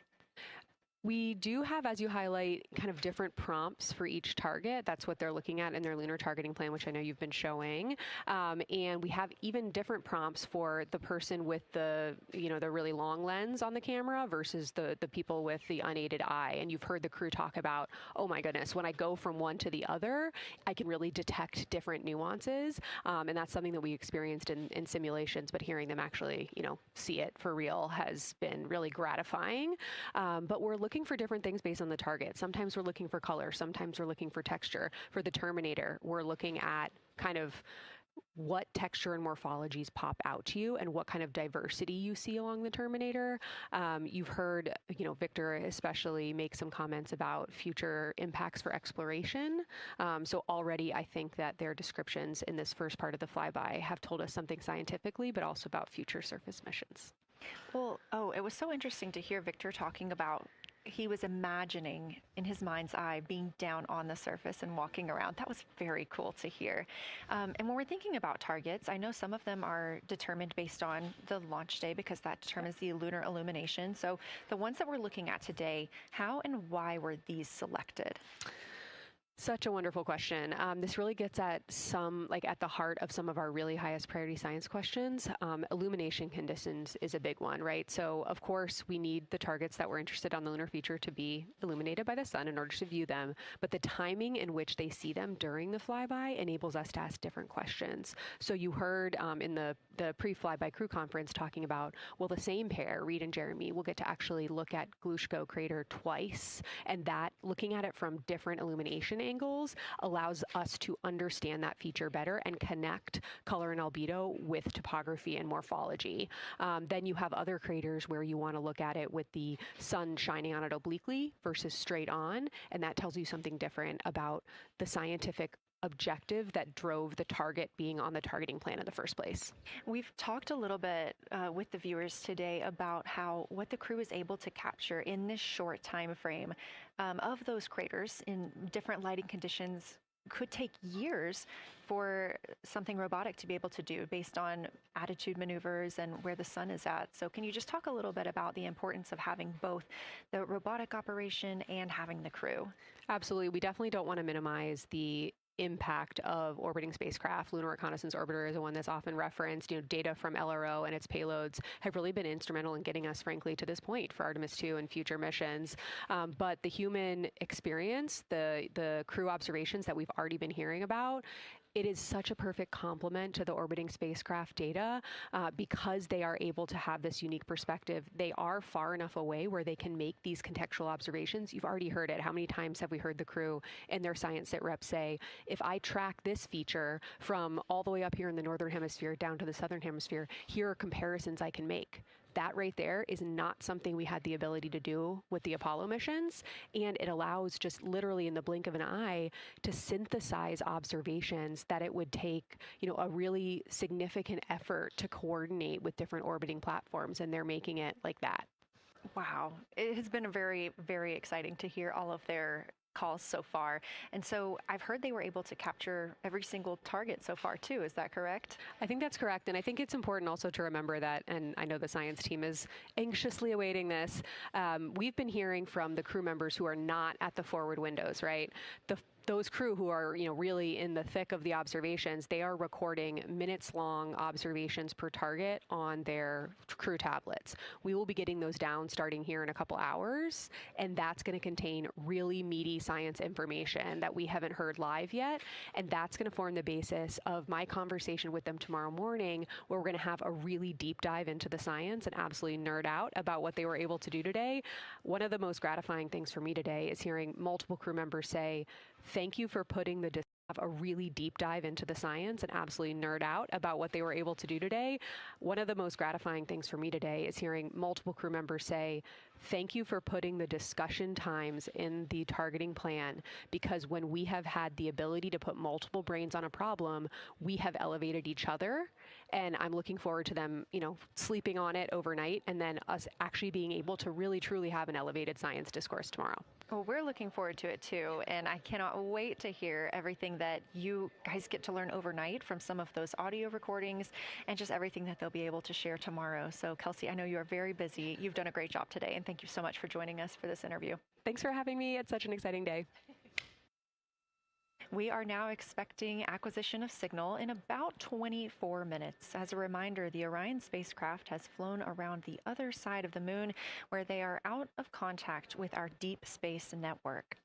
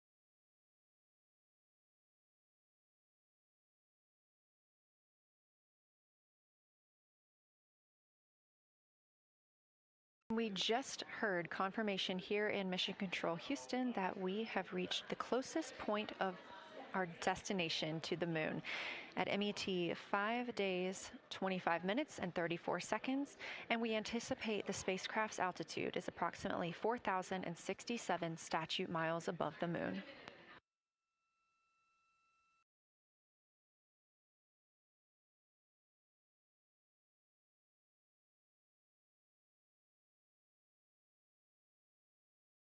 We're continuing to track what the crew is doing while around the other side of the moon. They are continuing to take pictures of the moon, the Earth now out of sight. What they are in right now is a crew choice event.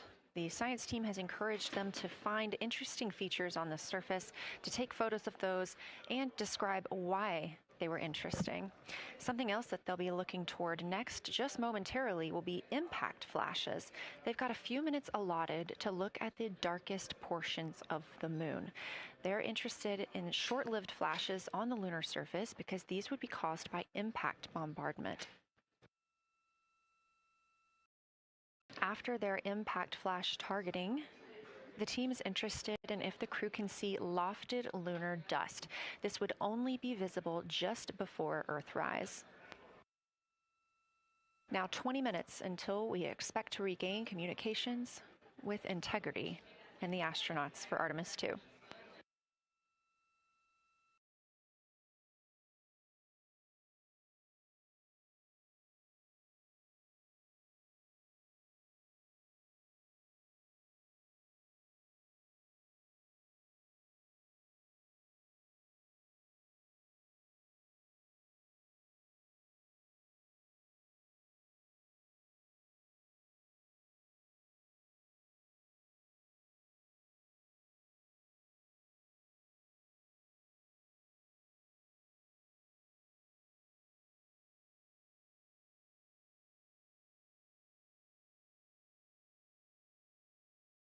We're live in Mission Control Houston at NASA's Johnson Space Center, but there's a team over 750 miles away also monitoring today's operations. And of course, just like us, they are in LOS, or loss of signal, with the spacecraft. This is LUCA, the Lunar Utilization Control Area, and it's joined by LISA, the Lander Engineering Support Area, which are twin control rooms that will support missions and operations in lunar orbit or on the moon's surface in real time at NASA's Marshall Space Flight Center in Huntsville, Alabama. The LUCA and LISA are right next to each other and just a short walk away from the SLS Engineering Support Center, which is used during launch, and the POIC, where science on the International Space Station is monitored. LUCA primarily supports Artemis science operations, while LISA will provide engineering support for landing astronauts on the moon. During this mission, Artemis 2, teams in the LUCA will use the facility to support first-of-its-kind science operations to better understand the deep space effects of microgravity and radiation on the crew's physiology, immune systems, and ability to complete various tasks. The data from these science operations will inform future crewed flights to the moon.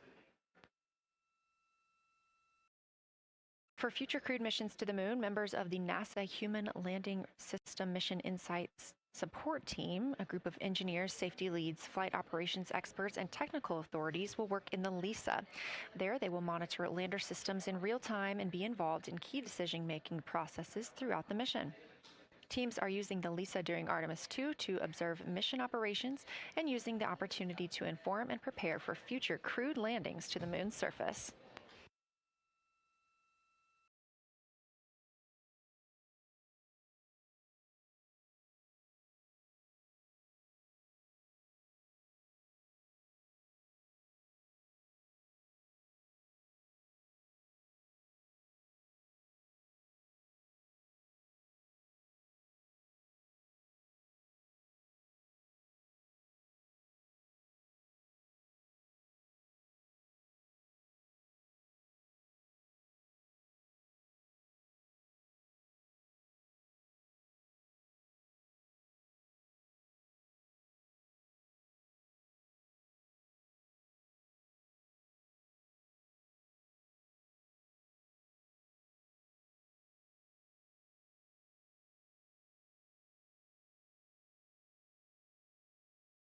We now expect to regain communications with the astronauts aboard Orion in about 17 minutes. In the meantime, a little overview of how our crew members flying by the lunar far side at an altitude of between 4,000 and 9,000 miles are testing the capabilities of the Orion capsule. Artemis II visualization lead Ernie Wright has simulated views of the flyby using detailed topographic maps of the lunar terrain and photorealistic lighting scenarios. The Artemis II crew members have been using these visualizations to prepare for this historic mission, which is paving the way for future exploration of the moon's surface and beyond. So the most exciting thing to me about Artemis 2 is just the return to the moon. We haven't been there in 50 years. Human eyes are going to see parts of the moon that haven't been seen by anyone before. It also recommits us to exploring the solar system in a way that we haven't in a long time. And I think it provides an opportunity for younger generations to understand the excitement of doing that kind of exploration. Artemis is our return to the moon after 50 years. The emphasis of Artemis is going to be, first of all, science, but second of all, learning to sustain a presence on another world. First on the moon, but we're hoping that that's a stepping stone to Mars and other destinations in the solar system eventually. Artemis 2 will be a flyby mission. It's not going to land. We're testing all of the technology that we've created for flying to the moon since Apollo. A lot of systems have been modernized, and we need to make sure that all of those work. The astronauts will be looking out the window at parts of the moon that have never been seen by human eyes before. They will be flying by the moon at an altitude that's much higher than Apollo's orbits. And so they will see the entire disk of the moon, including areas that are closer to both the North and South Pole that astronauts from Apollo never saw. All of that depends on the lighting, which we really won't know until launch day, but we can practice with different lighting scenarios. It's hard for people to sort of picture that in their mind. If you can make a visualization of it, show them a movie, that helps everybody choose the targets and also practice aiming at those targets. The astronauts have actually been looking at these visualizations through the lens of the camera and practicing aiming at the various targets.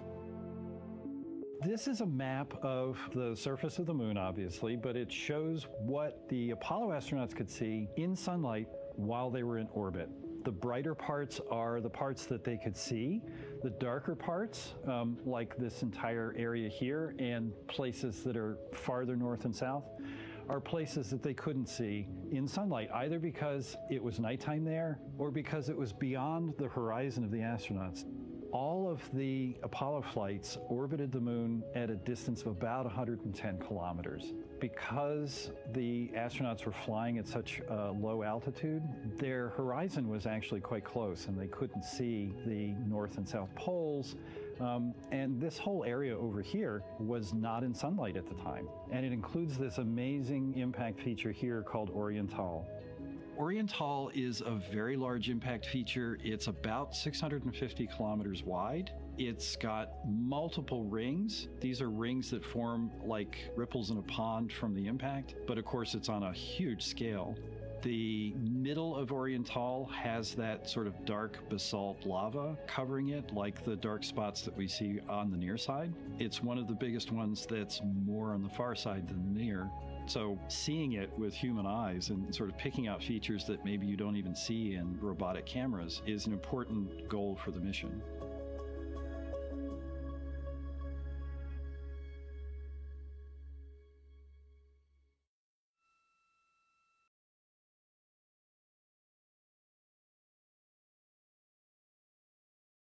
This live view in the Science Evaluation Room, or the SIR, here at Johnson Space Center in Houston, Texas, just down the hall from where we're at in the Artemis Mission Control Room. Teams continuing to monitor the flyby.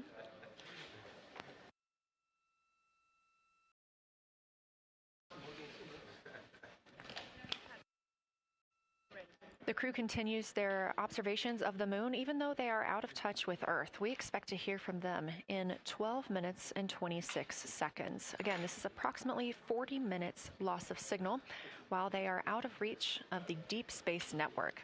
Right now, they are imaging or attempting to image lofted lunar dust.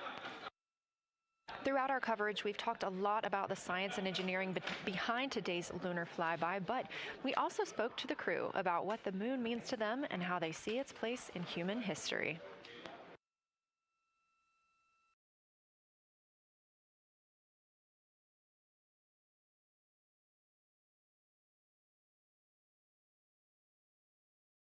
I remember being a little kid lying in bed at night and just looking out at the moon and whatever phase it was in, and I was thinking, man, my friends that live like 20 miles away, they can probably look out and see that same exact moon. And then when I was in the Navy and I would look out at the moon and I'd be halfway around the planet, and I would think, man, my brother can see that moon where he is, and he's halfway around the planet from where I am. And it's a connection of life on Earth. We can all look up and see that moon.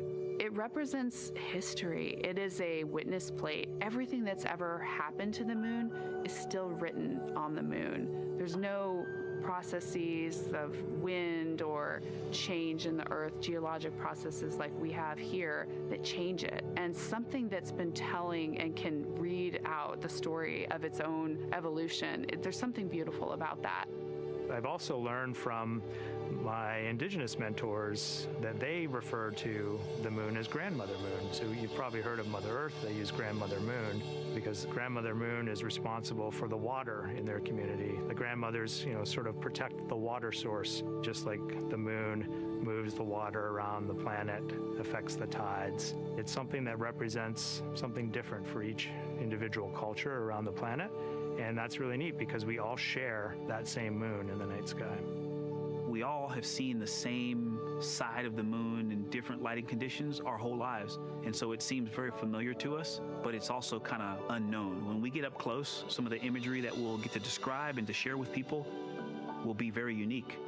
And that nature, both of those things being true about this one entity that we all know, just is really special. It's just the epitome of a symbol of both something that's in each of our hearts, but that's also represents exploration and reaching.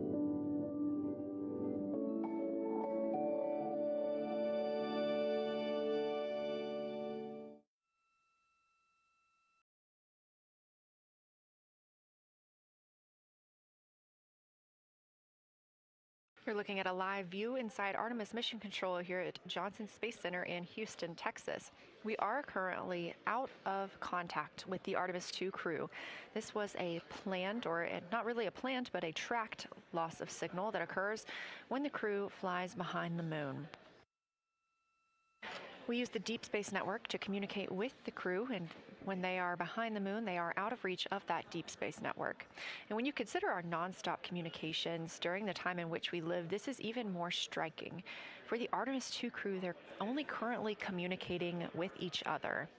Now, we expect to regain those communications in under 9 minutes from now, and we also are hopeful for a view of Earthrise. Despite being out of communication, the crew is continuously capturing imagery of their predetermined lunar targets.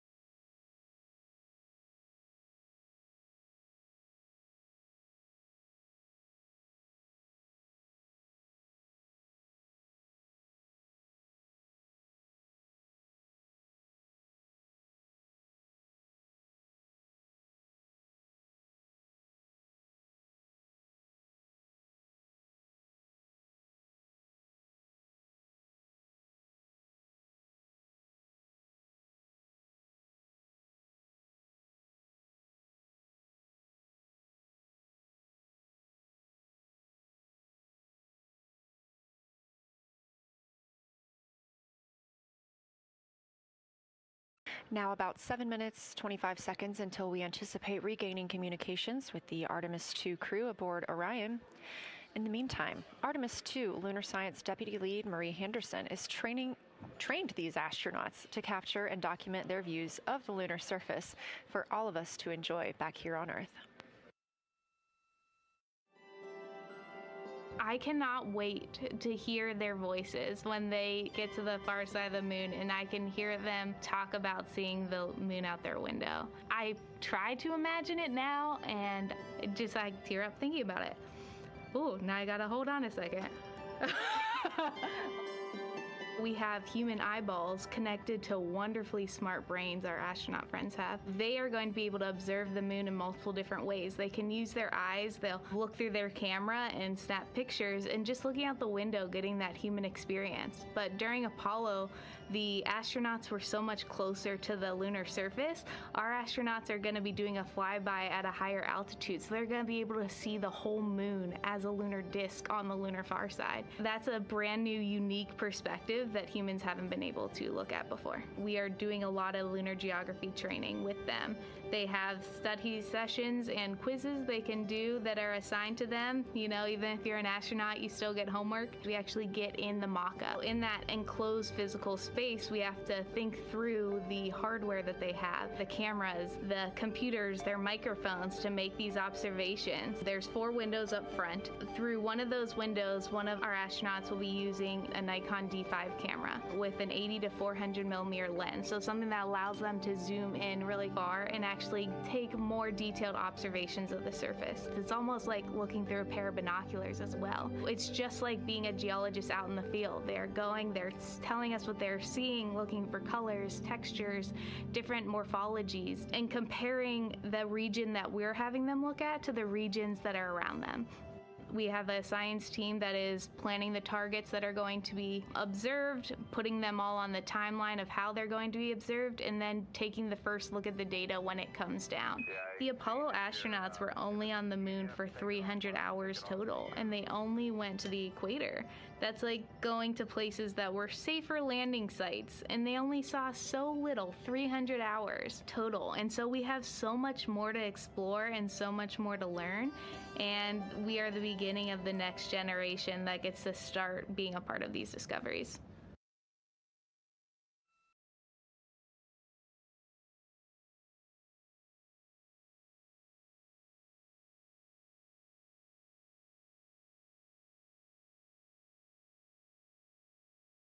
We are now 4 minutes and 28 seconds until we expect to regain communications with the astronauts flying aboard Orion on the Artemis 2 mission.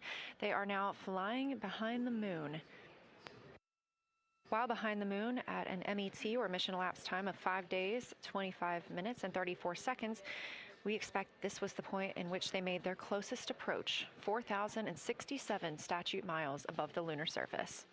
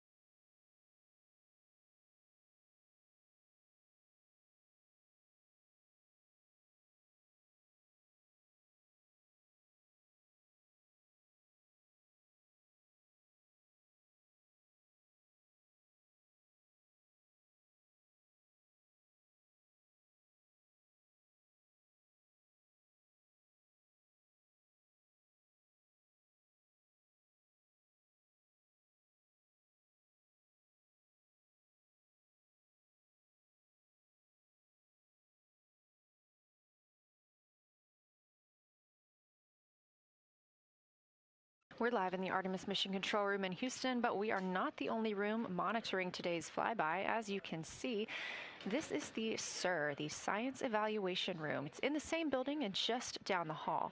It's a multidisciplinary science team supporting the Artemis 2 crew in real time, including experts in lunar geology, impact cratering, volcanism, polar science, imaging, and visualization. You can see the SIR here. That's the Science Evaluation Room. It's embedded within Mission Control to provide science input during live operations like what we see today. But additionally, the Science Mission Operations Room is a back room that processes data, evaluates imagery, and supports rapid analysis. We also have our science officer, Kelsey Young, here on console today. She's serving as the primary interface between the science team and the flight controllers, ensuring science priorities are represented during mission execution.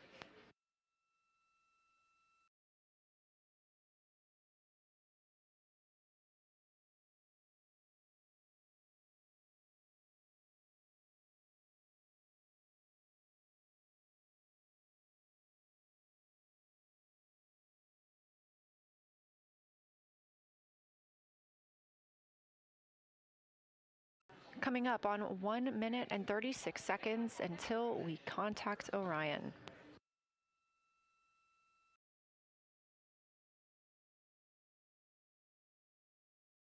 Meanwhile, aboard the spacecraft, the crew has continued executing their lunar flyby tasks. As we discussed earlier today, these activities have been precisely timelined, and this is the fourth of 5 blocks of time during which the crew will be observing the moon from Orion's windows. At this time, pilot Victor Glover and mission specialist Christina Koch are observing the moon at windows 2 and 3. One crew member is in window 2 with a blue shroud over the window, taking photos and using an 80 to 400 millimeter zoom lens, while the other astronaut is in window 3 using their portable computing device, also known as a PCD, to make annotations. And both of those crew members are making audio recordings of what they are seeing. They are wearing headsets connected to their PCDs, and those audio recordings are being sent to the science team tonight.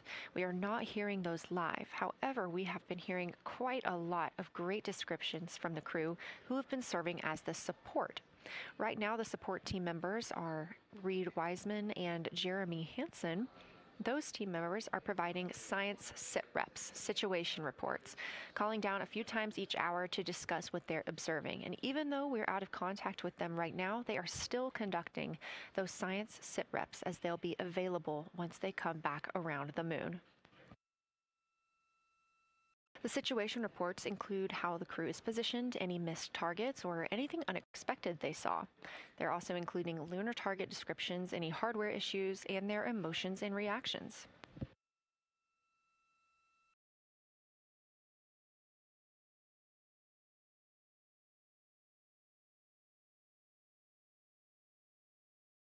Again, we are standing by to acquire signal from the Orion spacecraft.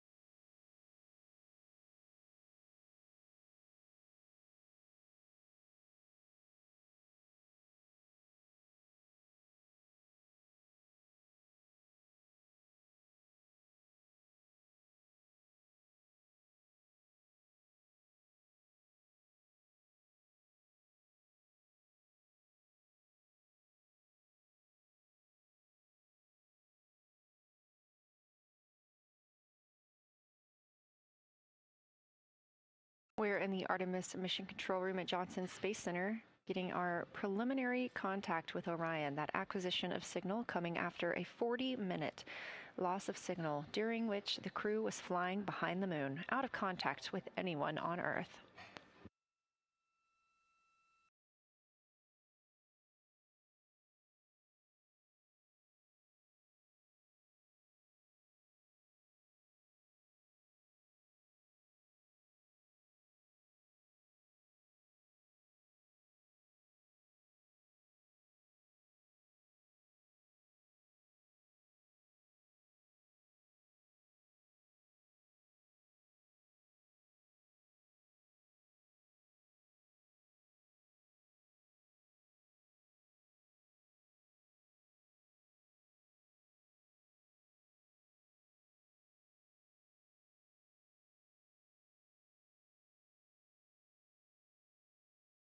We are getting our first views from Orion after the loss of signal. Orion has come back around the other side of the moon, and that little crescent that you see is Earth, over 252,000 miles away.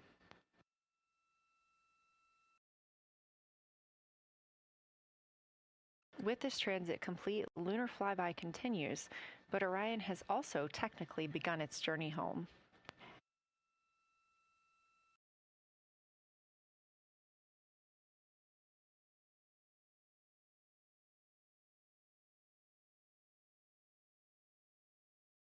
Right now, the crew are getting a few moments to enjoy and take photos of Earthrise for themselves, and we expect to contact them shortly. But we do have good signal coming from Orion.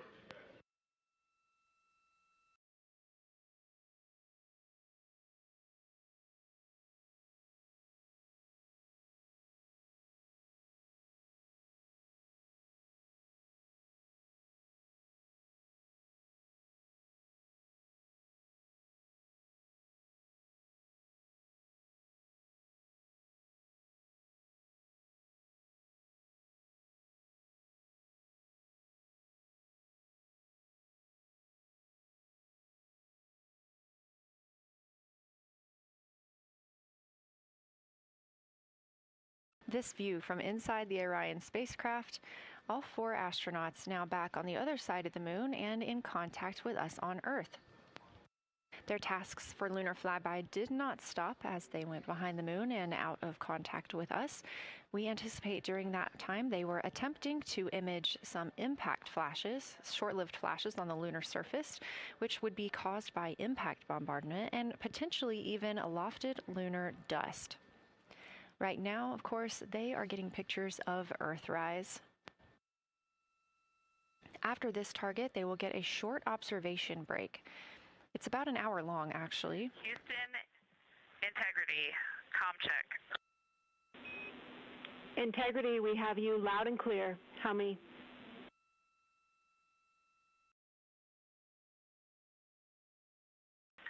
Houston, we have you the same, and it is so great to hear from Earth again. To Asia, Africa, and Oceania, we are looking back at you. We hear you can look up and see the moon right now. We see you too. When we burned this burn towards the moon, I said that we do not leave Earth, but we choose it. And that is true. We will explore, we will build ships, we will visit again. We will construct science outposts, we will drive rovers, we will do radio astronomy, we will found companies, we will bolster industry, we will inspire. But ultimately, we will always choose Earth. We will always choose each other.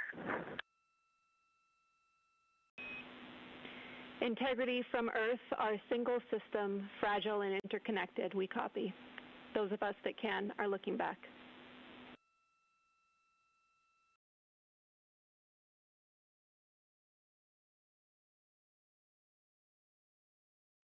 We are happy to say we copy.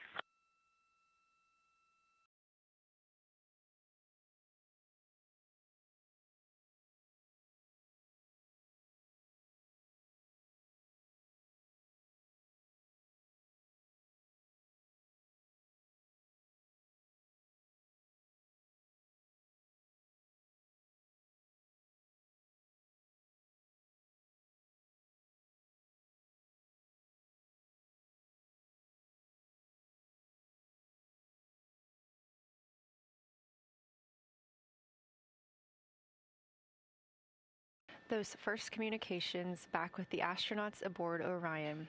Christina Koch calling back to what she said just before translunar injection burn, that with this burn, we do not leave Earth, we choose it. The translunar injection burn served as not only what put them on this trajectory to fly around the moon, but what also committed them to splashing down in the Pacific Ocean on Flight Day 10.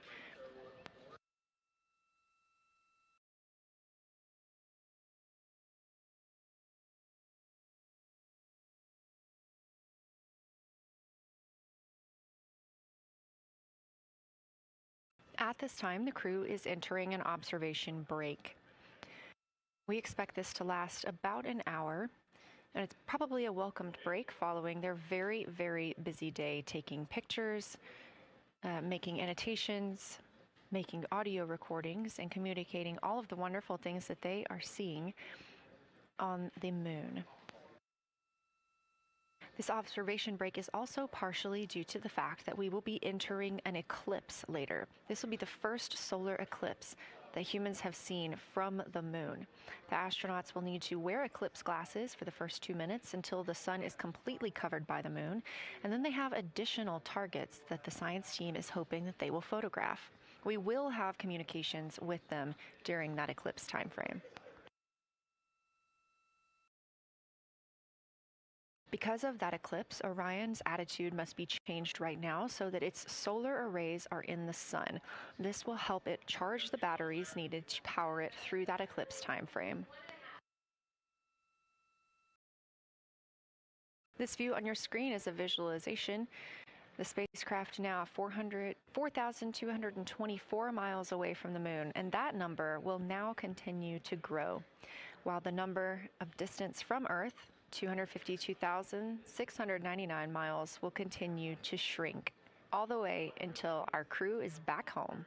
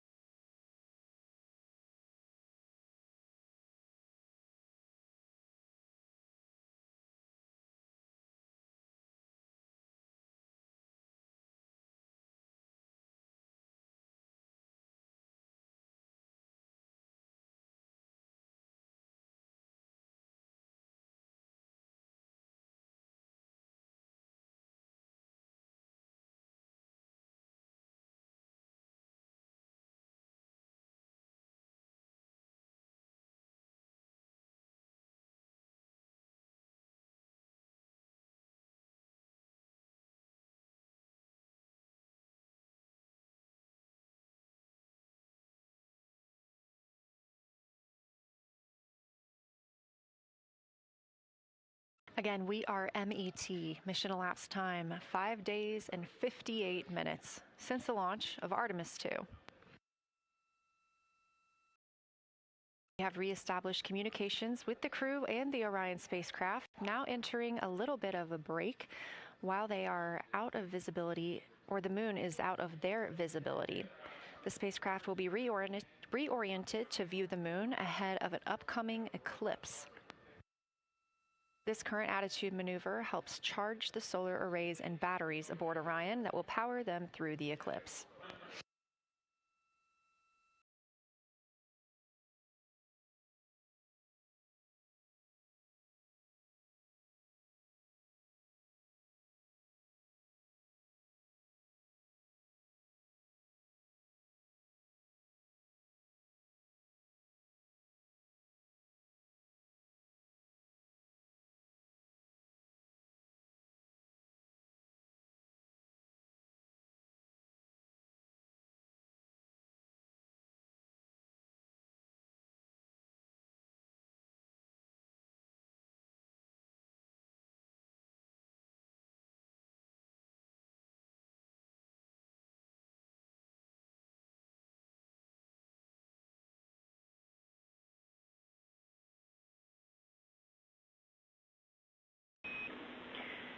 Integrity, Houston. In mission control, all of your flight controllers and your flight director have flipped their Artemis 2 patches around. We are earthbound and ready to bring you home.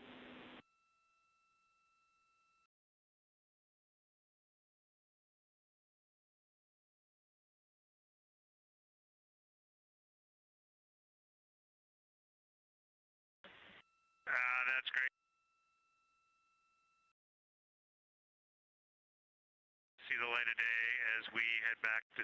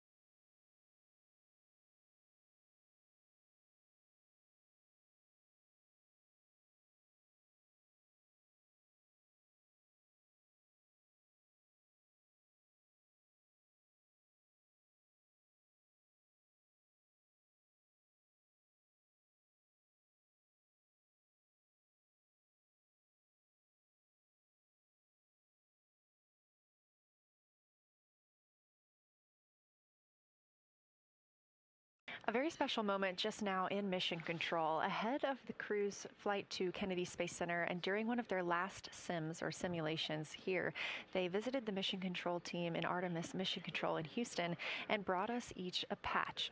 Everyone in the flight control room has had these on their signifiers at their console. On one side of the patch that you've probably seen is the moon with the Earth behind it. Now that we've passed behind the moon and we are returning home, the flight control team has instructed everyone in the room to switch their patch around so that the Earth is closer and the moon is behind us. We are really looking forward to seeing the Artemis 2 crew. And the Capcom, Jenny Gibbons, did call that update up to the crew that the flight control team here has turned their patches around as was instructed by the crew during that last sim. And we are counting down the days until they get home. They are now 5 days, 1 hour, and 3 minutes mission elapsed time into the Artemis 2 mission.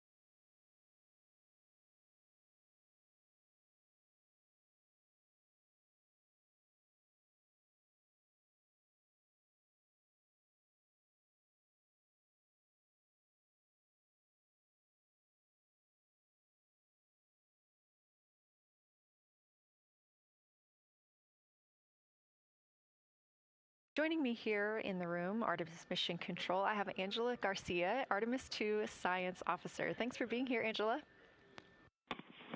It is an honor to be here. What a day. Everyone's been buzzing. I can't contain myself. So it's been a really awesome day. So you're sitting on console at the Science Console now. Have you been in the SIR earlier today? There's a lot going on. So I went here first, and then I'm going to go there after. Clear, Houston.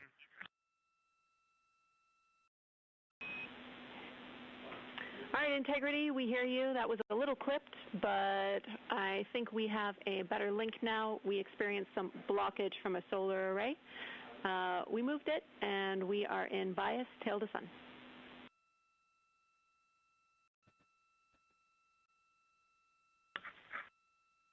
Okay, Houston, you're coming in loud and clear, and copy, we're in bias tail to sun now.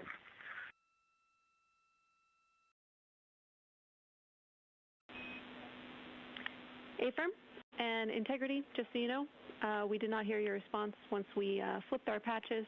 Jeremy, we heard you call down, but you were clipped, and then we briefly lost comm. Glad we're back.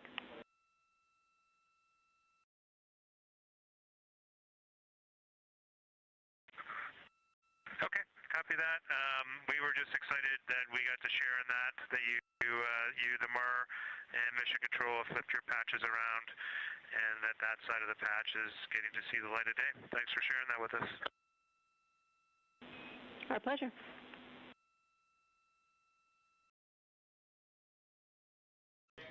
Okay, Angela, so can you tell me a little bit about your role supporting Artemis 2 and the science preparation for the mission? Yes, so I'm one of the 3 science officers. So Kelsey's been on console all day. I'll take over kind of closer to the end of the day. And then Trevor Graff is on the planning shift. And so it's the 3 of us in this 24-hour cycle supporting the mission. And so the science officer console is a brand new console to Mission Control. And it's not every day that you get a new discipline incorporated into mission control. So it's been such a significant milestone for us. And it's just a testament to like the commitment that the Flight Operations Directorate and NASA have, that they're going to be integrating science and maximizing science throughout Artemis. So it's really exciting. And then the science preparation.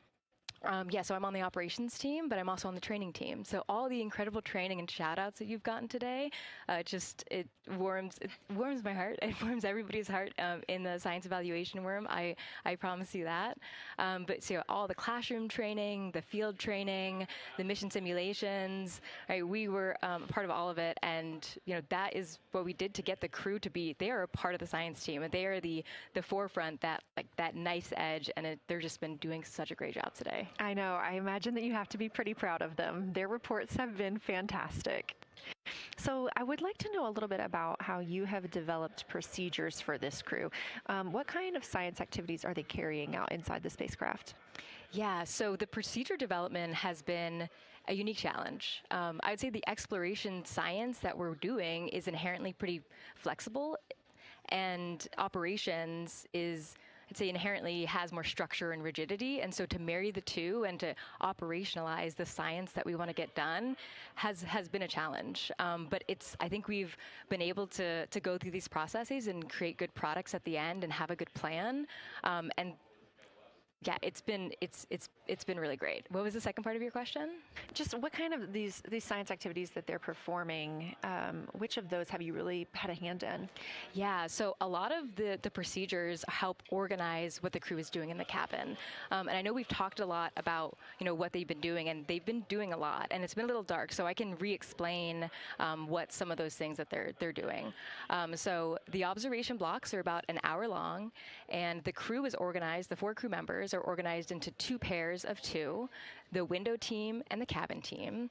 And the lunar targeting package that you've been showing up and that the crew have on their handheld tablets is really the instructions for the window team. So the window team, the 2 crew members are looking out the window. One has the camera with the long lens. One has, they're just looking out the window with their unaided eye, and they're taking these detailed observations. And then halfway in that observation block, they do the window team position swap. So that's what Capcom's been calling out, and they'll switch positions. So each crew member has a chance to have that long lens. And then that's just what the window team is doing. There's also the cabin team, where they also have duties that they're doing. We're asking a lot of the crew in this time. And then the cabin team, they have the interior camera, and they're taking images inside the cabin. They're also supporting the window team, where, you've heard some call-outs where looking out at the bright moon and then looking inside the dark cabin and looking at their LED screen is a lot. So the cabin team is also helping support, target, and guide the window team into specific targets on their plan. They're also helping call out these science situational reps. So they're looking out a different window and listening in to what the crew who are really down and in the science on the window team are doing, and they're giving us insight. And those recordings that the window team is doing are going to be uplinked or downlinked overnight, and we're going to be able to chew on that data. But yeah, they're helping. They're doing a lot. And so making sure we have a plan that's flexible, but also make sure that we check off all those boxes was really important. So tell me a little bit more. You talked earlier about the analogs that the crew has done. What kind of analogs or environments were really useful for this?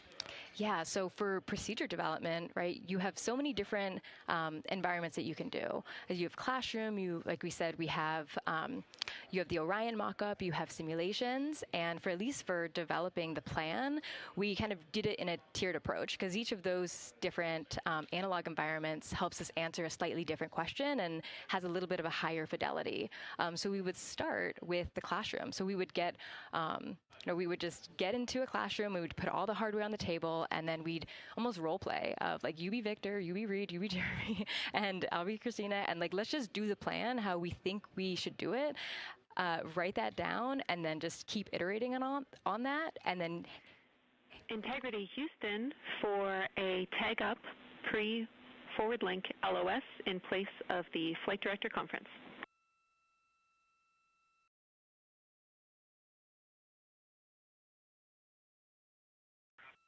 Okay, Jenny, we're ready.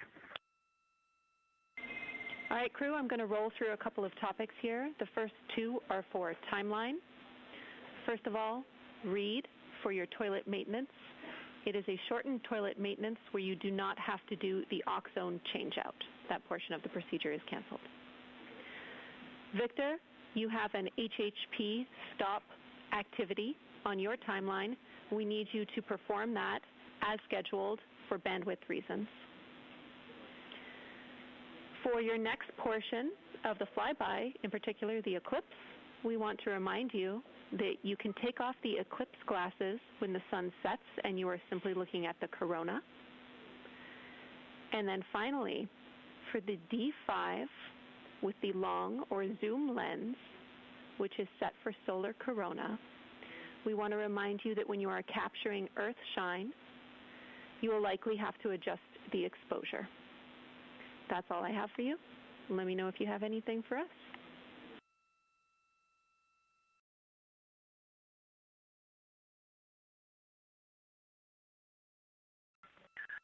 Okay, Houston, we copy all. Thanks for those words, Sydney.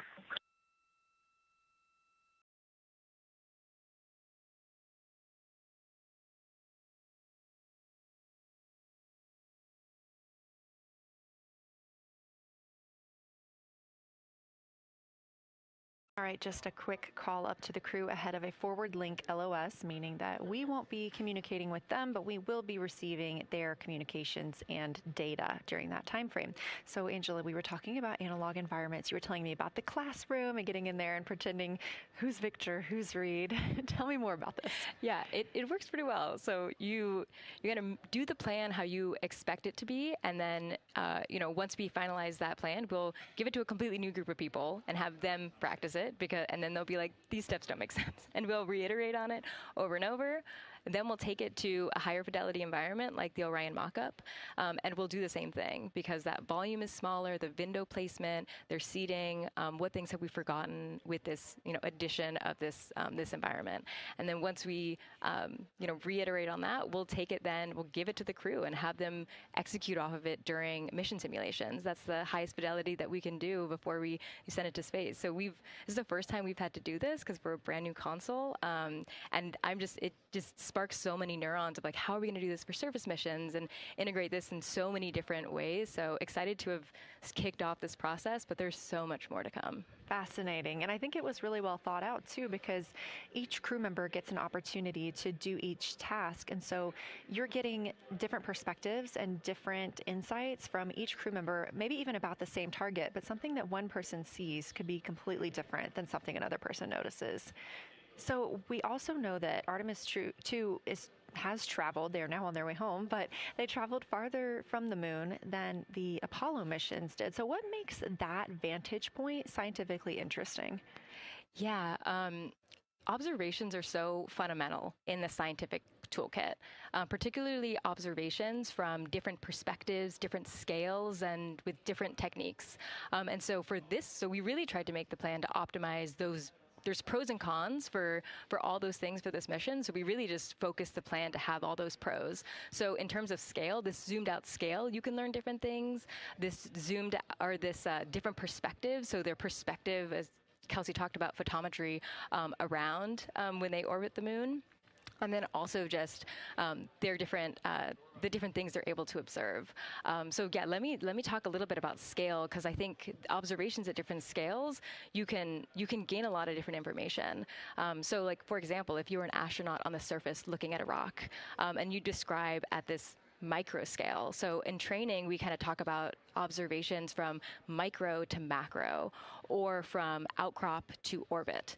So looking at a rock at this scale, you can describe its components, you can describe what it's made of and its colors and its minerals, and you're like, okay, and this rock came from this boulder, and it's this part of this boulder, and these are the different things that I'm observing around. It gives me context to this sample, and then you zoom out a little bit more, and you're like, okay, well, I can see that this boulder came from, it rolled from this mountain ridge, or this high ridge feature. And then because I can see the trail that it came from, okay, now let me describe this ridge and, different parts in it and maybe other boulders that I'm seeing. And then you zoom out further of the orbit scale and you're like, this ridge is a part of this larger crater.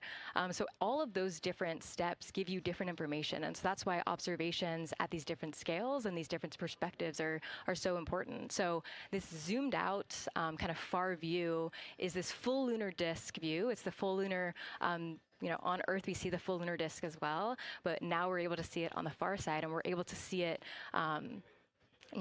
all at the same time, which enables the astronauts to compare very quickly to different parts of the surface. And the color particularly is very compelling because you can just be able to very quickly compare from 3 different regions. Is it in the same family? Is this actually a little bit different? Compare that to what they see in their orbital data that they have access to on their portable computers, and really just be able to tease out that nuance and information. Yeah, we heard them make a lot of those connections today, and especially the color. We talked with Kelsey about this a little bit, just how exciting it was to hear the browns and greens and things like that. I cannot wait to see those pictures. Yeah. So one last question. We are coming up on the last lunar flyby observation block, and this is when we are going into a solar eclipse. So can you tell me what you're interested in the crew learning during that time frame? Yeah, so the data set. So yes, there's so many things. How to pick one. So I'd say the thing that I'm most interested in seeing is some of their annotations that they're taking.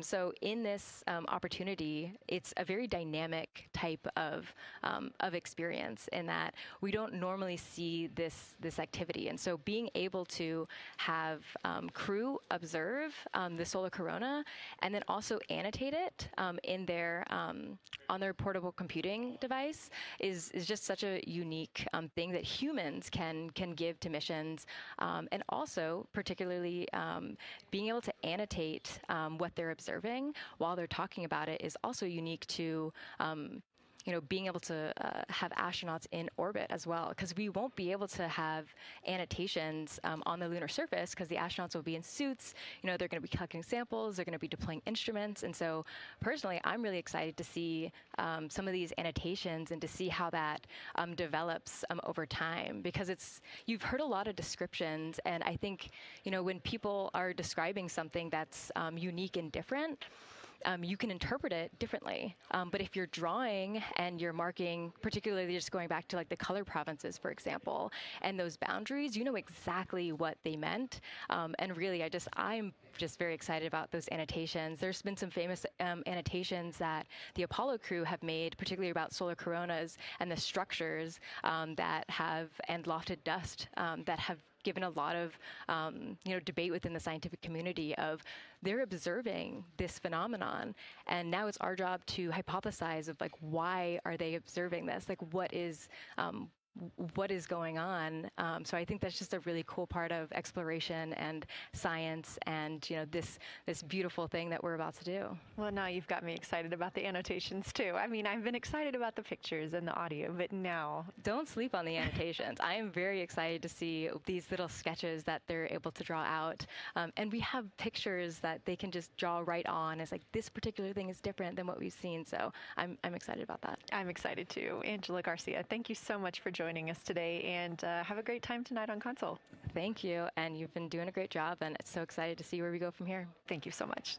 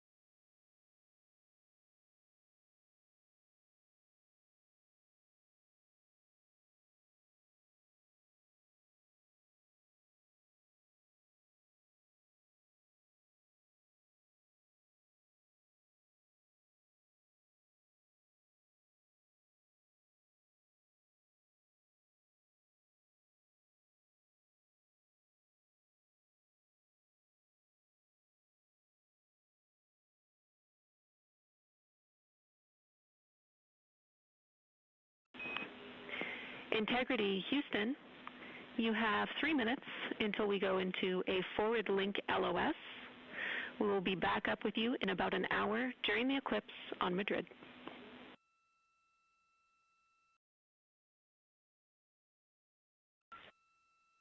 Thanks for the heads up. Look forward to seeing you on the other side.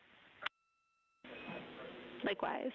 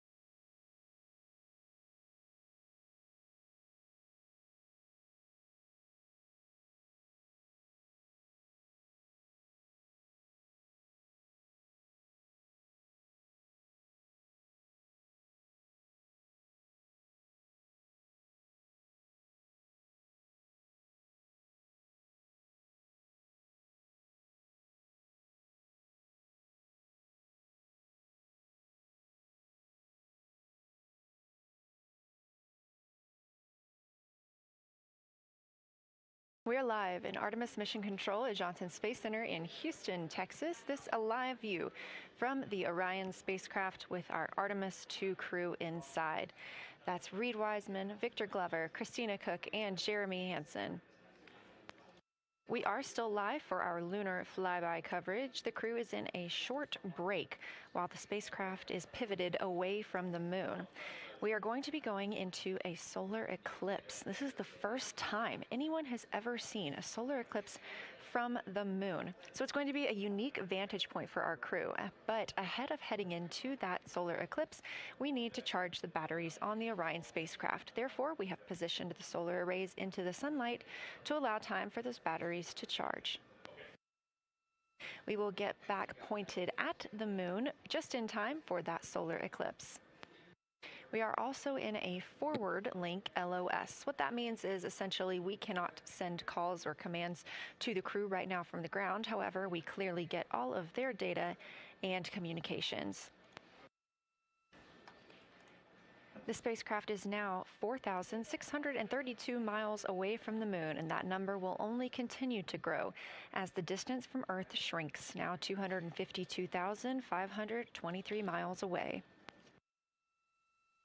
Our closest approach to the moon today was approximately 4,067 statute miles in altitude. Our maximum distance from the Earth is suspected to be 252,756 statute miles. Both of those moments came while Orion was flying in their loss of signal time frame behind the moon. The crew also set that new record today, beating the Apollo 13 record of distance from Earth. This is an animation or a visualization that you can track anytime, day or night, by visiting nasa.gov/track-Artemis. This shows you how the spacecraft is positioned as well as their distance and velocity, now traveling 930 miles per hour.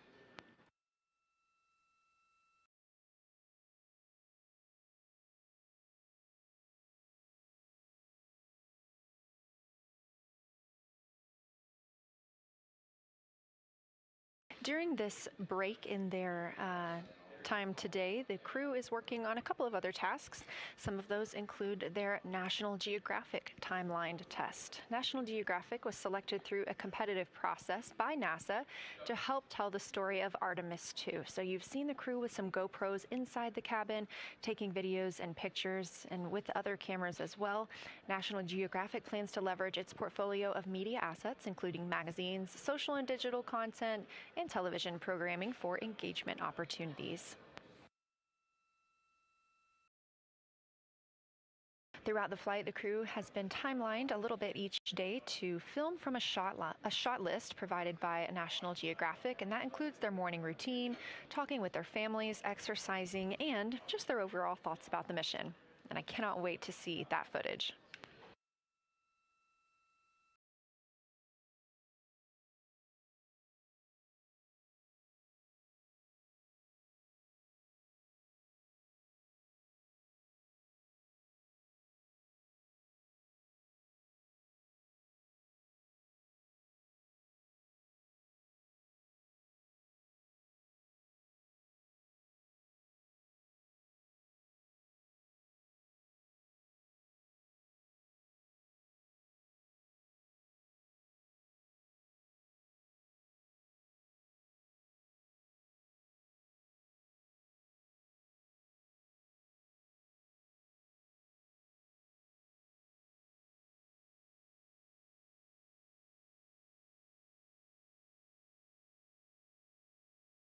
Teams on the ground reporting that the spacecraft is looking good and that the power aboard is good as well, all setting us up in a proper position before eclipse.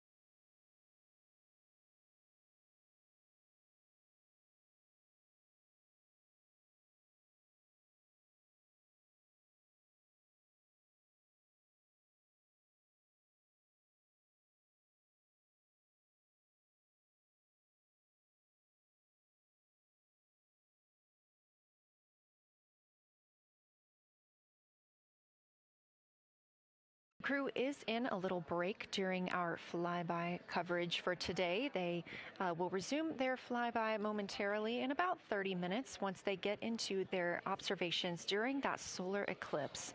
Now, the moon is our nearest celestial neighbor, orbiting Earth at less than 250,000 miles on average. When our astronauts venture there for future Artemis missions, they'll target landing sites near the lunar South Pole. There, ancient rocks, minerals, and trapped water ice will not only provide resources for human explorers, but they may also contain clues to the formation and evolution of our planet and the solar system. Let's learn more about the lunar South Pole with this video featuring Dr. Kelsey Young, Artemis Science Flight Operations Lead. We learned a lot from the Apollo samples, but we still have a lot left to learn about the moon. The Apollo missions visited only a pretty narrow swath of the moon. All the missions were concentrated near the near-side equator. Really interesting and really critical insights were unlocked with the Apollo samples, but we have so many questions still to answer about the moon and the evolution of the moon. And liftoff of Artemis 1. We rise together, back to the moon and beyond. NASA's Artemis missions are NASA's plan to send people to the surface of the moon. We'll be sending people and roving assets and scientific equipment to, among other things, answer a lot of really compelling science questions. Scientists have a lot to learn about the moon. It's our nearest celestial neighbor here to Earth, so what the moon has experienced, we've experienced. Except here on Earth, we have things like plate tectonics, oceans, forests, people that erase the rock record. Whereas on the moon, that whole record of our planet's history, of the moon's history, is just kind of waiting there at the surface for us to explore.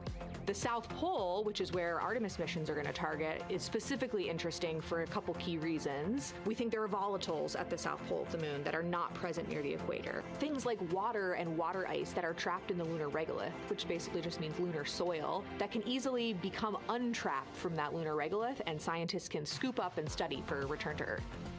The lunar South Pole is a really exciting scientific target, and it also comes with some challenges for operating. For example, the lighting environment will change drastically within the course of one mission, and even over sometimes the course of one spacewalk. So preparing the crew members, preparing the hardware that we're sending to the moon, and preparing the mission control teams is really, really important.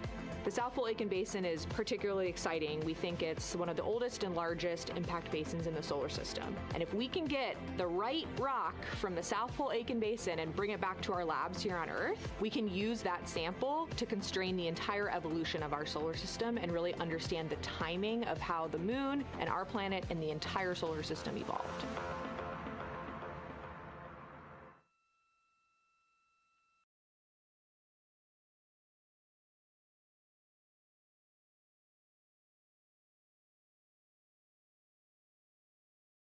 You're looking at a live view aboard the Orion spacecraft of the Artemis II crew, working in the middle of one of their breaks, or really their only break today during this lunar flyby period. Coming up next will be that solar eclipse.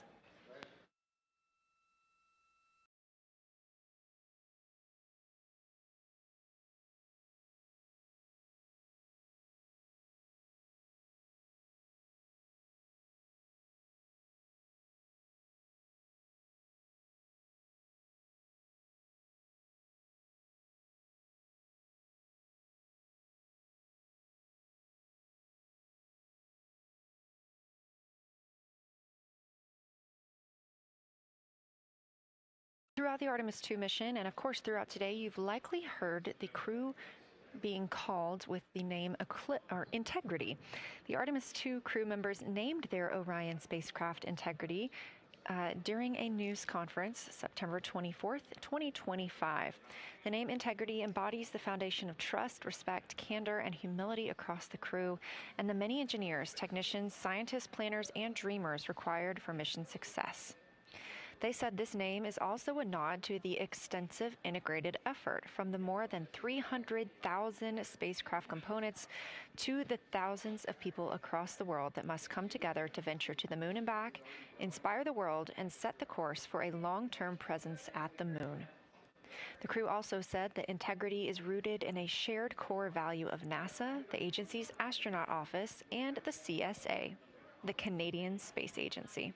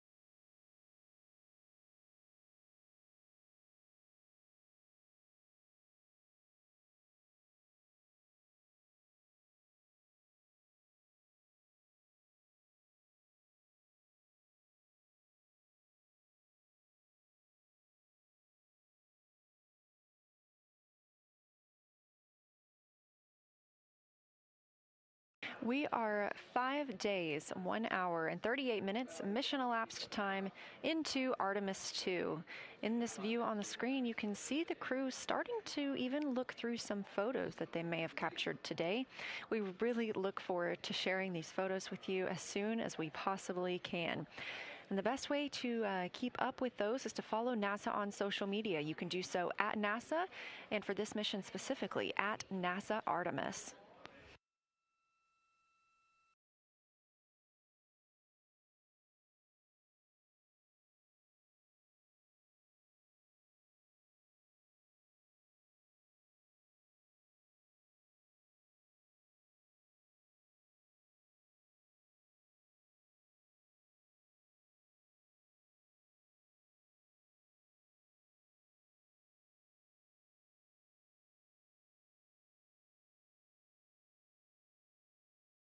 And we are in a forward link LOS, or a forward link loss of signal with the crew, meaning that we're not able to communicate or send any commands to them right now as they were. This is a tracked event that occurs at times, but they could still provide communications down here to us. And we are obviously still receiving their video and their data.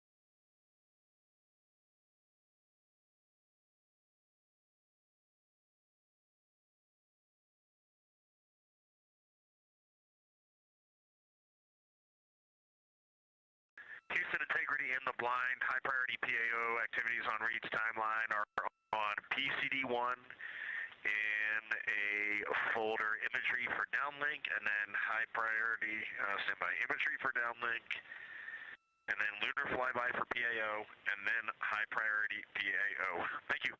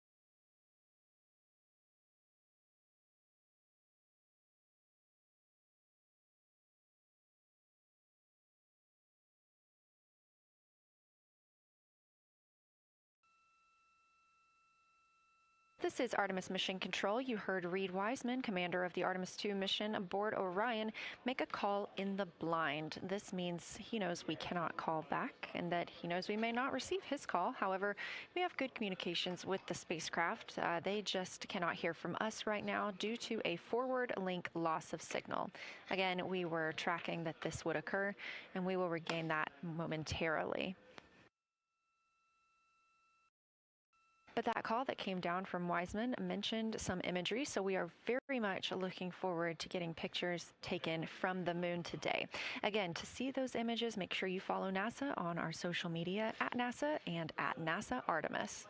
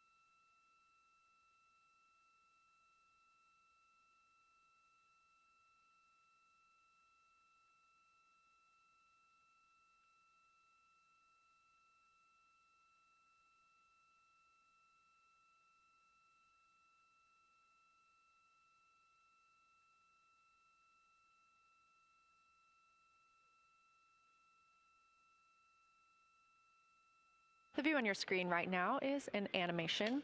This is called Arrow, or Artemis Real-Time Orbit website. You can visit this for yourself at nasa.gov/trackartemis, and you can watch as we continue to grow closer to Earth and farther away from the moon. It's all seemed to happen so fast so far, and we're coming up on splashdown now in 3 days, 23 hours and 31 minutes.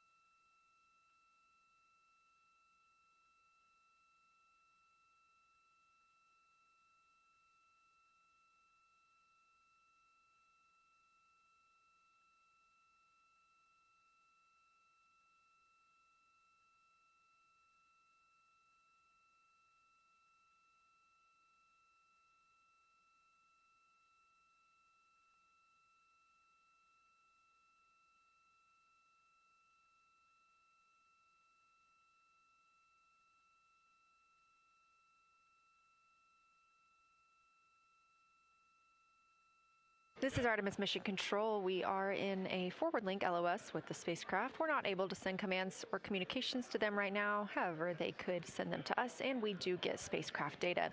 This is tracked as we are on the Deep Space Network. This is the network that we use to communicate with the spacecraft now that we are so far from Earth, over 252,000 miles. We are still in our Lunar Flyby coverage. The crew still have a very important and very exciting flyby milestone coming up when they will see a solar eclipse from the moon, the first humans to ever do so.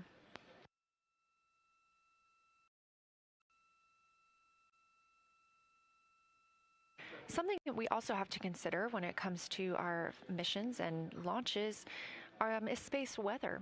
So since the Apollo 16 and 17 missions, there were some solar eruptions near that time frame that could have been dangerous to our explorers. Over those 50 years since those storms, the data, technology, and resources available to NASA have improved, enabling advancements towards space weather forecasts and astronaut protection, which is key to NASA's Artemis program to return astronauts to the moon.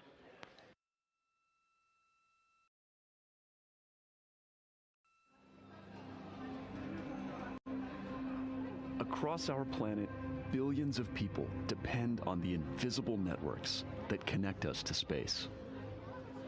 Every day, those networks are at the mercy of our temperamental sun and the space weather that it unleashes across our solar system. That's why NASA's Space Weather Program tracks solar storms from the moment they erupt, modeling their paths, anticipating their impacts, and leading the research that the world's industries rely on. NASA's space weather research and modeling is driven by the needs of society and enables critical decision-making that equips pilots to reroute around high radiation areas, farmers to adjust GPS-based precision planting and harvesting plans, and power grid operators to mitigate the impacts of potential surges. For those exploring other worlds, NASA provides 24/7 space weather monitoring for Artemis crews at the moon and future Mars astronauts who may be exposed to dangerous levels of radiation during solar storms. Whether you're a pilot or a passenger, a farmer or a consumer, a power grid operator or energy customer, a satellite controller or GPS user, space weather impacts us all.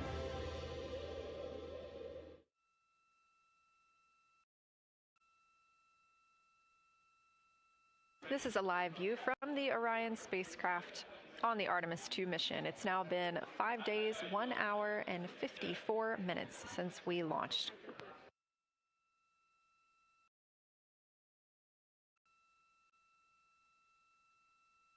We are still in our flyby coverage, and the crew is on a short break right now as we have changed the attitude of the spacecraft to help charge the batteries aboard. We use the solar arrays to gather energy from the sun and store it in the batteries. That way, when we are not in the sunlight, we have those batteries to continue powering Orion.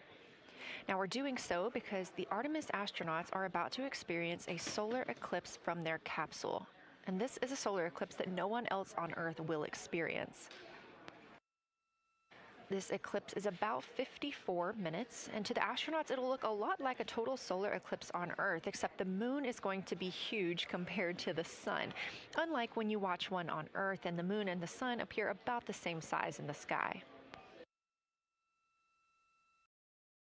We're interested to learn if they see the outer corona when the sun is fully obscured by the moon. And because of how big the moon will be from their perspective, the total phase of the eclipse will last nearly an hour. The astronauts will see a partial solar eclipse as the moon covers and uncovers the sun, which is before and after totality. So, much like us on Earth, they will have eclipse glasses so they can safely view that portion. The astronauts will also be using cameras to capture images of the corona during the eclipse.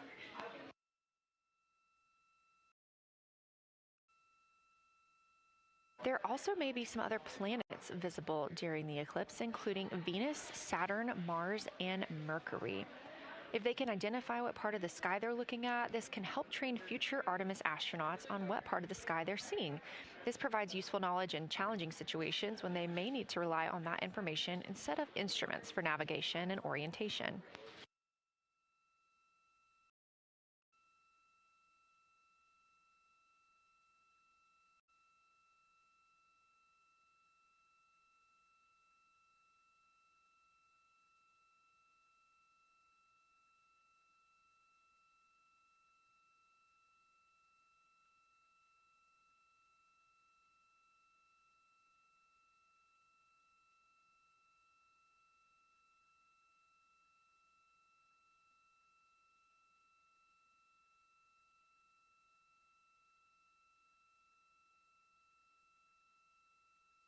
Confirmation from teams here in the ground that we have reached the eclipse attitude, meaning Orion is in the proper position to observe it.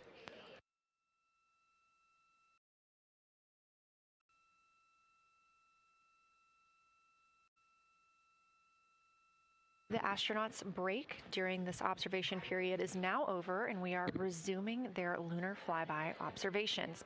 The first of these is sunset. This is the solar corona that we'll be looking for. It's the outer atmosphere of the sun. The science team is also interested in if the astronauts can see polar plumes. These are thin streamers that project from the sun's north and south poles. Additionally, they're interested in seeing if the crew can witness coronal loops. These are arcs close to the sun's surface. And something else that we've previously mentioned is lunar dust. This is dust from the moon that is lofted above the lunar surface and illuminated by the sun. It was reported visible by Apollo astronauts.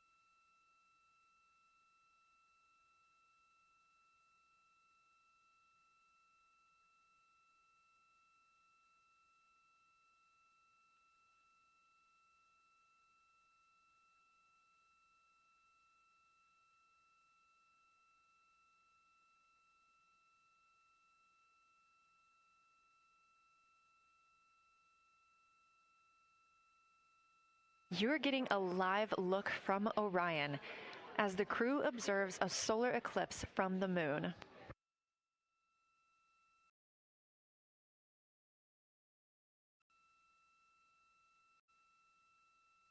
Again, this solar eclipse is only visible to the crew on the spacecraft. It's not visible to anybody on Earth. The science team is interested in several different targets for them during this time frame. And we're personally looking forward to getting those images as well. Again, during the beginning portion of this eclipse, the astronauts will need to use eclipse glasses just like we do from Earth to safely view it. Once the moon has completely covered the sun, they'll be able to take off those glasses for almost an hour. Totality on Earth during a solar eclipse lasts only a couple of minutes. So this opportunity gives them a chance to look out into deep space and to look into see if there are other planets nearby.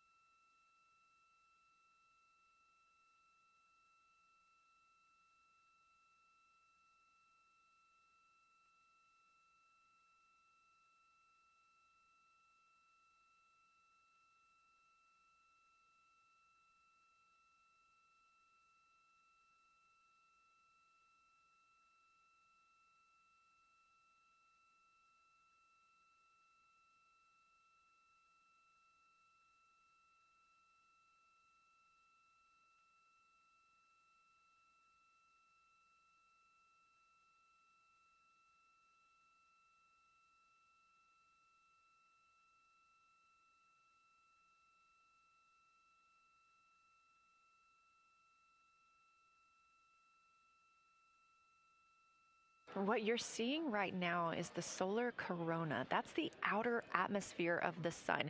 And the science team is very interested in any images that the crew can capture of this. They're hoping that they'll take pictures and describe the visibility, color, and shape of the solar corona as a whole and its substructures, those plumes and streamers.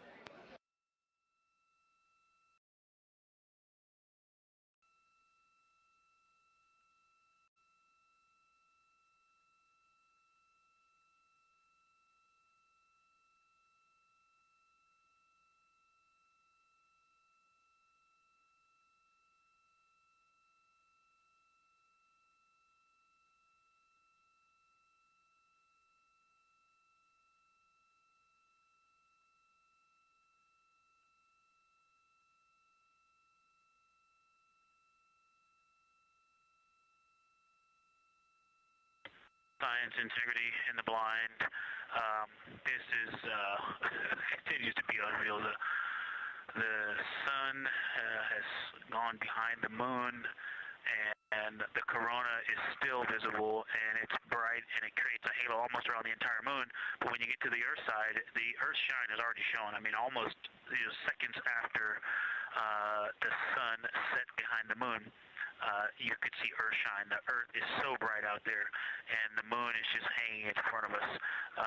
This black orb out in front of us, in front of now, not the blackness, but the gray that blends and drifts into the blackness. We can see stars and the planets behind it. And Christina is in window 1, Reid is in window 2 with the long lens, and Jeremy is describing it in window 3, and it is quite an impressive sight. You can still see the horizon lit up brighter where the sun set on that side of the moon. It is bright, and Earthshine is very distinct, and it creates quite an impressive visual illusion. Wow, it's amazing.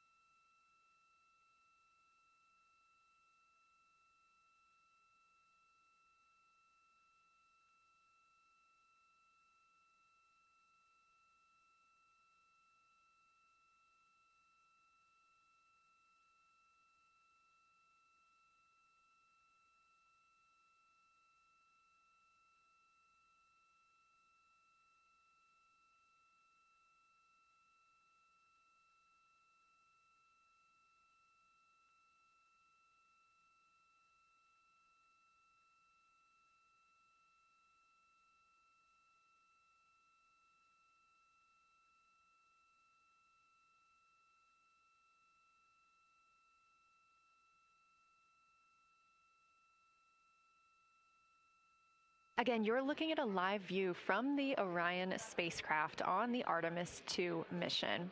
Orion is now 252,125 miles away from us all on Earth.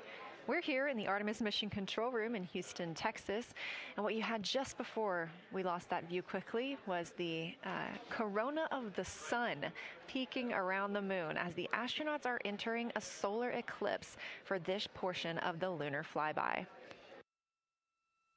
We're now over 5,500 statute miles from the moon. That closest approach today was just about 4,067 statute miles away. And teams in the room beginning to get a little busier and filter in and out as we are stepping through a handover. The Orbit 1 team is handing over to Orbit 2, who will continue monitoring lunar flyby and all of the systems aboard the Orion spacecraft.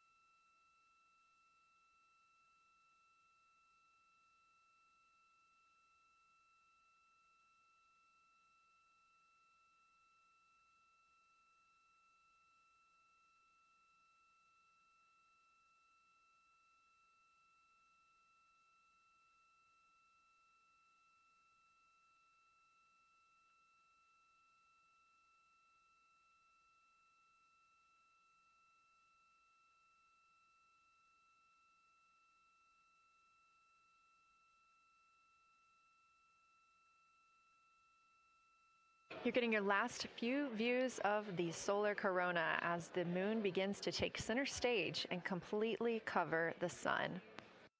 If you see that bright dot up near the top left of your screen, we think right now that that may be a part of the spacecraft, but we'll be sure to correct that if we end up figuring out later that it is something else entirely.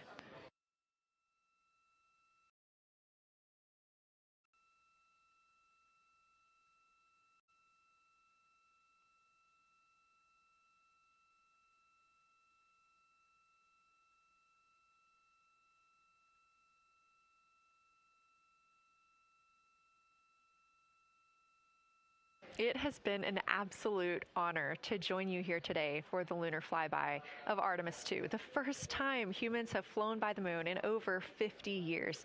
I'm Leah Cheshire Mustachio, and I'm excited now to hand over the team is shifting around in the windows, and we are transferring settings on a camera to pick up Earth shine. And it is amazing. The brightness where the corona, where the sunset is still bright.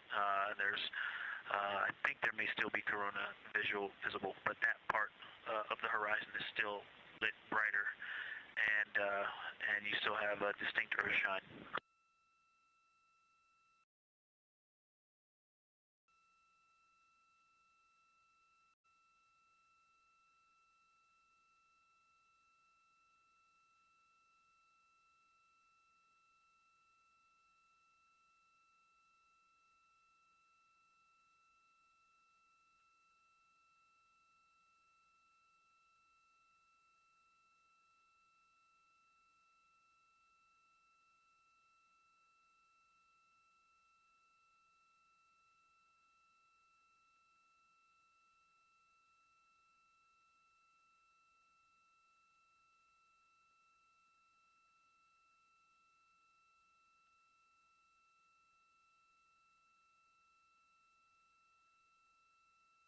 You know our rules that we don't talk when the crew is talking, so wanted to give Victor Glover a moment there to call down what he was seeing now that the moon is covering the sun. A really amazing time during today's Lunar Flyby. Again, thank you so much for letting us help tell this story today. I am Leah Cheshire Mustachio, handing it over to my friend Anna Schneider at the PAO console as the Orbit 2 team comes to join us. So thank you so much, and I hope you all enjoy tonight. Anna, you can take it away. Thank you so much, Leah, and it's been a joy listening to your coverage over the last several hours. So as you mentioned, the Orbit 2 team of flight controllers is currently making their way on console and completing a shift handover with the Orbit 1 team of flight controllers. The Orbit 2 team tonight will be led by Flight Director Diane Daly, and she is currently handing over with the Orbit 1 flight director there on your screen, who was Flight Director Jeff Radigan.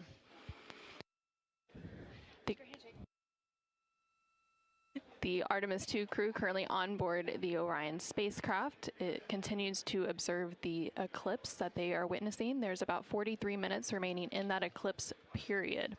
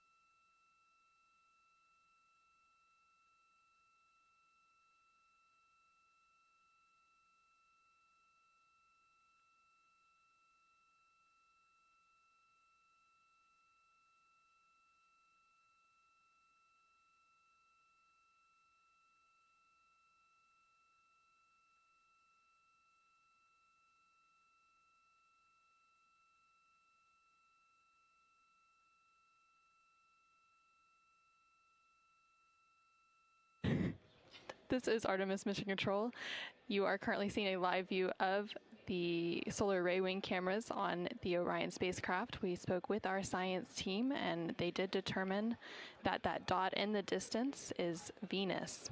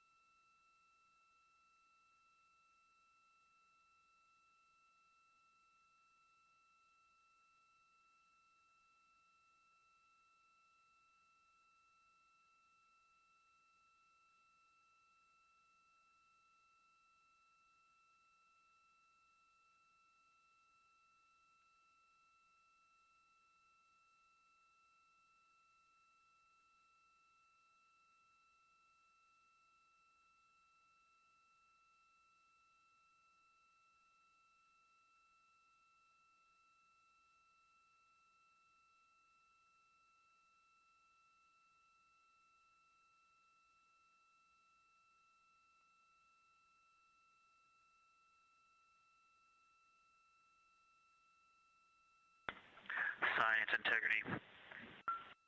Let's see, not a huge change in here, just an update. The camera settings for Earthshine are challenging. This one's challenging to capture. What we're seeing, we're just not picking up on the cameras. And after all of the amazing sights that we saw earlier, we just went sci-fi. This has, it just looks unreal. You can see the surface of the moon between, I guess, the Earthshine. I guess Earthshine. You can actually see a majority of the moon. It is the strangest looking thing that you can see so much on the surface.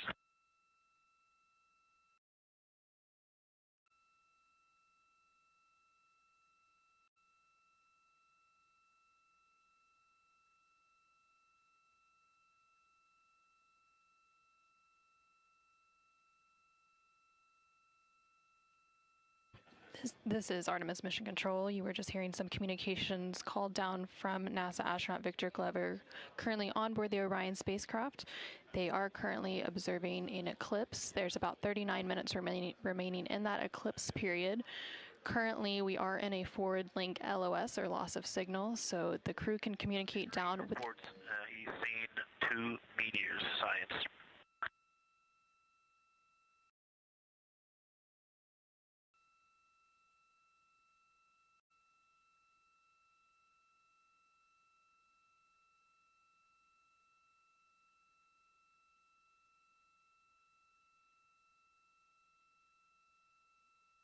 So we are in a forward link loss of signal. We do expect to regain signal in about 3 minutes, and at that point then the ground can communicate back up to the crew on board the Orion spacecraft.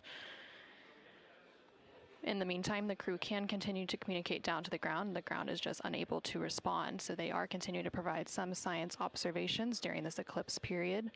They've made some comments about Earthshine, which is the sunlight reflected from Earth when they come around towards the moon's near side late in this flyby window.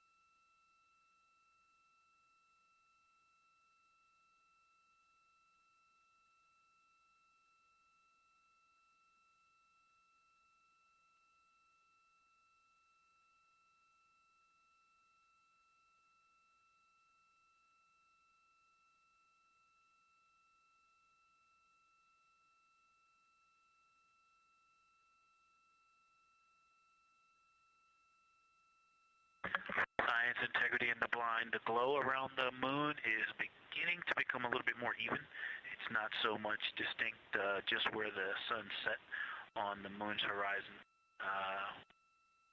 as we're flying through this trajectory, and then the sun's going to come up out of the other side. I think it's we're starting to see the glow around the moon get balanced out.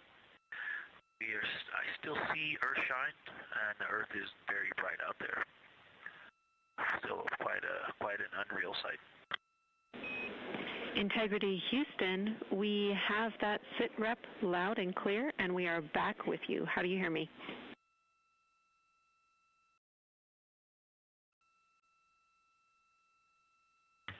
Hey Jenny, we have you loud and clear, thanks. Copy. Victor, we're handing you over to Science for some critical questions. Thanks for your reports.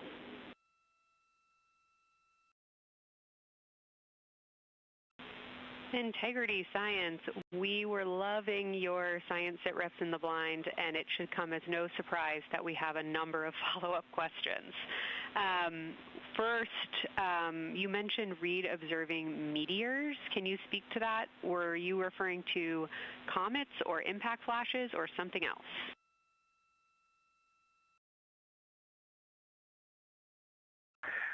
Yeah, there was a little bit of giddiness. We have seen 3 impact flashes so far. I saw 2, and Jeremy has seen 1. Undoubtedly, Jeremy saw 2, so that's 4 total. Undoubtedly, quick impact flashes. It was not sun glint off of particulate from the thrusters or the purge tanks. It was definitely impact flashes on the moon. And Jeremy just saw another one. Go ahead with your next question. Amazing news. I literally just looked over at the SIR and they were jumping up and down literally. If you could describe where on the moon you saw them, please.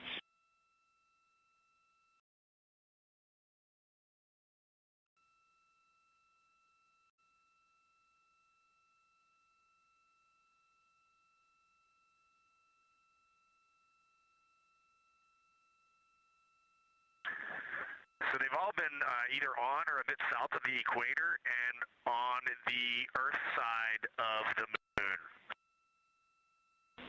Stand by. All right, so Jeremy has seen them kind of on and south of the equator, kind of spread across the moon, and mine were both south of the equator and just a little bit left of center of the moon. Incredible news, Reid, and reminder, we have citizen scientists here on Earth looking for impact flashes, so hearing you saw them on the near side means that people saw them too.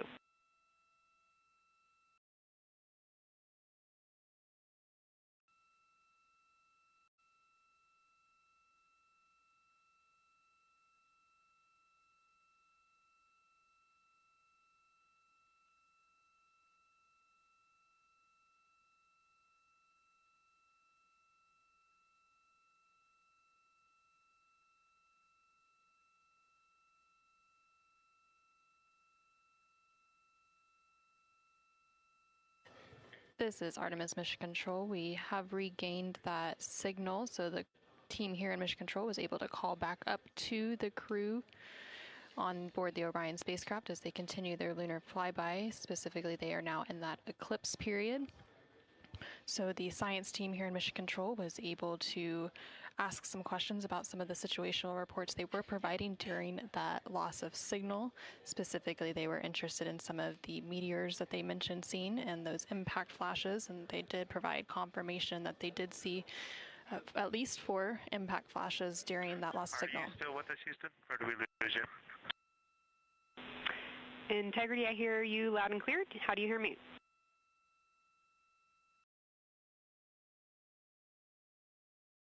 Okay, we got you loud and clear. One of the other things I wanted to describe, which was surprising to me, but the entire moon is lit up. It's glowing behind the entire moon. I thought it would look, dark against the black sky or deep space, but the sun is lighting up the entire limb of the moon. You can see the entire perimeter of it, and even now with the sun far behind the moon, you can still make out little bits of topography around the entire limb, just bumps as you go around it. And there's about the glow around the moon, once your eyes adjust, is easily 10 widths or diameters of the sun around the entire moon.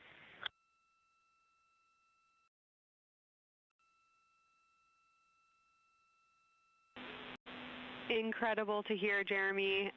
Were you able to actually pick out any discrete features on the lunar surface? And if so, how do they look different than when you observe them in solar illumination?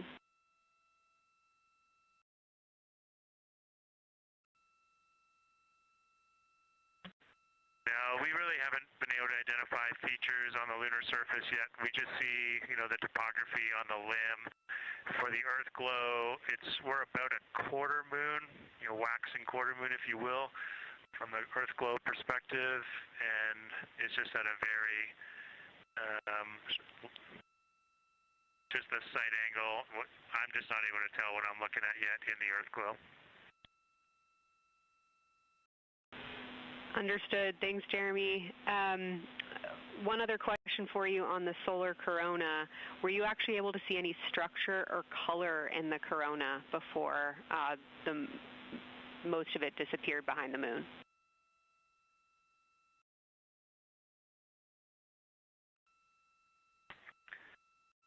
Yeah, I didn't pick out any color, but definitely structure. There were streamers, and they were not uniform at all.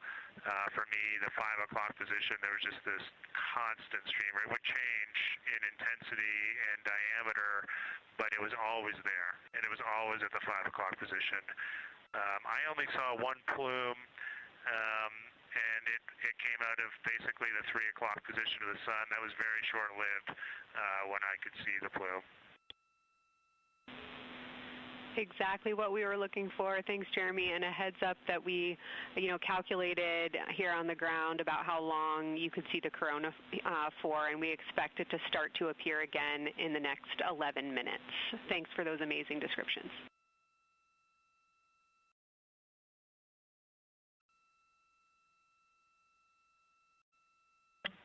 Okay, we're excited to see it all again. Integrity Houston, we're following along as well. That was outstanding. If you haven't already, just reminding you to swap positions at the windows. And that brief LOS we had previously was due to a data rate change expected.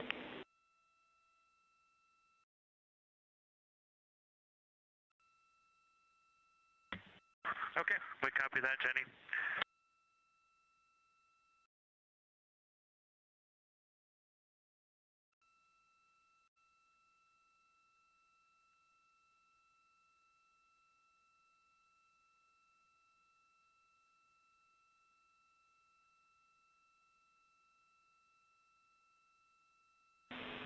Integrity Science, one more request for you. While it's still fresh in your mind, any annotations or sketches you want to make of what you're seeing either around the corona structures you just mentioned or even on Earthshine would be so appreciated.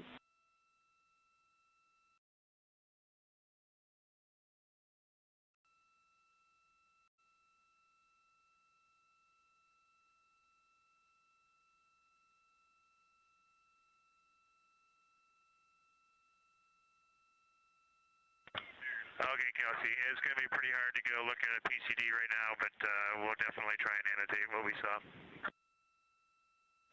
And if the annotations come in the next block where you're cleaning up your documentation, that sounds like a good plan to me.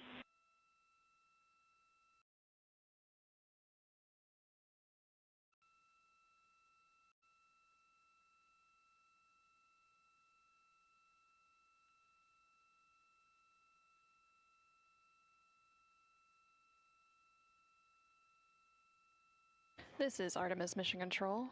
On the bottom right corner of your screen, you can see a view of the Science Officer console here in Mission Control.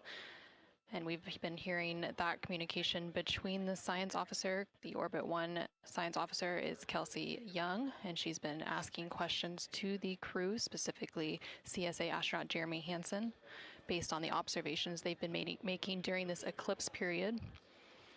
And then in the upper left-hand corner of your screen, you can see a view of the Artemis Real-Time Orbit website, which provides updates on the velocity and the distance from Earth and the Moon of the Orion spacecraft as it continues to make its way back to Earth. The distance from the Moon will continue to increase at this point. So right now, Orion and its crew are about 6,300 miles away from the Moon and about 251,000 miles away from the Earth.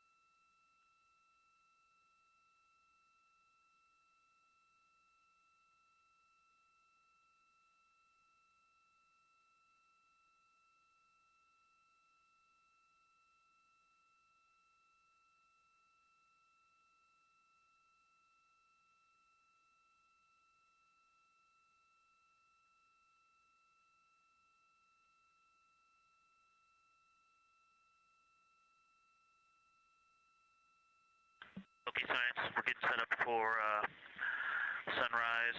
The window teams are, Christina is supporting, and also Xena in window 1.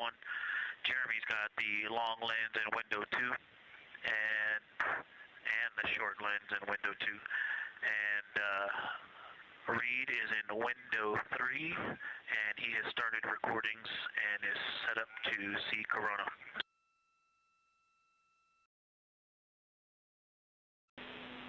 Great, sit rep Victor. That sounds like a good config, and we're showing coronal effects start to appear on your video camera. So in the next few minutes, we should start to hear your observations.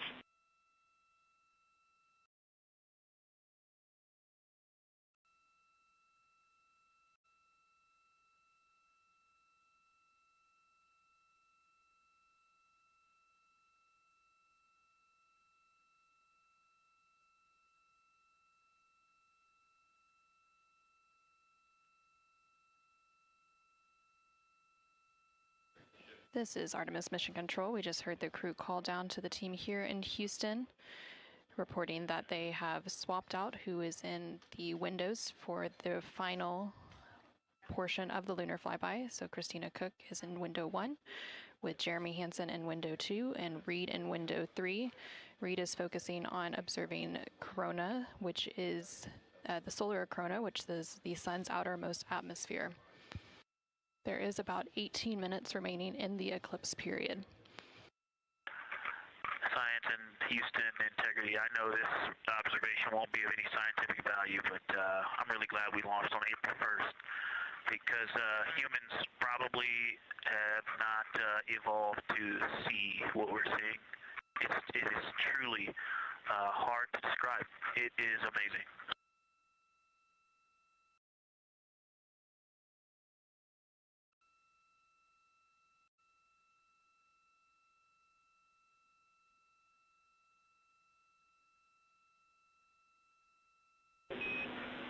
Amazing. Thank you, Victor.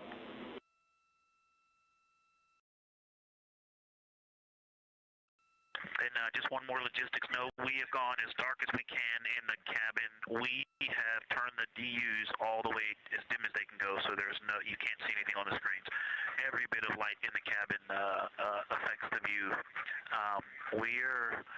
You're definitely seeing the brightness go closer. It's definitely brighter on the Earthshine side, and so we're expecting to see some corona here soon. We copy all. Excited for what you see next.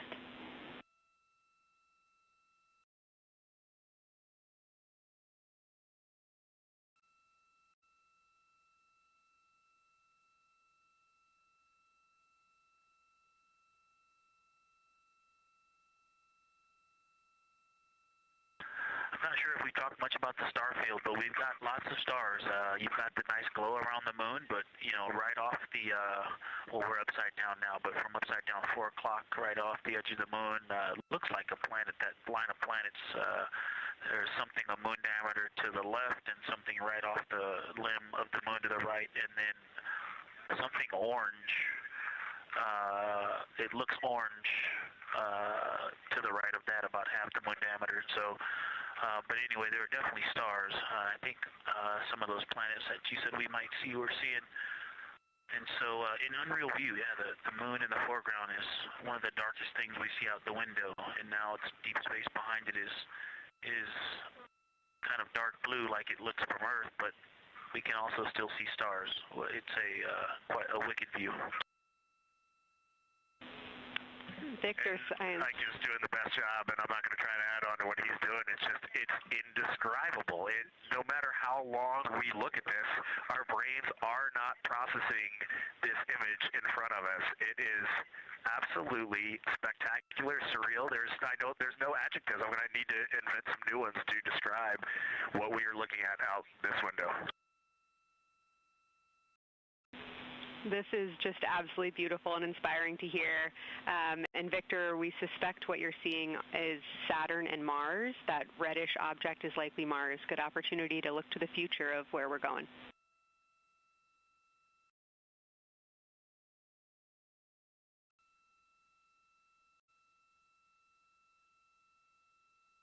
Yeah, we can absolutely see the color of Mars. That's awesome.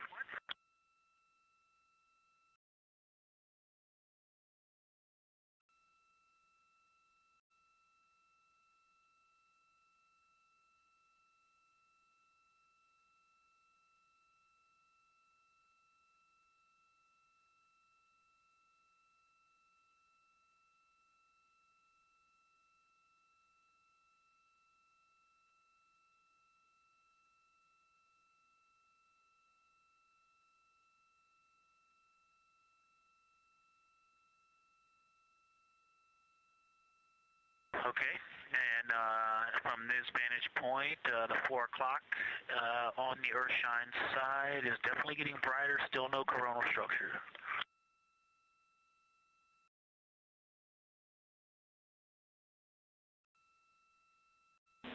Houston copies.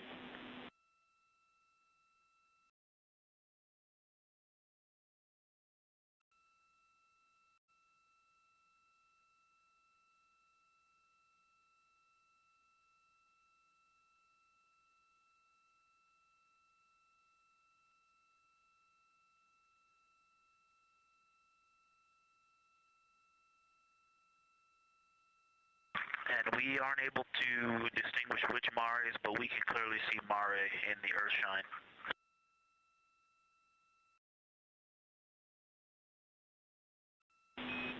We copy.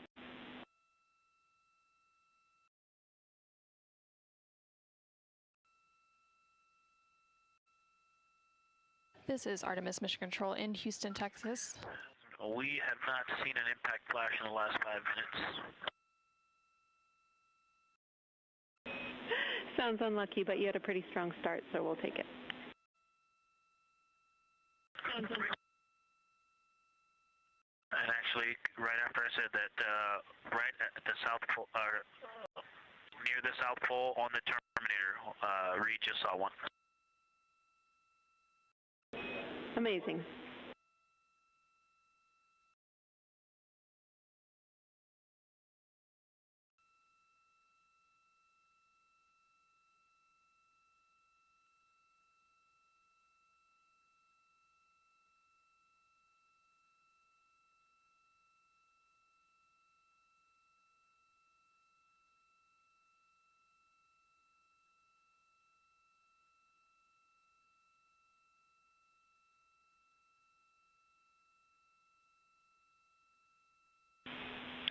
Integrity Science, and as you look around our solar system neighborhood, you should see Saturn setting behind the moon right now.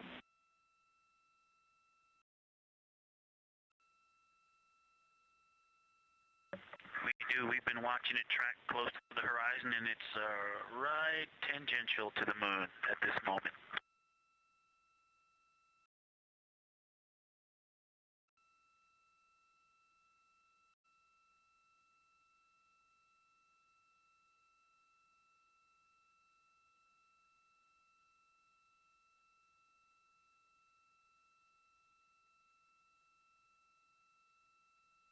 This is Artemis Mission Control in Houston, Texas. We are currently 5 days, 2 hours, and 44 minutes into the Artemis 2 mission, and we have about 11 minutes remaining in the eclipse at the latter half of the lunar flyby that the Artemis 2 crew is experiencing on board the Orion spacecraft.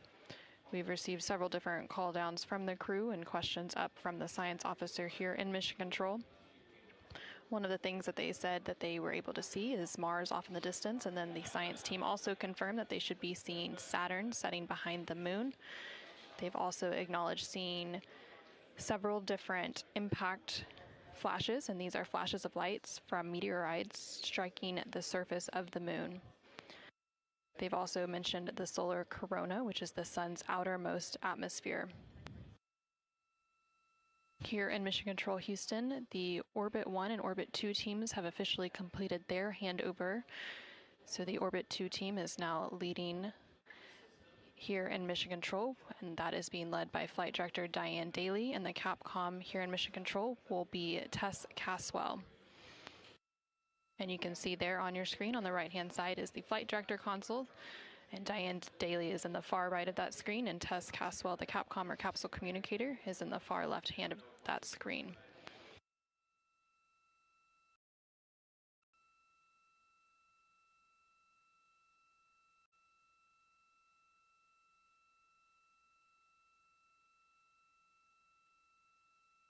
The light is continuing to grow in intensity. At about the 4 o'clock position on the, about the 8 o'clock position on the Earthshine side. Saturn has set. Mars is tracking towards the moon's horizon.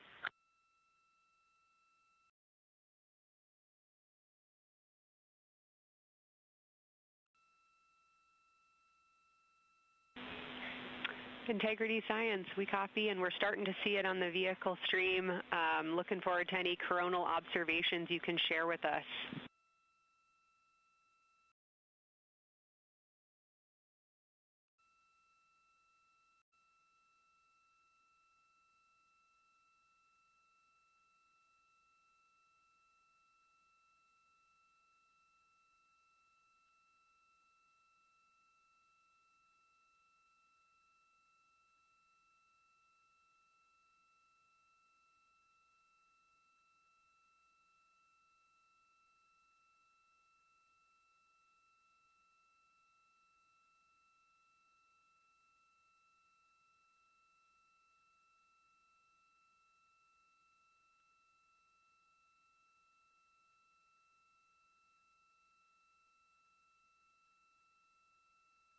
This is Artemis Mission Control. That view you're seeing on your screen is coming from the solar array wing cameras outside of the Orion spacecraft.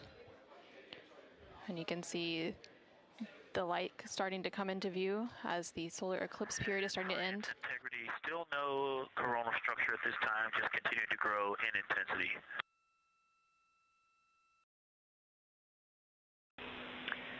Copy, Victor. And reminder, you still should have several minutes before the eclipse classes need to go on, and we can send you up a reminder when you're getting close to take your eyes away from the D5 viewfinder, but you should be good for several more minutes.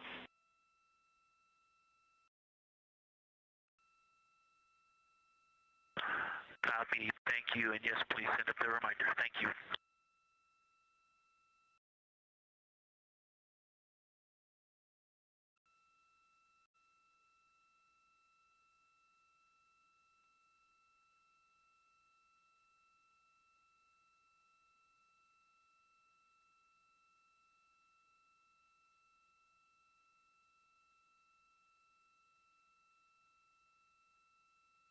Okay, we all think we're starting to see something. I believe the most popular term is baby hair. As the light grows in intensity and the horizon on this side becomes very distinct, you can still see Earth shine, even though the sun's brightness is definitely growing in intensity.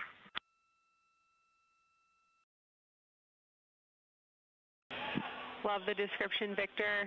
I'm sure as the next couple minutes progress, more of those structures will continue to pop out.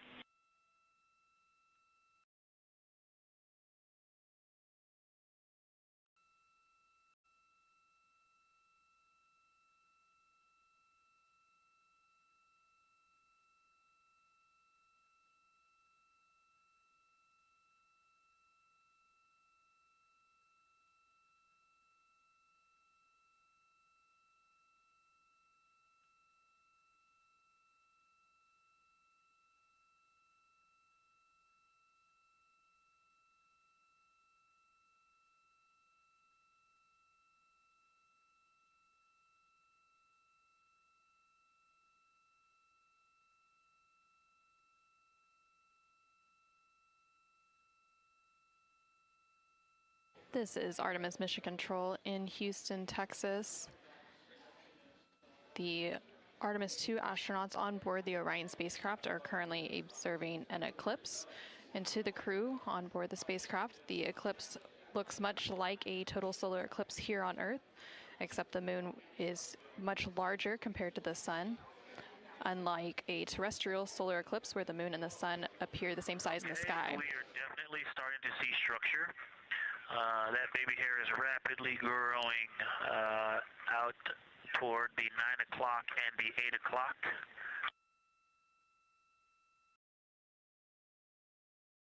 It's almost as if it were reaching out for Venus or for the Earth.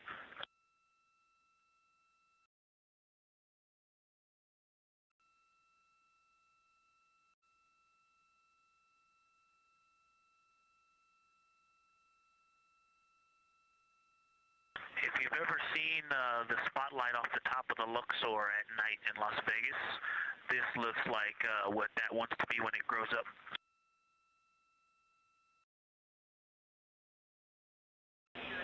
Integrity Science, glad to hear you're following your training of tell it like you see it.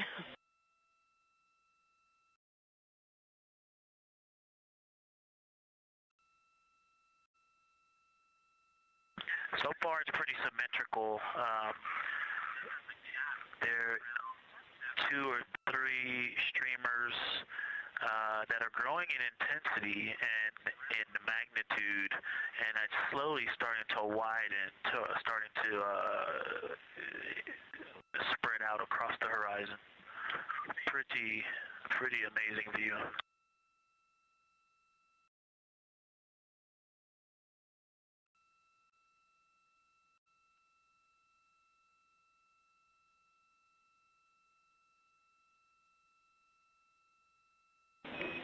And Integrity Houston, Great words. Reminder for you, we are approaching the brightness level at which you should no longer be using the viewfinder on the D5.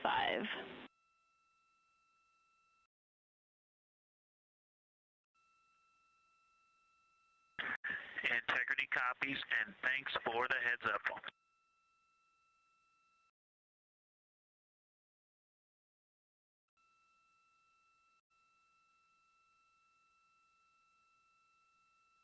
This is Artemis Mission Control. And I think we're seeing some directionality. Some of it is going in different directions because it appears to be moving and combining and recombining as it it's pointing in different directions, and some of it appears to be going like down toward the south pole of the moon, but it's and then coming back together and going out towards Venus and the Earth. And depending on how I stare at it, it looks like one large structure, but then it definitely has wisps, and you can see 3 or 4 structures inside of it. It's like watching a flame. It's like looking at a flame, and stand by. And so it has some inherent movement. Now there's a very bright spot. There's a very bright spot in the center of it. There's a towering light of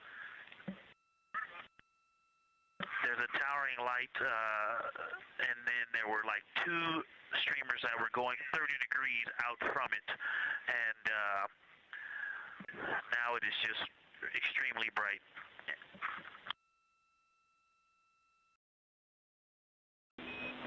Houston, copies all. Starting to get a little warm.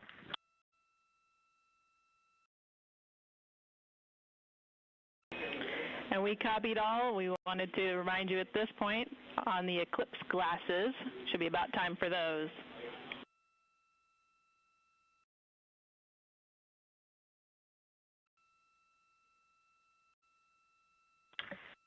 Houston, we copy all. We are in eclipse glasses. That was an absolutely spectacular, magnificent experience.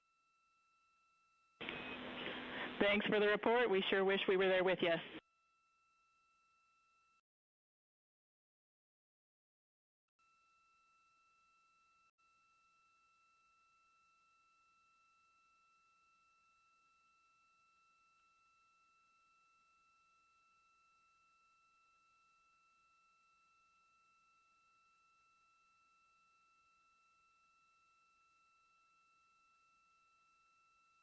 This is Artemis Mission Control. The eclipse period is coming to an end, and we did hear that call up that the crew now has to put on those eclipse glasses to be able to protect their eyes for this final portion of the eclipse. And these views coming to you from the solar array wing cameras on the Orion spacecraft. Houston, if you could give me about 20 new superlatives in the mission summary for tomorrow, that'll help my vocabulary out a bit. Thank you. We will solicit input from the team.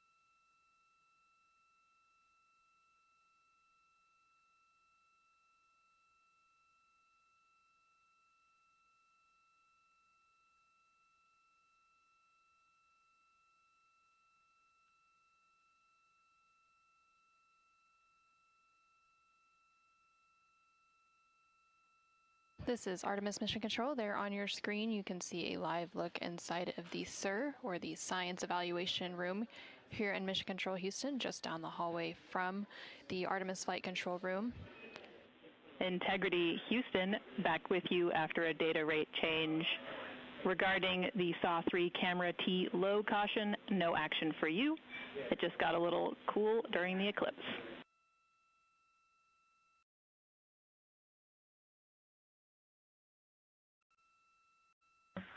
Okay, we copy, and if you didn't copy my request for the mission summary to add about 20 new superlatives to help my vocabulary, I would appreciate it. We copied it fantastically.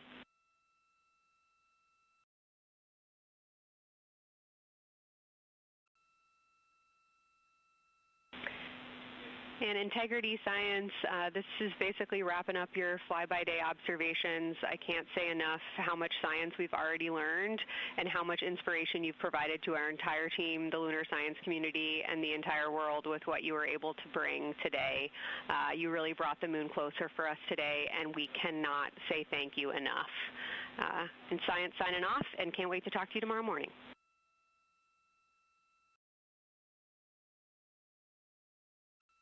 To your entire team, Kelsey, to the entire NASA science team, you all really turned to when we shifted launch dates to April 1st, and you got the most incredible package together for us to go do some great science and some great, truly human experience moments here.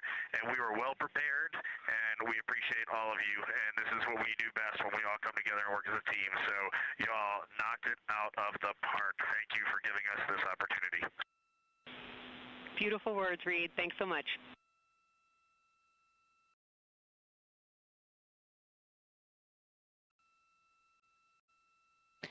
And this is Artemis Mission Control. The Lunar Flyby observation period is starting to come to a close following that eclipse. And there on your screen you can see a look into the Science Evaluation Room, or the SIR, which is embedded within Mission Control to provide science input. And they provided that input throughout the live flyby operations today. They also have a back room called the Science Mission Operations Room that processes data, evaluates imagery, and supports rapid analysis. And then, of course, we have the science officer on console here in the Artemis Flight Control Room, which you can see a view there on the bottom right-hand corner of your screen. The science officer throughout the flyby operations today has been Kelsey Young, who is the Artemis Science Flight Operations Lead. And then to her left is Angela Garcia, who will be the science officer taking over for Orbit 2.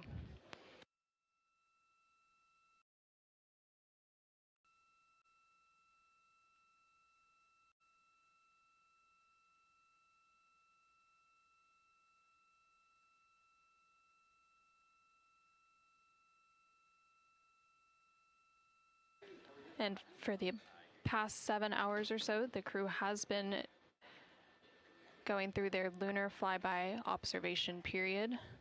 And now they will wrap up that period and complete some final tasks and begin downlinking some of the amazing imagery that they've captured throughout the day, as well as some of the observations that they've recorded. And now on your screen, you're seeing a live look from the Orion spacecraft from those solar array wing cameras. The solar eclipse period ended just a few minutes ago, and during this eclipse, towards the end of the flyby window, it lasted about an hour, and it was when the sun was hidden from view behind the opposite side of the moon from the perspective of the Orion spacecraft and its crew. And during that time, the crew saw a mostly dark moon, and they used the opportunity to analyze the solar corona, which is the sun's outermost atmosphere, while it was visible. And then once the sun was completely out of view behind the moon, the crew looked for impact flashes, which they reported seeing multiple impact flashes, and those are flashes of light from meteoroids striking the surface of the moon. They also looked for dust lofting above the limb or the edge of the moon, along with some deep space targets, including planets, and they noticed Mars off to the distance, and we also saw Venus on one of the solar array wing cameras early on in the eclipse period. The crew also looked at parts of the moon illuminated by Earthshine, which is the sunlight reflected from the Earth when they come around toward the moon's near side at the very end of that flyby window.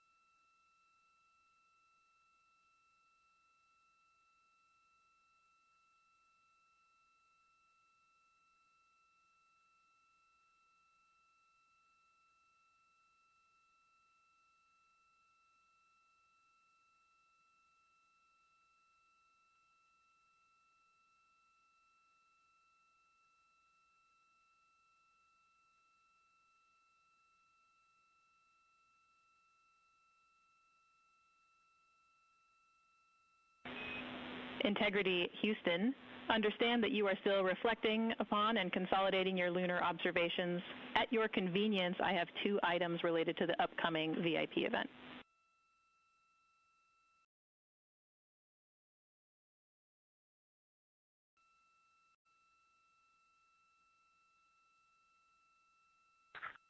Go ahead. All right, first we wanted to let you know that the message for that upcoming event is on board for review at your convenience. That's message 3.06.04. The second item is that we've seen a couple of video blips in previous events. So during the HDPAO setup activity, we're wondering if Jeremy could please confirm for us that the TS rate is set to 1300 when you get to step 10.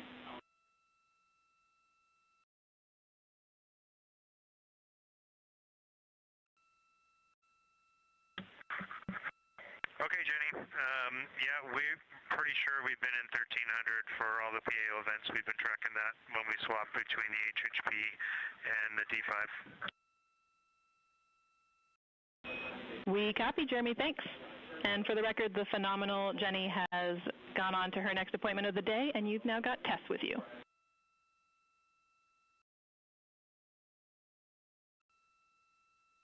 I'm sorry, Tess. Great to have you on board Integrity. No worries. Happy to be here.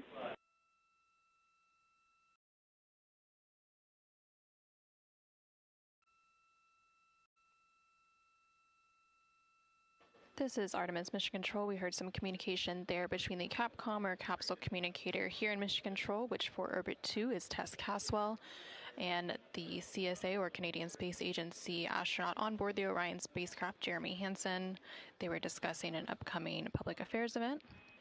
And Integrity, 3-minute warning for the maneuver back to bias tail to sun.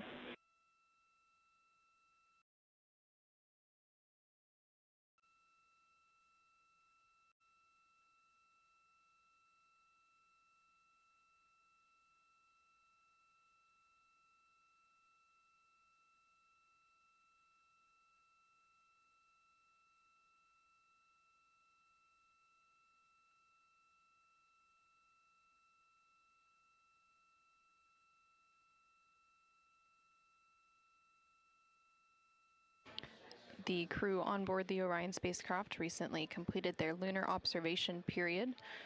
It was an approximately 7-hour period of time in which they were focused on several different targets identified by the science team here on the ground that they studied and prepared for ahead of time. And then they also were referencing a lunar targeting package that was uplinked about a day ago with those final targets. Now they are completing some post-lunar flyby activities, so they're working to clean up their observations that they've made and also working to downlink some of the photos that they've taken throughout the day.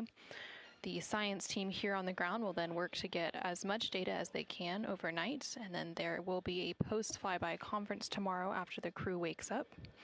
And that's not a debrief, but a science data collection to capture their nuanced experience while they're still in the field and the experience is still fresh. And then, of course, there will also be a public affairs downlink event later in the day. Now that once the post-lunar flyby activities are complete. And then after that, the crew will go into some of their final activities for the day. They will have a private medical conference, or PMC, with the medical teams here on the ground. These are regular conferences that they have at the end of every day, and then there's also a flight director conference that they will have before they go into their pre-sleep period, during which they can complete hygiene activities, and they will have the chance to eat their dinner and complete any other final personal activities for the day before they head into their sleep period.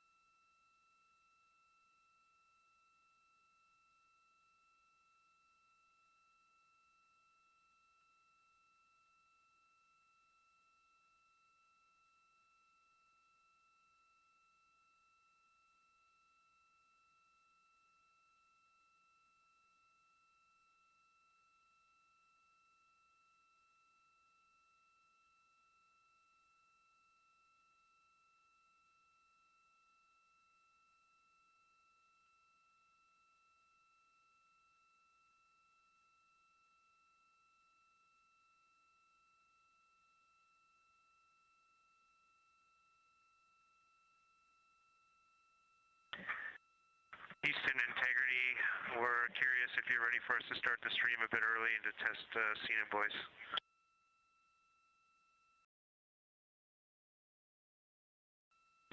Checking.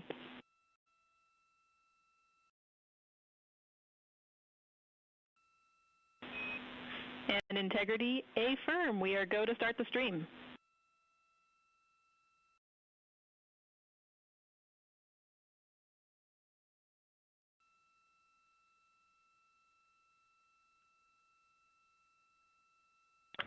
Okay, Houston, the stream has started. We checked the TS rates 1300 and audio is true. So I will give you a voice check now on the mic. We copy good settings and we've got a good view.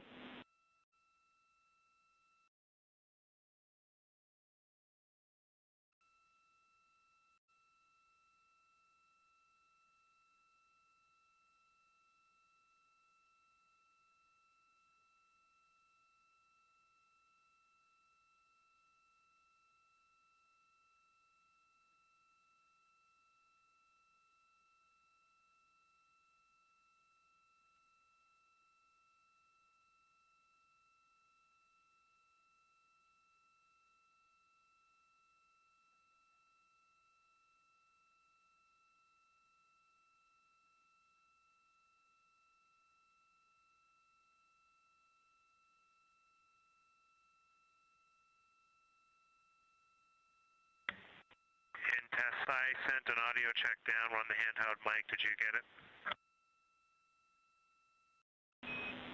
Sorry for the delay, Jeremy. We were talking that a bit, but it was a bit broken, so please repeat for us.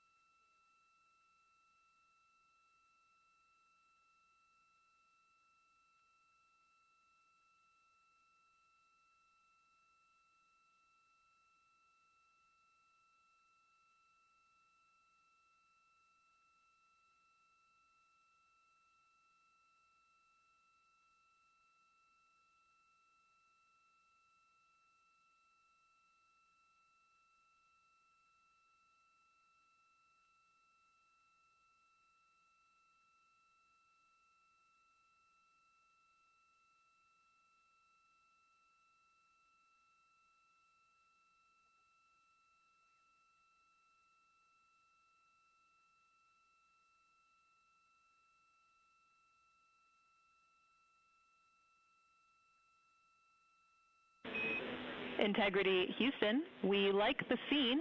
At your convenience, we'll take a 10 count with Jeremy in frame.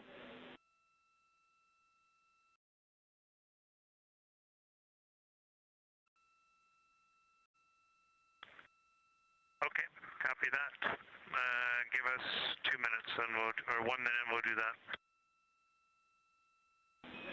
Copy.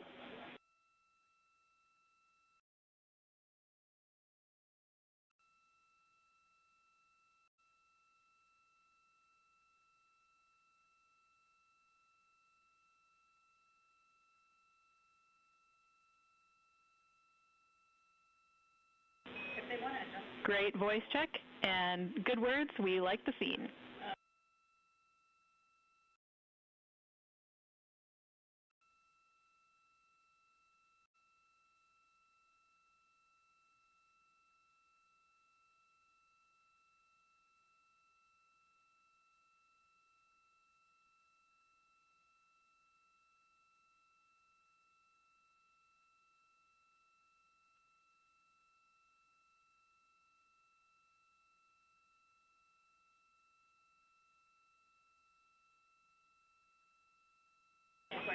And Integrity Houston, we are seeing a black cable going right through the middle of the scene.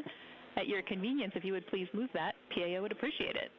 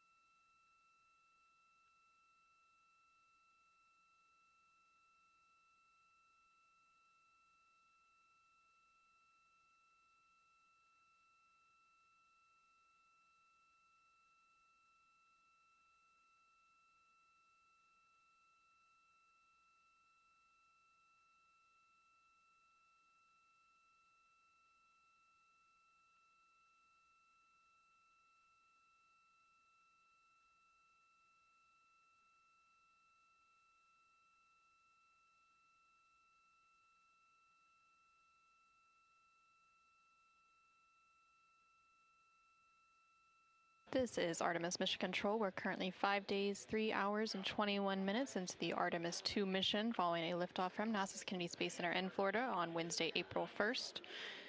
The crew on board the Orion spacecraft is currently wrapping up their Lunar Flyby cleanup activities. They're making final... Houston Integrity, high priority PAO images from the eclipse are on PCD-1 in a so-named folder. We copy, Christina. Thanks.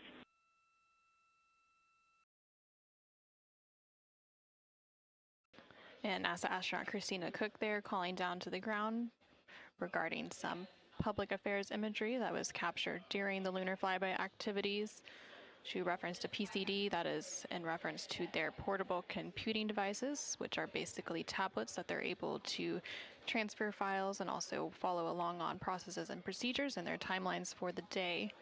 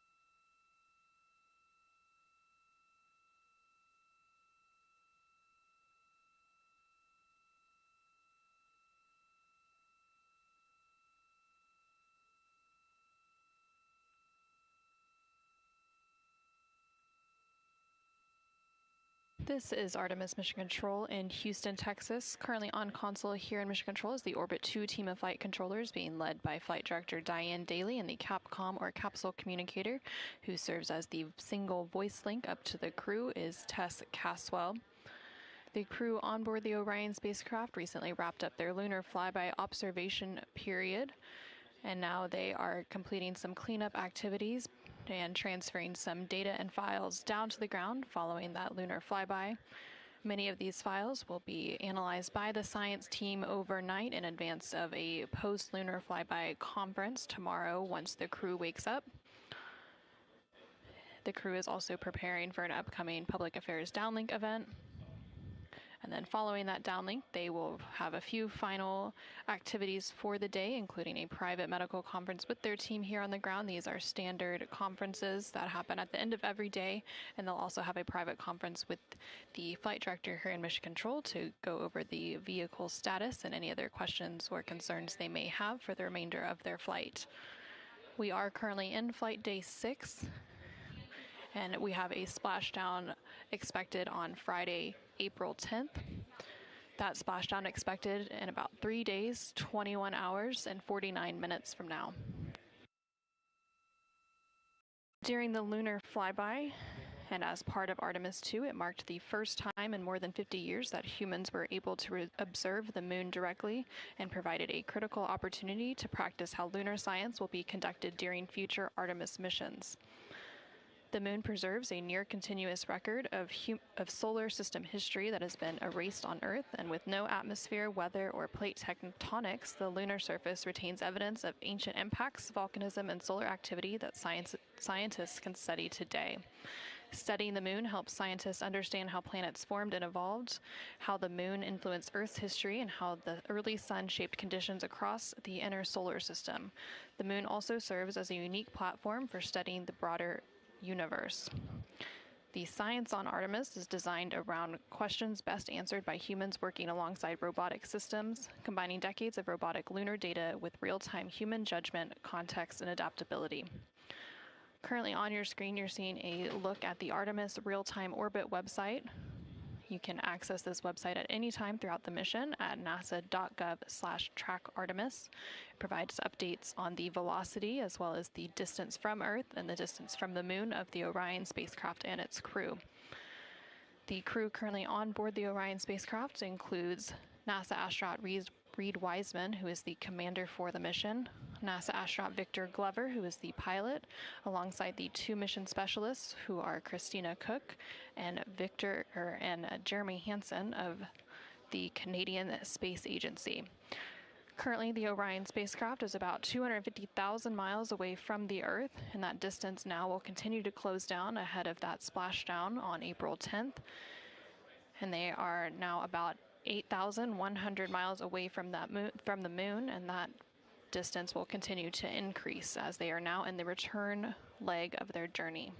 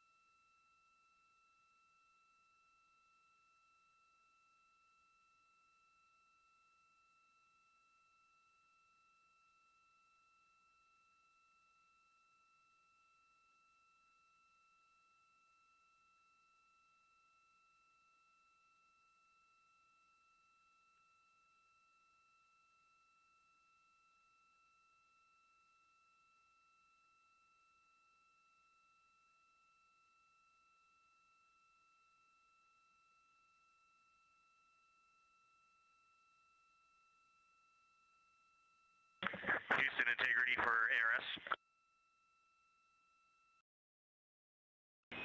Go ahead, Integrity.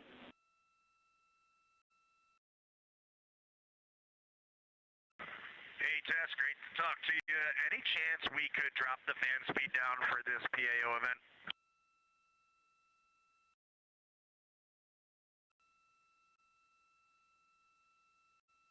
We will put that in work. Great to be talking to you, too.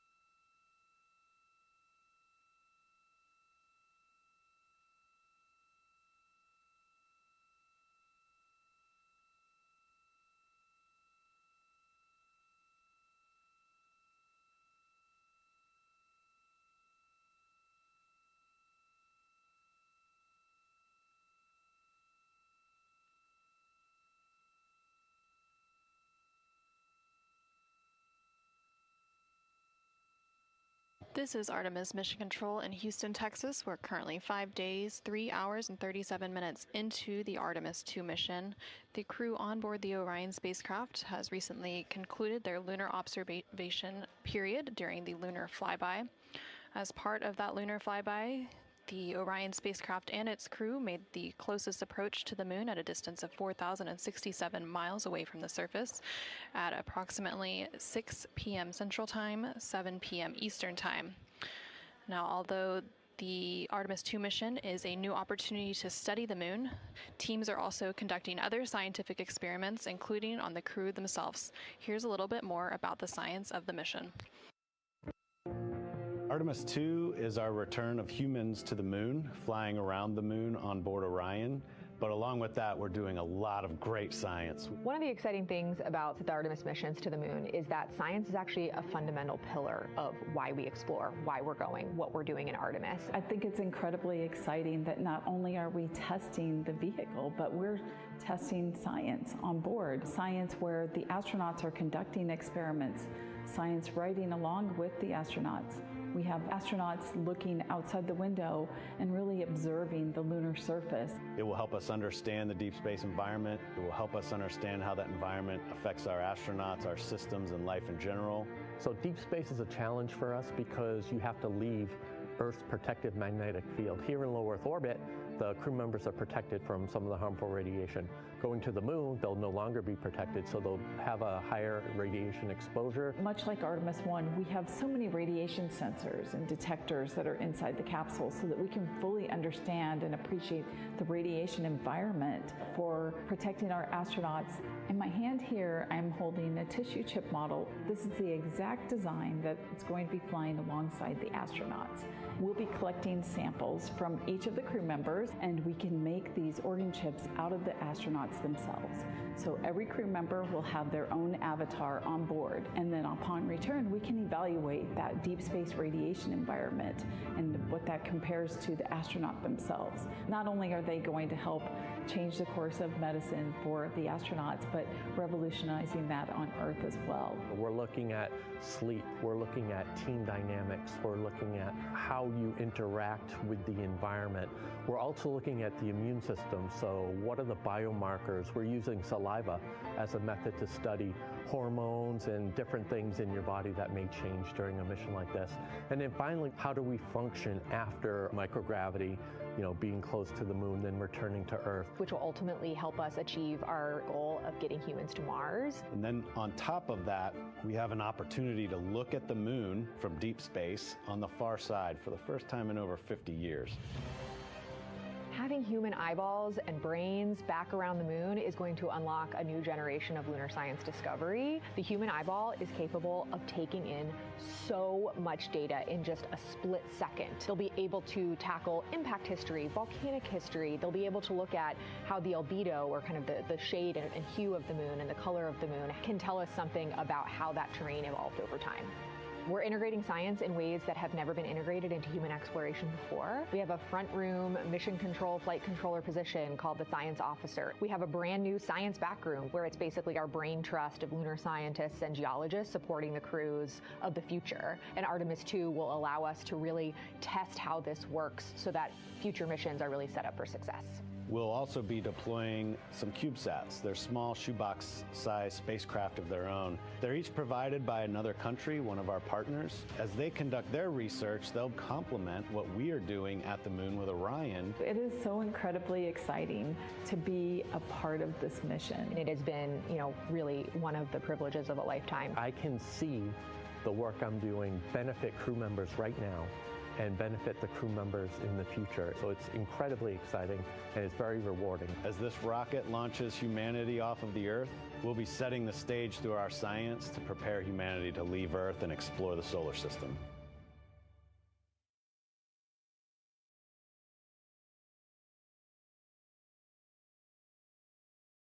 And as part of that, we are going to inhibit cabin leak detection. The edge key manual response is still available. Copy, thumbs up.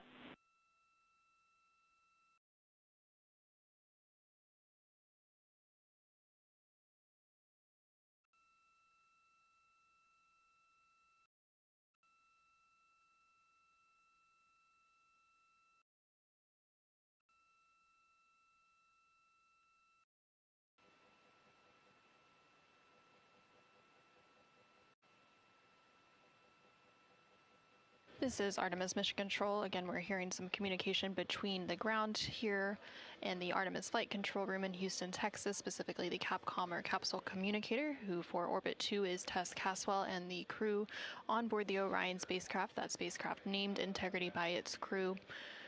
They are preparing for an upcoming public affairs event, so they are discussing the camera views, which we will see here shortly.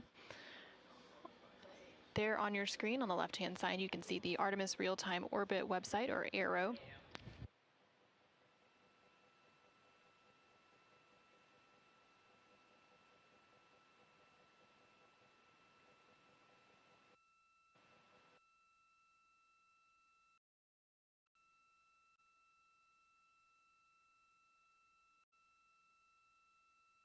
The Artemis Real-Time Orbit website there on the left-hand side of your screen provides updates on the velocity of the Orion spacecraft during its journey around the moon.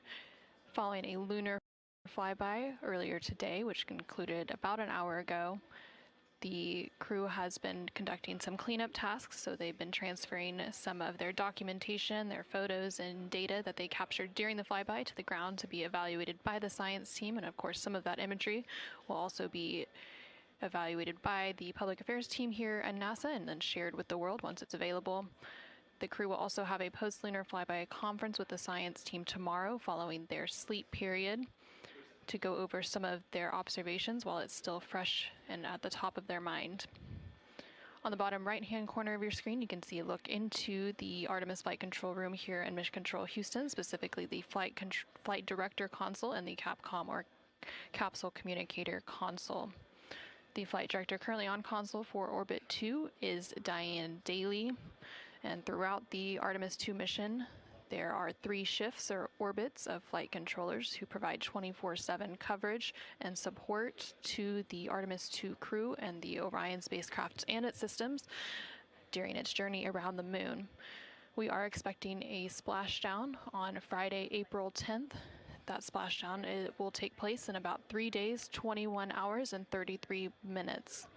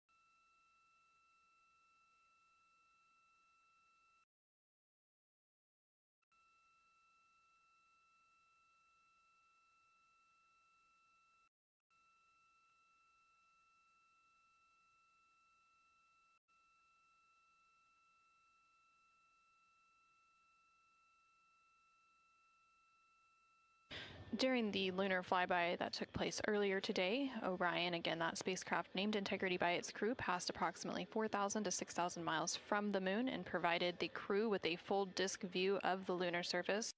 And from that higher vantage point, much farther than Apollo's lunar orbits on average, the astronauts were able to observe both poles and large-scale geological features in a single view.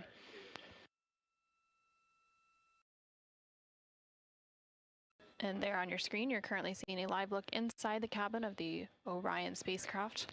Integrity Houston, we are 3 minutes out from an on-time start, and we have adjusted the fan speed. We'll take a thumbs up if you're happy with it. Copy, thumbs up.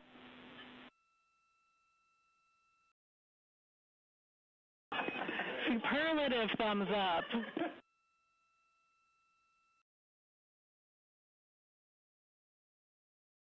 And there on your screen, you can see all of the Artemis 2 crew members.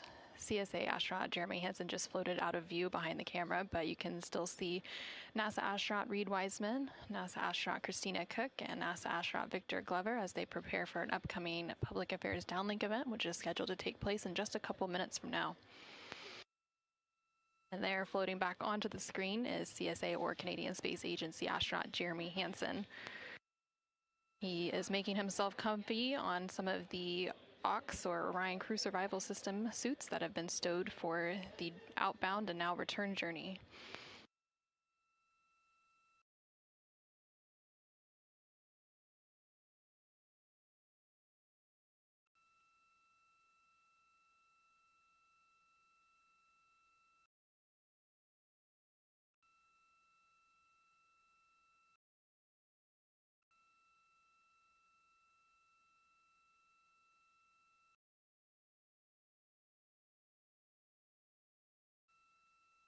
Shortly after the completion of these couple of public affairs downlink events, the crew will begin winding down for their day, and they will have the opportunity to eat dinner. Some of the items on their menu today for dinner include chicken with corn and black beans, sweet and sour pork, rice pilaf, spicy green beans, citrus fruit salad, and maple cream cookies. All of the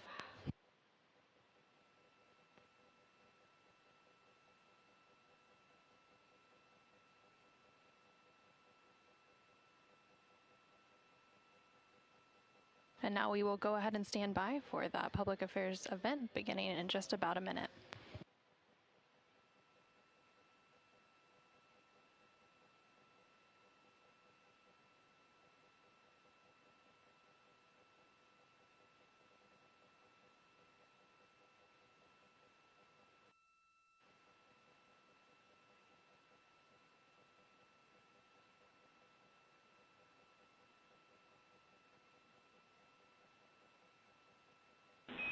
Integrity Houston, no action for the DU-1. Caution, we're taking a look.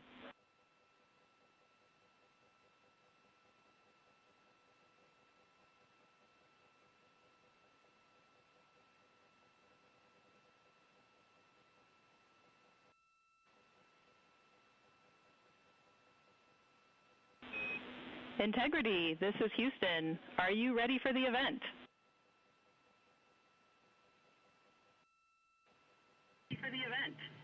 Hello, Houston. Integrity is ready for the event. Administrator Isaacman, this is Mission Control Houston. Please call Integrity for a voice check. Integrity, Jared Isaacman, comm check.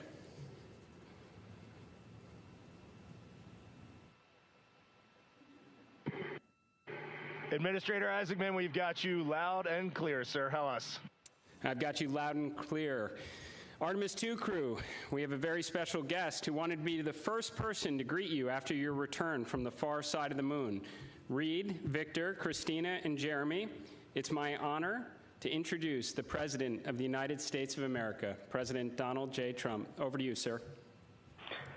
Well, thank you very much, Jared, and you are doing a fantastic job. And hello, very special hello to Artemis 2.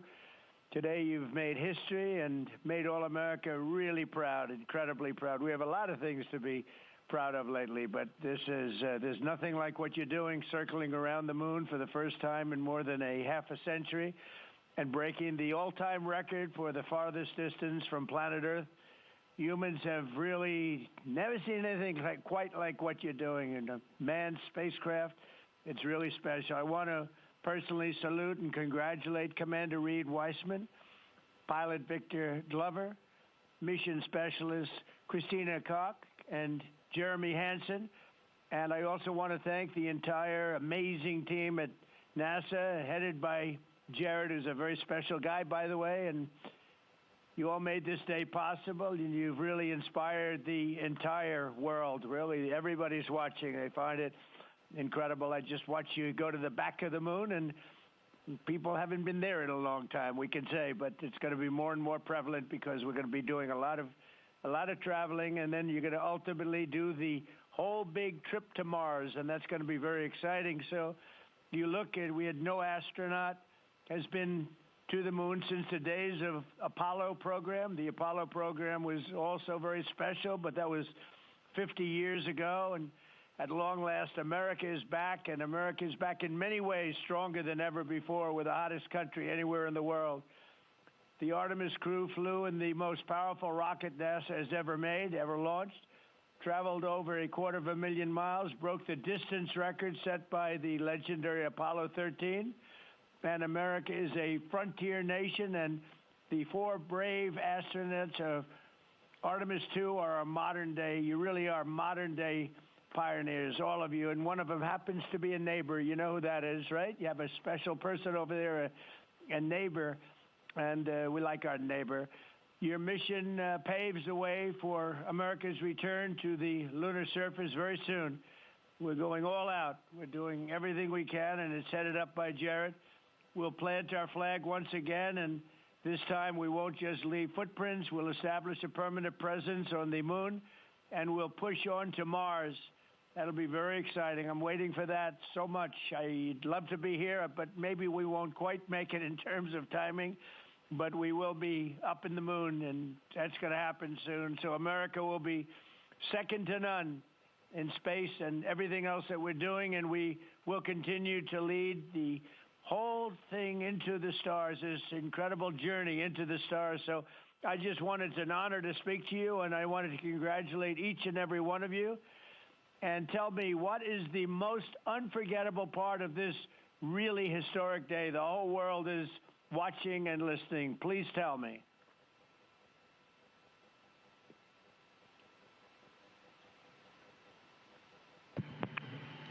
President, this call is certainly special to all of us, and we really have a lot of faith in our administrator, Reid Wiseman, who is with you. We appreciate his leadership in NASA and in the international community. We are doing great things, and we are proud to be a part of.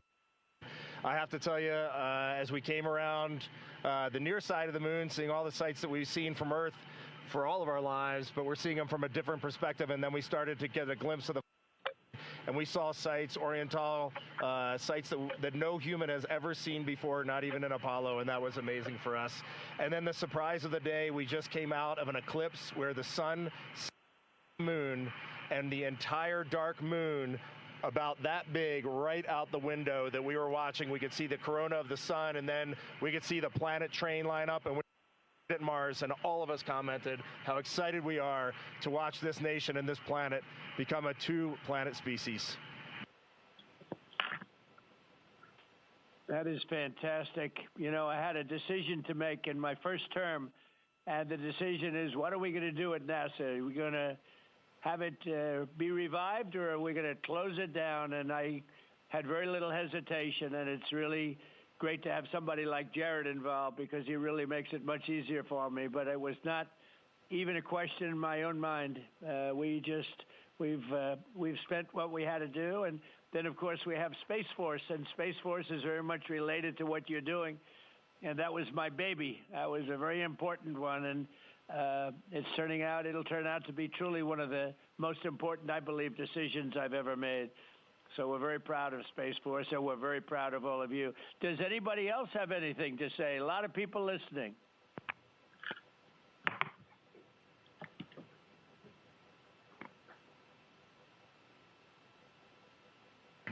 Mr. President, To be here with you speaking about our incredible day today. I think one of the biggest highlights was coming back from the far side of the moon and having the first glimpses of planet Earth again after being out of communication for about 45 minutes. It really just reminds you what a special place we have and how important it is for our nation to lead and not follow in exploring deep space. I'd like to ask, what was your feeling when you had no communication, zero communication? All of a sudden it was cut off by, obviously, your very special location. What was your feeling when you had no communication? A little bit different, perhaps?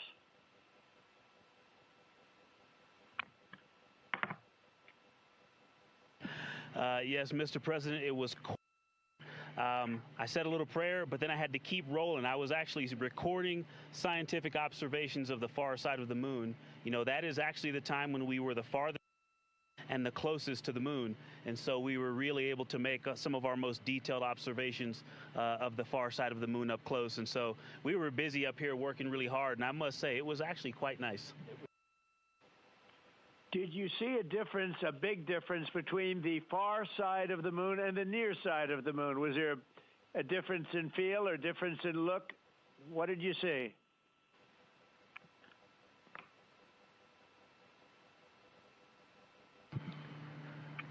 Well, Mr. President, we certainly did, and our science team really set us up well to understand what they thought we might see. And the gravitational pull of the Earth has had a profound effect on the near side of the moon, changing all those dark mares, those dark patches of the moon you see from Earth. It's very different on the far side. While you see some small patches of those mare in deep craters, it's very much absent on that side, so that's really neat. And while I have the microphone, sir, I just want to thank you on behalf of Canada. The space leadership you spoke of from America truly is extraordinary. I've said this many times before. A nation that leads like that and creates and sets big goals for humanity that brings other countries along with it is truly incredible. And I know that's a very intentional, not a necessary decision, intentional decision to lead by example and to allow other countries like Canada to share our gifts and help you achieve these mutually beneficial goals, like establishing a presence on the moon and eventually going to Mars. And Canadians are so proud to be a part of this program. Well, I have to say I spoke to a very special person, Wayne Gretzky, who I think you know, the great one. And I spoke to your Prime Minister and many other friends I have in Canada. They are so proud of you. And you have a lot of courage. I'm not sure if they'd want to do that. I'm not even sure if the great one would want to do that, to be honest with you. But you have a lot of courage doing what you're doing, a lot of bravery and a lot of genius. But they're very, very proud of you.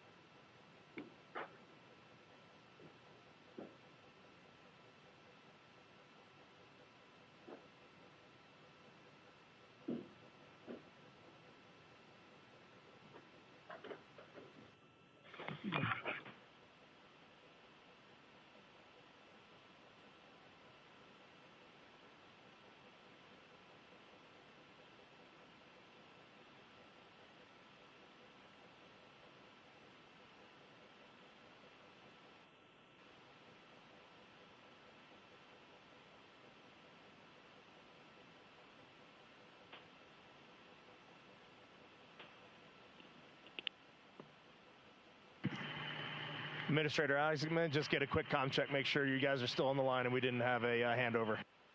I am. Yes, I am. And integrity, and back over to you, Mr. President.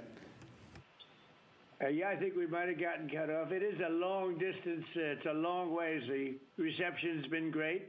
There's a little bit of about a 9-second delay, but no, I just had a statement for, I don't know what you heard, but I was just saying they're very proud of your brilliant person from Canada on the ship. And Wayne Gretzky is a great friend of mine, and he's very proud of him. And the Prime Minister I spoke to, they're very, very honored that you have a courageous person from Canada. You have a lot of courageous people from Canada, so it was very nice.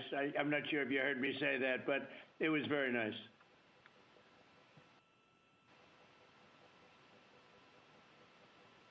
Yes, Mr. President, we heard that, and we do love our Jeremy Hansen. We love all our Canadian astronauts, Jenny Gibbons, Josh Kutrick.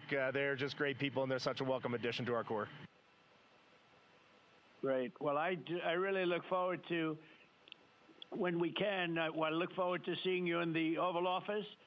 I'll ask Jared to bring you over, and I'll ask for your autograph, because I don't really ask for autographs much, but you deserve that. You really are something. Everybody's talking about this. And I look forward to having you in the Oval Office at the White House, and we will celebrate your incredible achievements and triumphs. This is big. This is really big stuff. The whole world is talking about it. And if you have the time, I will certainly find the time. I've been pretty busy also, as you know, but I will absolutely find the time, and we'll get together, and I'm going to be giving you a big salute on behalf of the American people and beyond that.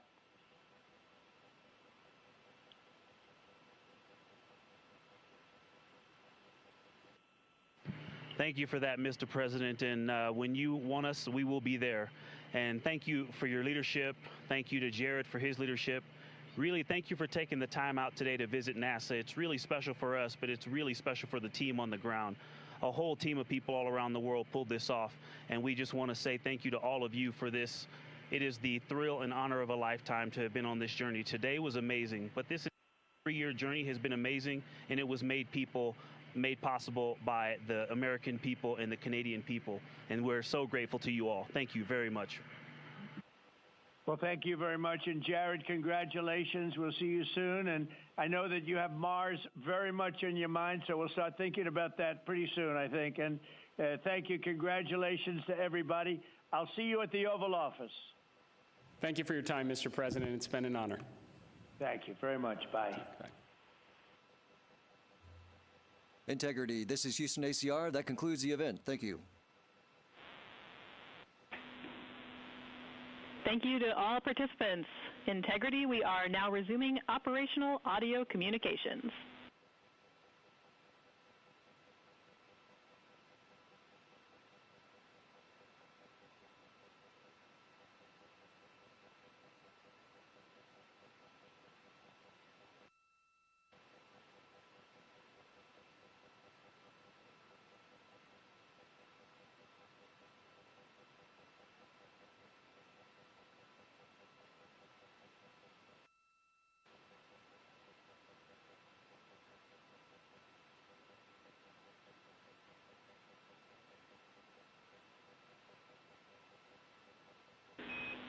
Integrity Houston, great job on the event. Just a heads up, we are on track to start the next event on time at 4:15.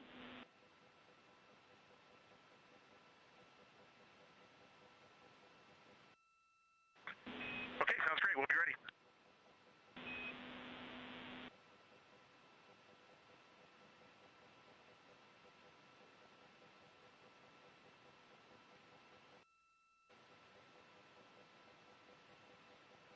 This is Artemis Mission Control in Houston, Texas. We just had that public affairs event with President Donald Trump and the crew on board the Orion spacecraft.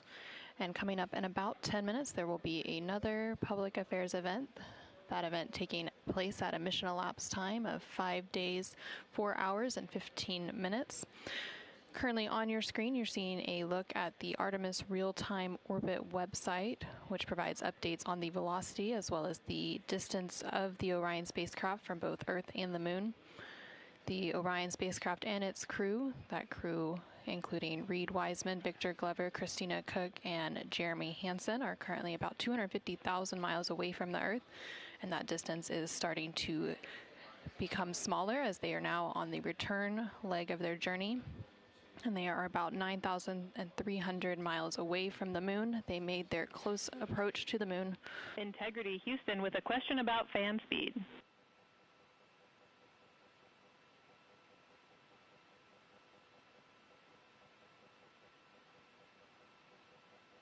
Go ahead. Hey, Reid, we were wondering if this adjusted fan speed is something that you would like to keep going forward, or if it was just a specific change request for the events this evening.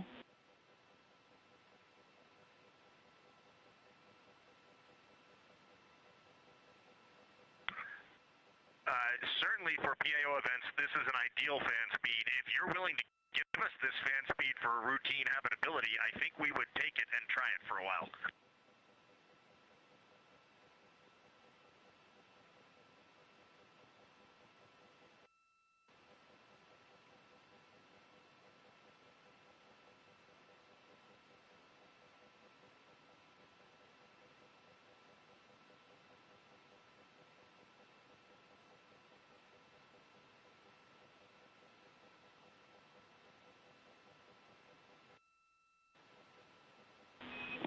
And Reid, we are able to support keeping the fan speed in this config. Happy to keep it here to collect data.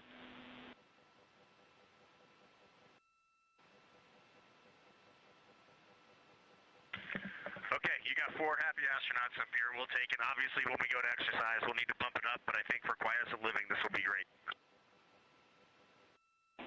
We copy, and we love seeing those smiles.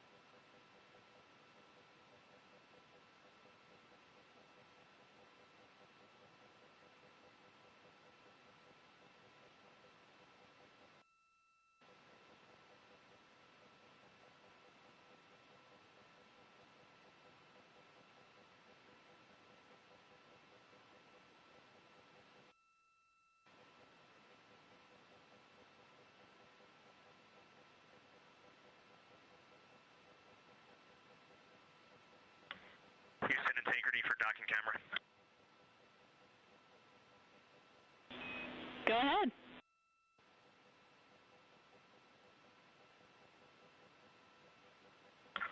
Just want to make sure we have the config you're expecting. I have the dual camera bracket is installed, the window shade is closed, and the docking camera is stowed in its Alpha 3 storage area.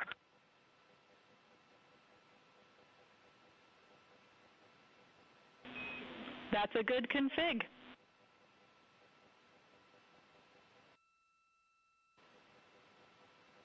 Thank you. And while I've got you, we are 3 minutes out from an on-time start of the next event.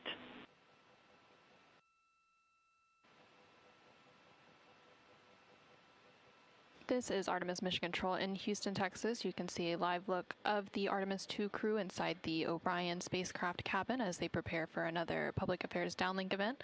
There on your screen is CSA astronaut Jeremy Hansen along with NASA astronaut Reid Wiseman and NASA astronaut Victor Glover popping up. Earlier today, the crew completed their Lunar Flyby observation period, during which the Orion spacecraft and its crew passed approximately 4,000 to 6,000 miles from the moon and provided the astronauts with a full disk view of the lunar surface. And from that higher vantage point, the astronauts were able to observe both poles and large-scale geological features in a single view. Towards the tail end of that observation period, they also were able to see an eclipse.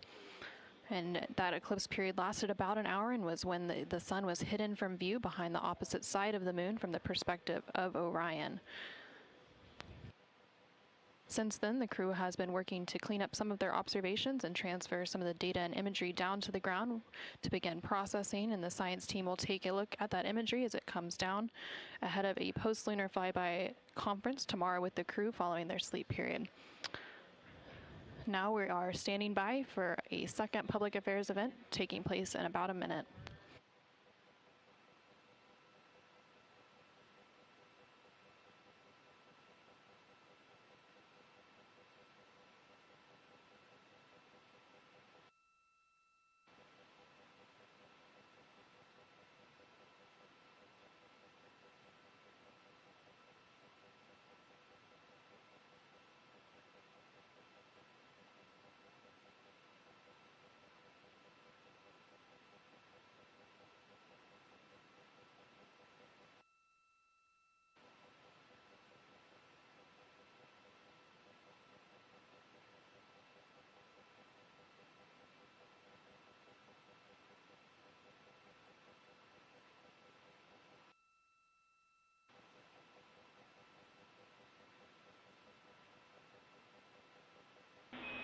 Integrity, this is Houston. Are you ready for the event?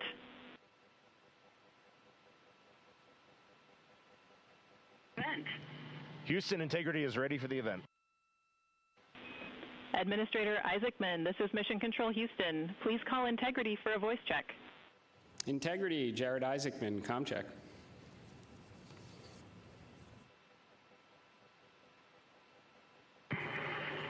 Administrator Isaacman, we've got you loud and clear up here. I've got you loud and clear, and let's see if we can top that last PO event. That was pretty special. So we are going to spend the next 20 minutes doing Q&A from a number of questions that have been submitted, and we are going to start with one from me. You all have spent years preparing for this moment and imagining what it must be like when you look down at the moon, at the lunar surface. What has surprised you all that you did not anticipate?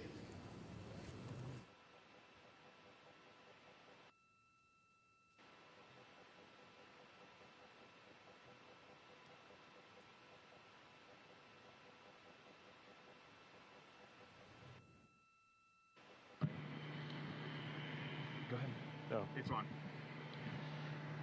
Administrator, great to chat with you. Just something that just shocked me because really using imagery and just the three-dimensionality of it. You know from your experience of seeing the Earth from space how it just seems different, and you look out in depth of things. And when we were on the far side of the moon looking back at Earth, it was just so obvious. You had this sphere out in front of you of the moon and this three-dimensional. You really felt like you weren't in a capsule. You'd been transported to the far side of the moon, and it really just bent your mind. It was an extraordinary human experience. I'm so grateful for it.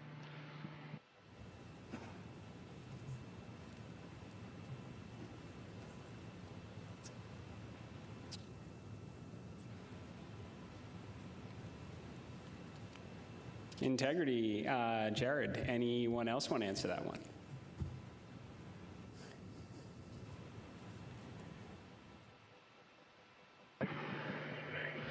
You know, we had an amazing launch. The SLS is quite a powerful rocket, and got us into a 1,200 by, eventually a 100-mile orbit, and clearly power and speed, and then we did our translunar injection, and we were going quite fast. And so with all of that speed, though, it still took us days to get here. And so the scope of all of the things to a 321-foot tall rocket was amazing. It just puts the power required to do this in perspective. But then even with all that power and to get to those velocities, it still took us days. And the breadth of the distance we had to cover, watching the distance from Earth count up and the distance from the moon count down was one of the most surprising things I've enjoyed. Well, as I was trying to formulate an answer, at first I couldn't think of anything because there are so many things to choose from. I'll try to just narrow it down, but I'm going to go with something we did yesterday, a manual power flight test objective, where we just basically got to sit at the vehicle. It was Jeremy and I this time, and just drive around using the rotational hand controller, basically just drive it with the stick, and how well it handled, how tight the control algorithms were, and watching it respond when we actually degraded it on purpose by going into 3 degrees of freedom control, by actually inhibiting some of the jets, which even though we have jet redundancy, of course, for each other in these complicated algorithms. So it was just amazing to be in a deep spacecraft and just be flying it around by hand. The one other thing I'll say, how fast it has gone by. I'm not ready to go home. I can't believe that something this cramped of quarters can fly by and still be fun every single minute. And I'll just close out with, I think just scale, Jared, is the thing that is just blowing my mind. You flew Polaris Dawn to some amazing apogee numbers, and on the International Space Station, we're 250 nautical miles up, and that's the most beautiful view I think a human could ever experience. And we are dealing with numbers that are 250,000 miles, and every time Mission Control points to this vehicle, either at the moon or at Earth, and it reminds me every day that humans have to go, we've got to explore, we got to go further to expand our knowledge, expand our horizons. And every time we take another step forward, it makes the world seem a little bit smaller and a little bit more manageable. And just putting these numbers in perspective, it is impossible as a human to look at these displays and comprehend them. But here we are, and NASA is doing this, an international team is doing this, and they're doing it very well. Excellent words, Integrity. So certainly a very wild insertion orbit. I can imagine the contrast between perigee and apogee, the scale of it all, the 3D, seeing the moon come alive, and then certainly manual control. Well, every Dragon crew for the last 5 years is very jealous on that. Okay, so we're going to questions here. This one, the Artemis 2 crew, inspire all of us, but what inspires you?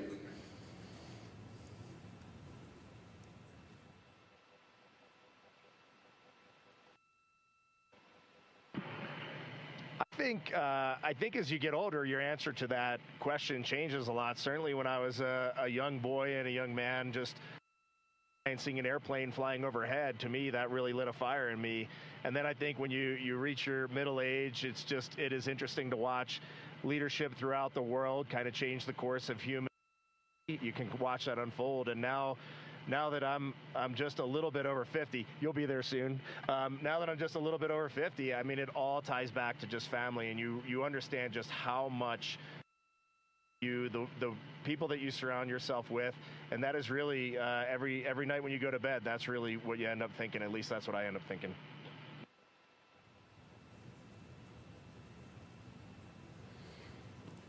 Thank you. All right, so here's a question. It's a good one. So for the Artemis 3 crew, what is the advice you would pass along for the next astronauts that will go in Orion?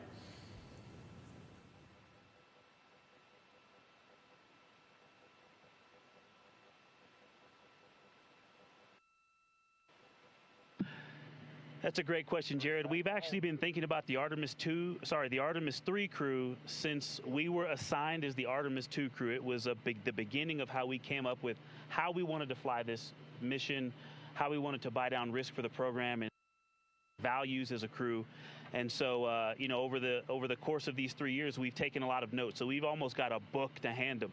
But I think a few practical things, just sitting here, we've been living for the past 6 days, how you pack is a huge impact to how you will live on the journey.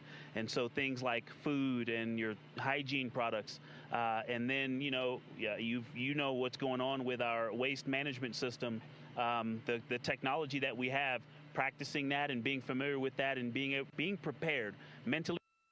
I used it on the space station. I used it at home in training, but I'll be honest, I wasn't really prepared to have to use it for over half the mission. And but we adapt and overcome, and so I can't wait to talk to that crew.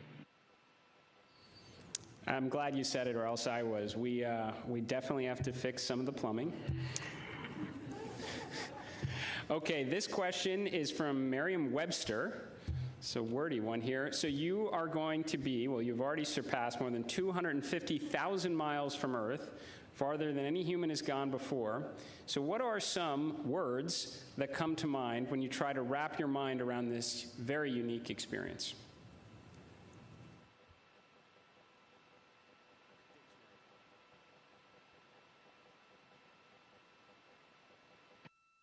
I'll be honest with you, the main word, because superlatives just don't do it justice, is humility. We would never be here if it weren't for so many people that came before us, starting with Neil Armstrong, Katherine Johnson, Dorothy Vaughan, civil rights movement leaders, everyone who worked on this spacecraft. Before we got here in our 3 years of training, we went all over the country and even to our European and Canadian partners to see the people who have put their hands on this hardware, the millions of parts from every valve, to this entire thing, the people that put on harnesses every day to rig it up in the VAB. They all passed the record. We definitely didn't pass the record up here alone. So this is actually very similar to the question the President of the United States asked just a brief bit ago. But during the quiet moments on your journey, when you were out of contact with everyone here on Earth, what were some of the thoughts that tended to occupy your mind most?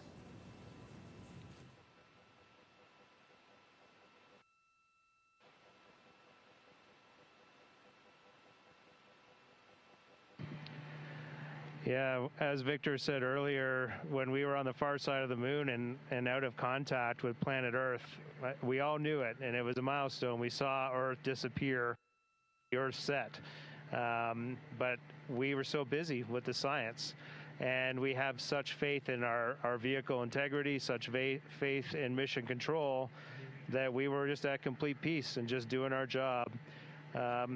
And just trying to do a good job to collect as much science data as we could while we were on the far side of the moon, and we were just giddy in here, like of our lives. He's being a bit humble, but as soon as we went out of comm with planet Earth, we did have maple cookies. As we just gathered together for about 30 seconds, each one of us had a maple cream cookie and then right back into the science. But we had to take a moment to honor that time going behind Earth, and it was going behind the moon and out of touch with Earth, and that was a very surreal moment for this crew.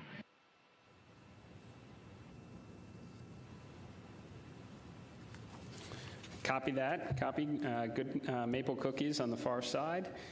And how has this journey changed? How has this journey already changed the way you see our home planet and humanity's future among the stars?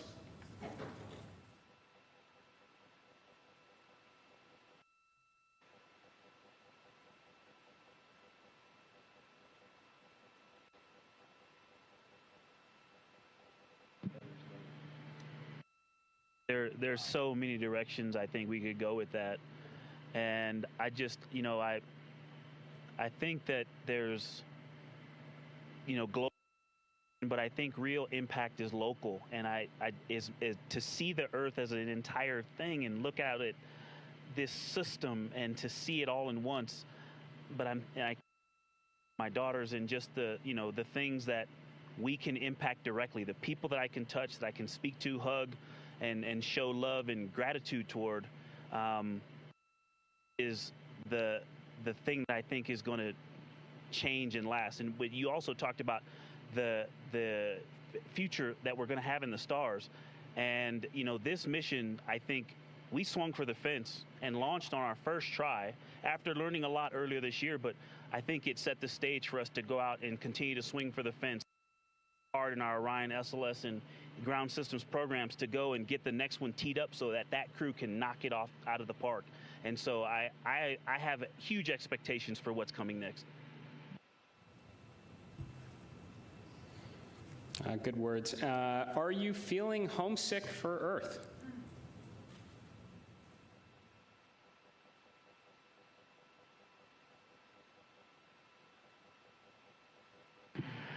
I will tell you, last of my eyes, I did start thinking about getting home. It's not homesickness at all, but the first time probably in 3 years, I let my mind get past the moon and back towards home, and I had to catch myself right there. You're an operator just like we are, and that is the place to be when you're up here. We got to look one step ahead. What's next? What's our next burn? How are we setting up our trajectory to get home? And we are going to do that. We are locked in, and we are definitely excited for the second half of this mission. And we are on guard. We are first crew to fly this vehicle. We are ready for any contingency in any scenario, and we are going to stay locked in every second until we are back on that Navy ship and then home reunited with our families. And copy that. Astronauts like being in space. That checks out. Okay, there's a lot of questions from the space photography community. How are the pictures going so far?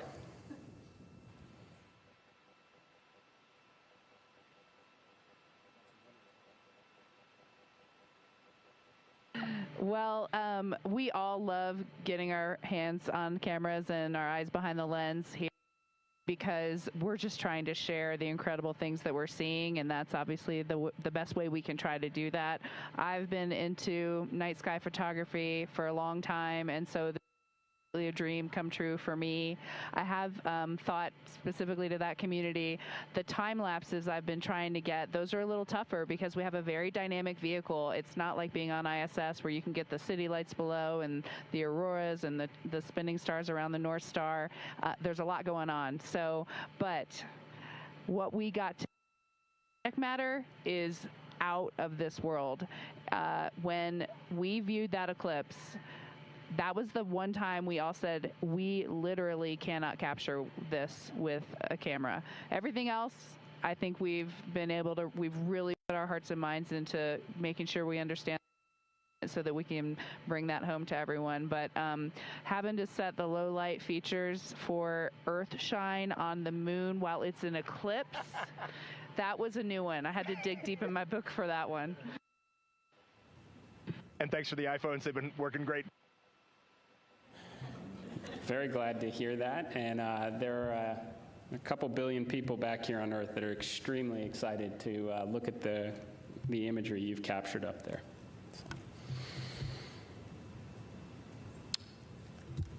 Okay, well, I want to thank you all. Integrity. So Reid, Victor, Christina, Jeremy, on behalf of NASA and space-loving people across the world, thank you for taking us with you to the moon. Thank you for your courage. all of your beautiful words that we've heard. You represent the absolute best of us. We are proud of you, and we look forward to welcoming you back safely to the good Earth very soon. Godspeed, and go Artemis 2.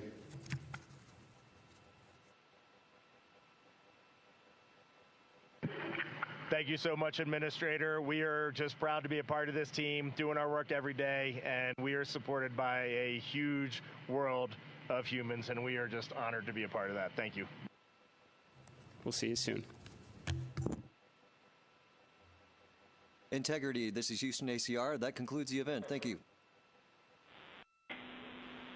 Thank you to all participants. Integrity, we are now resuming operational audio comm.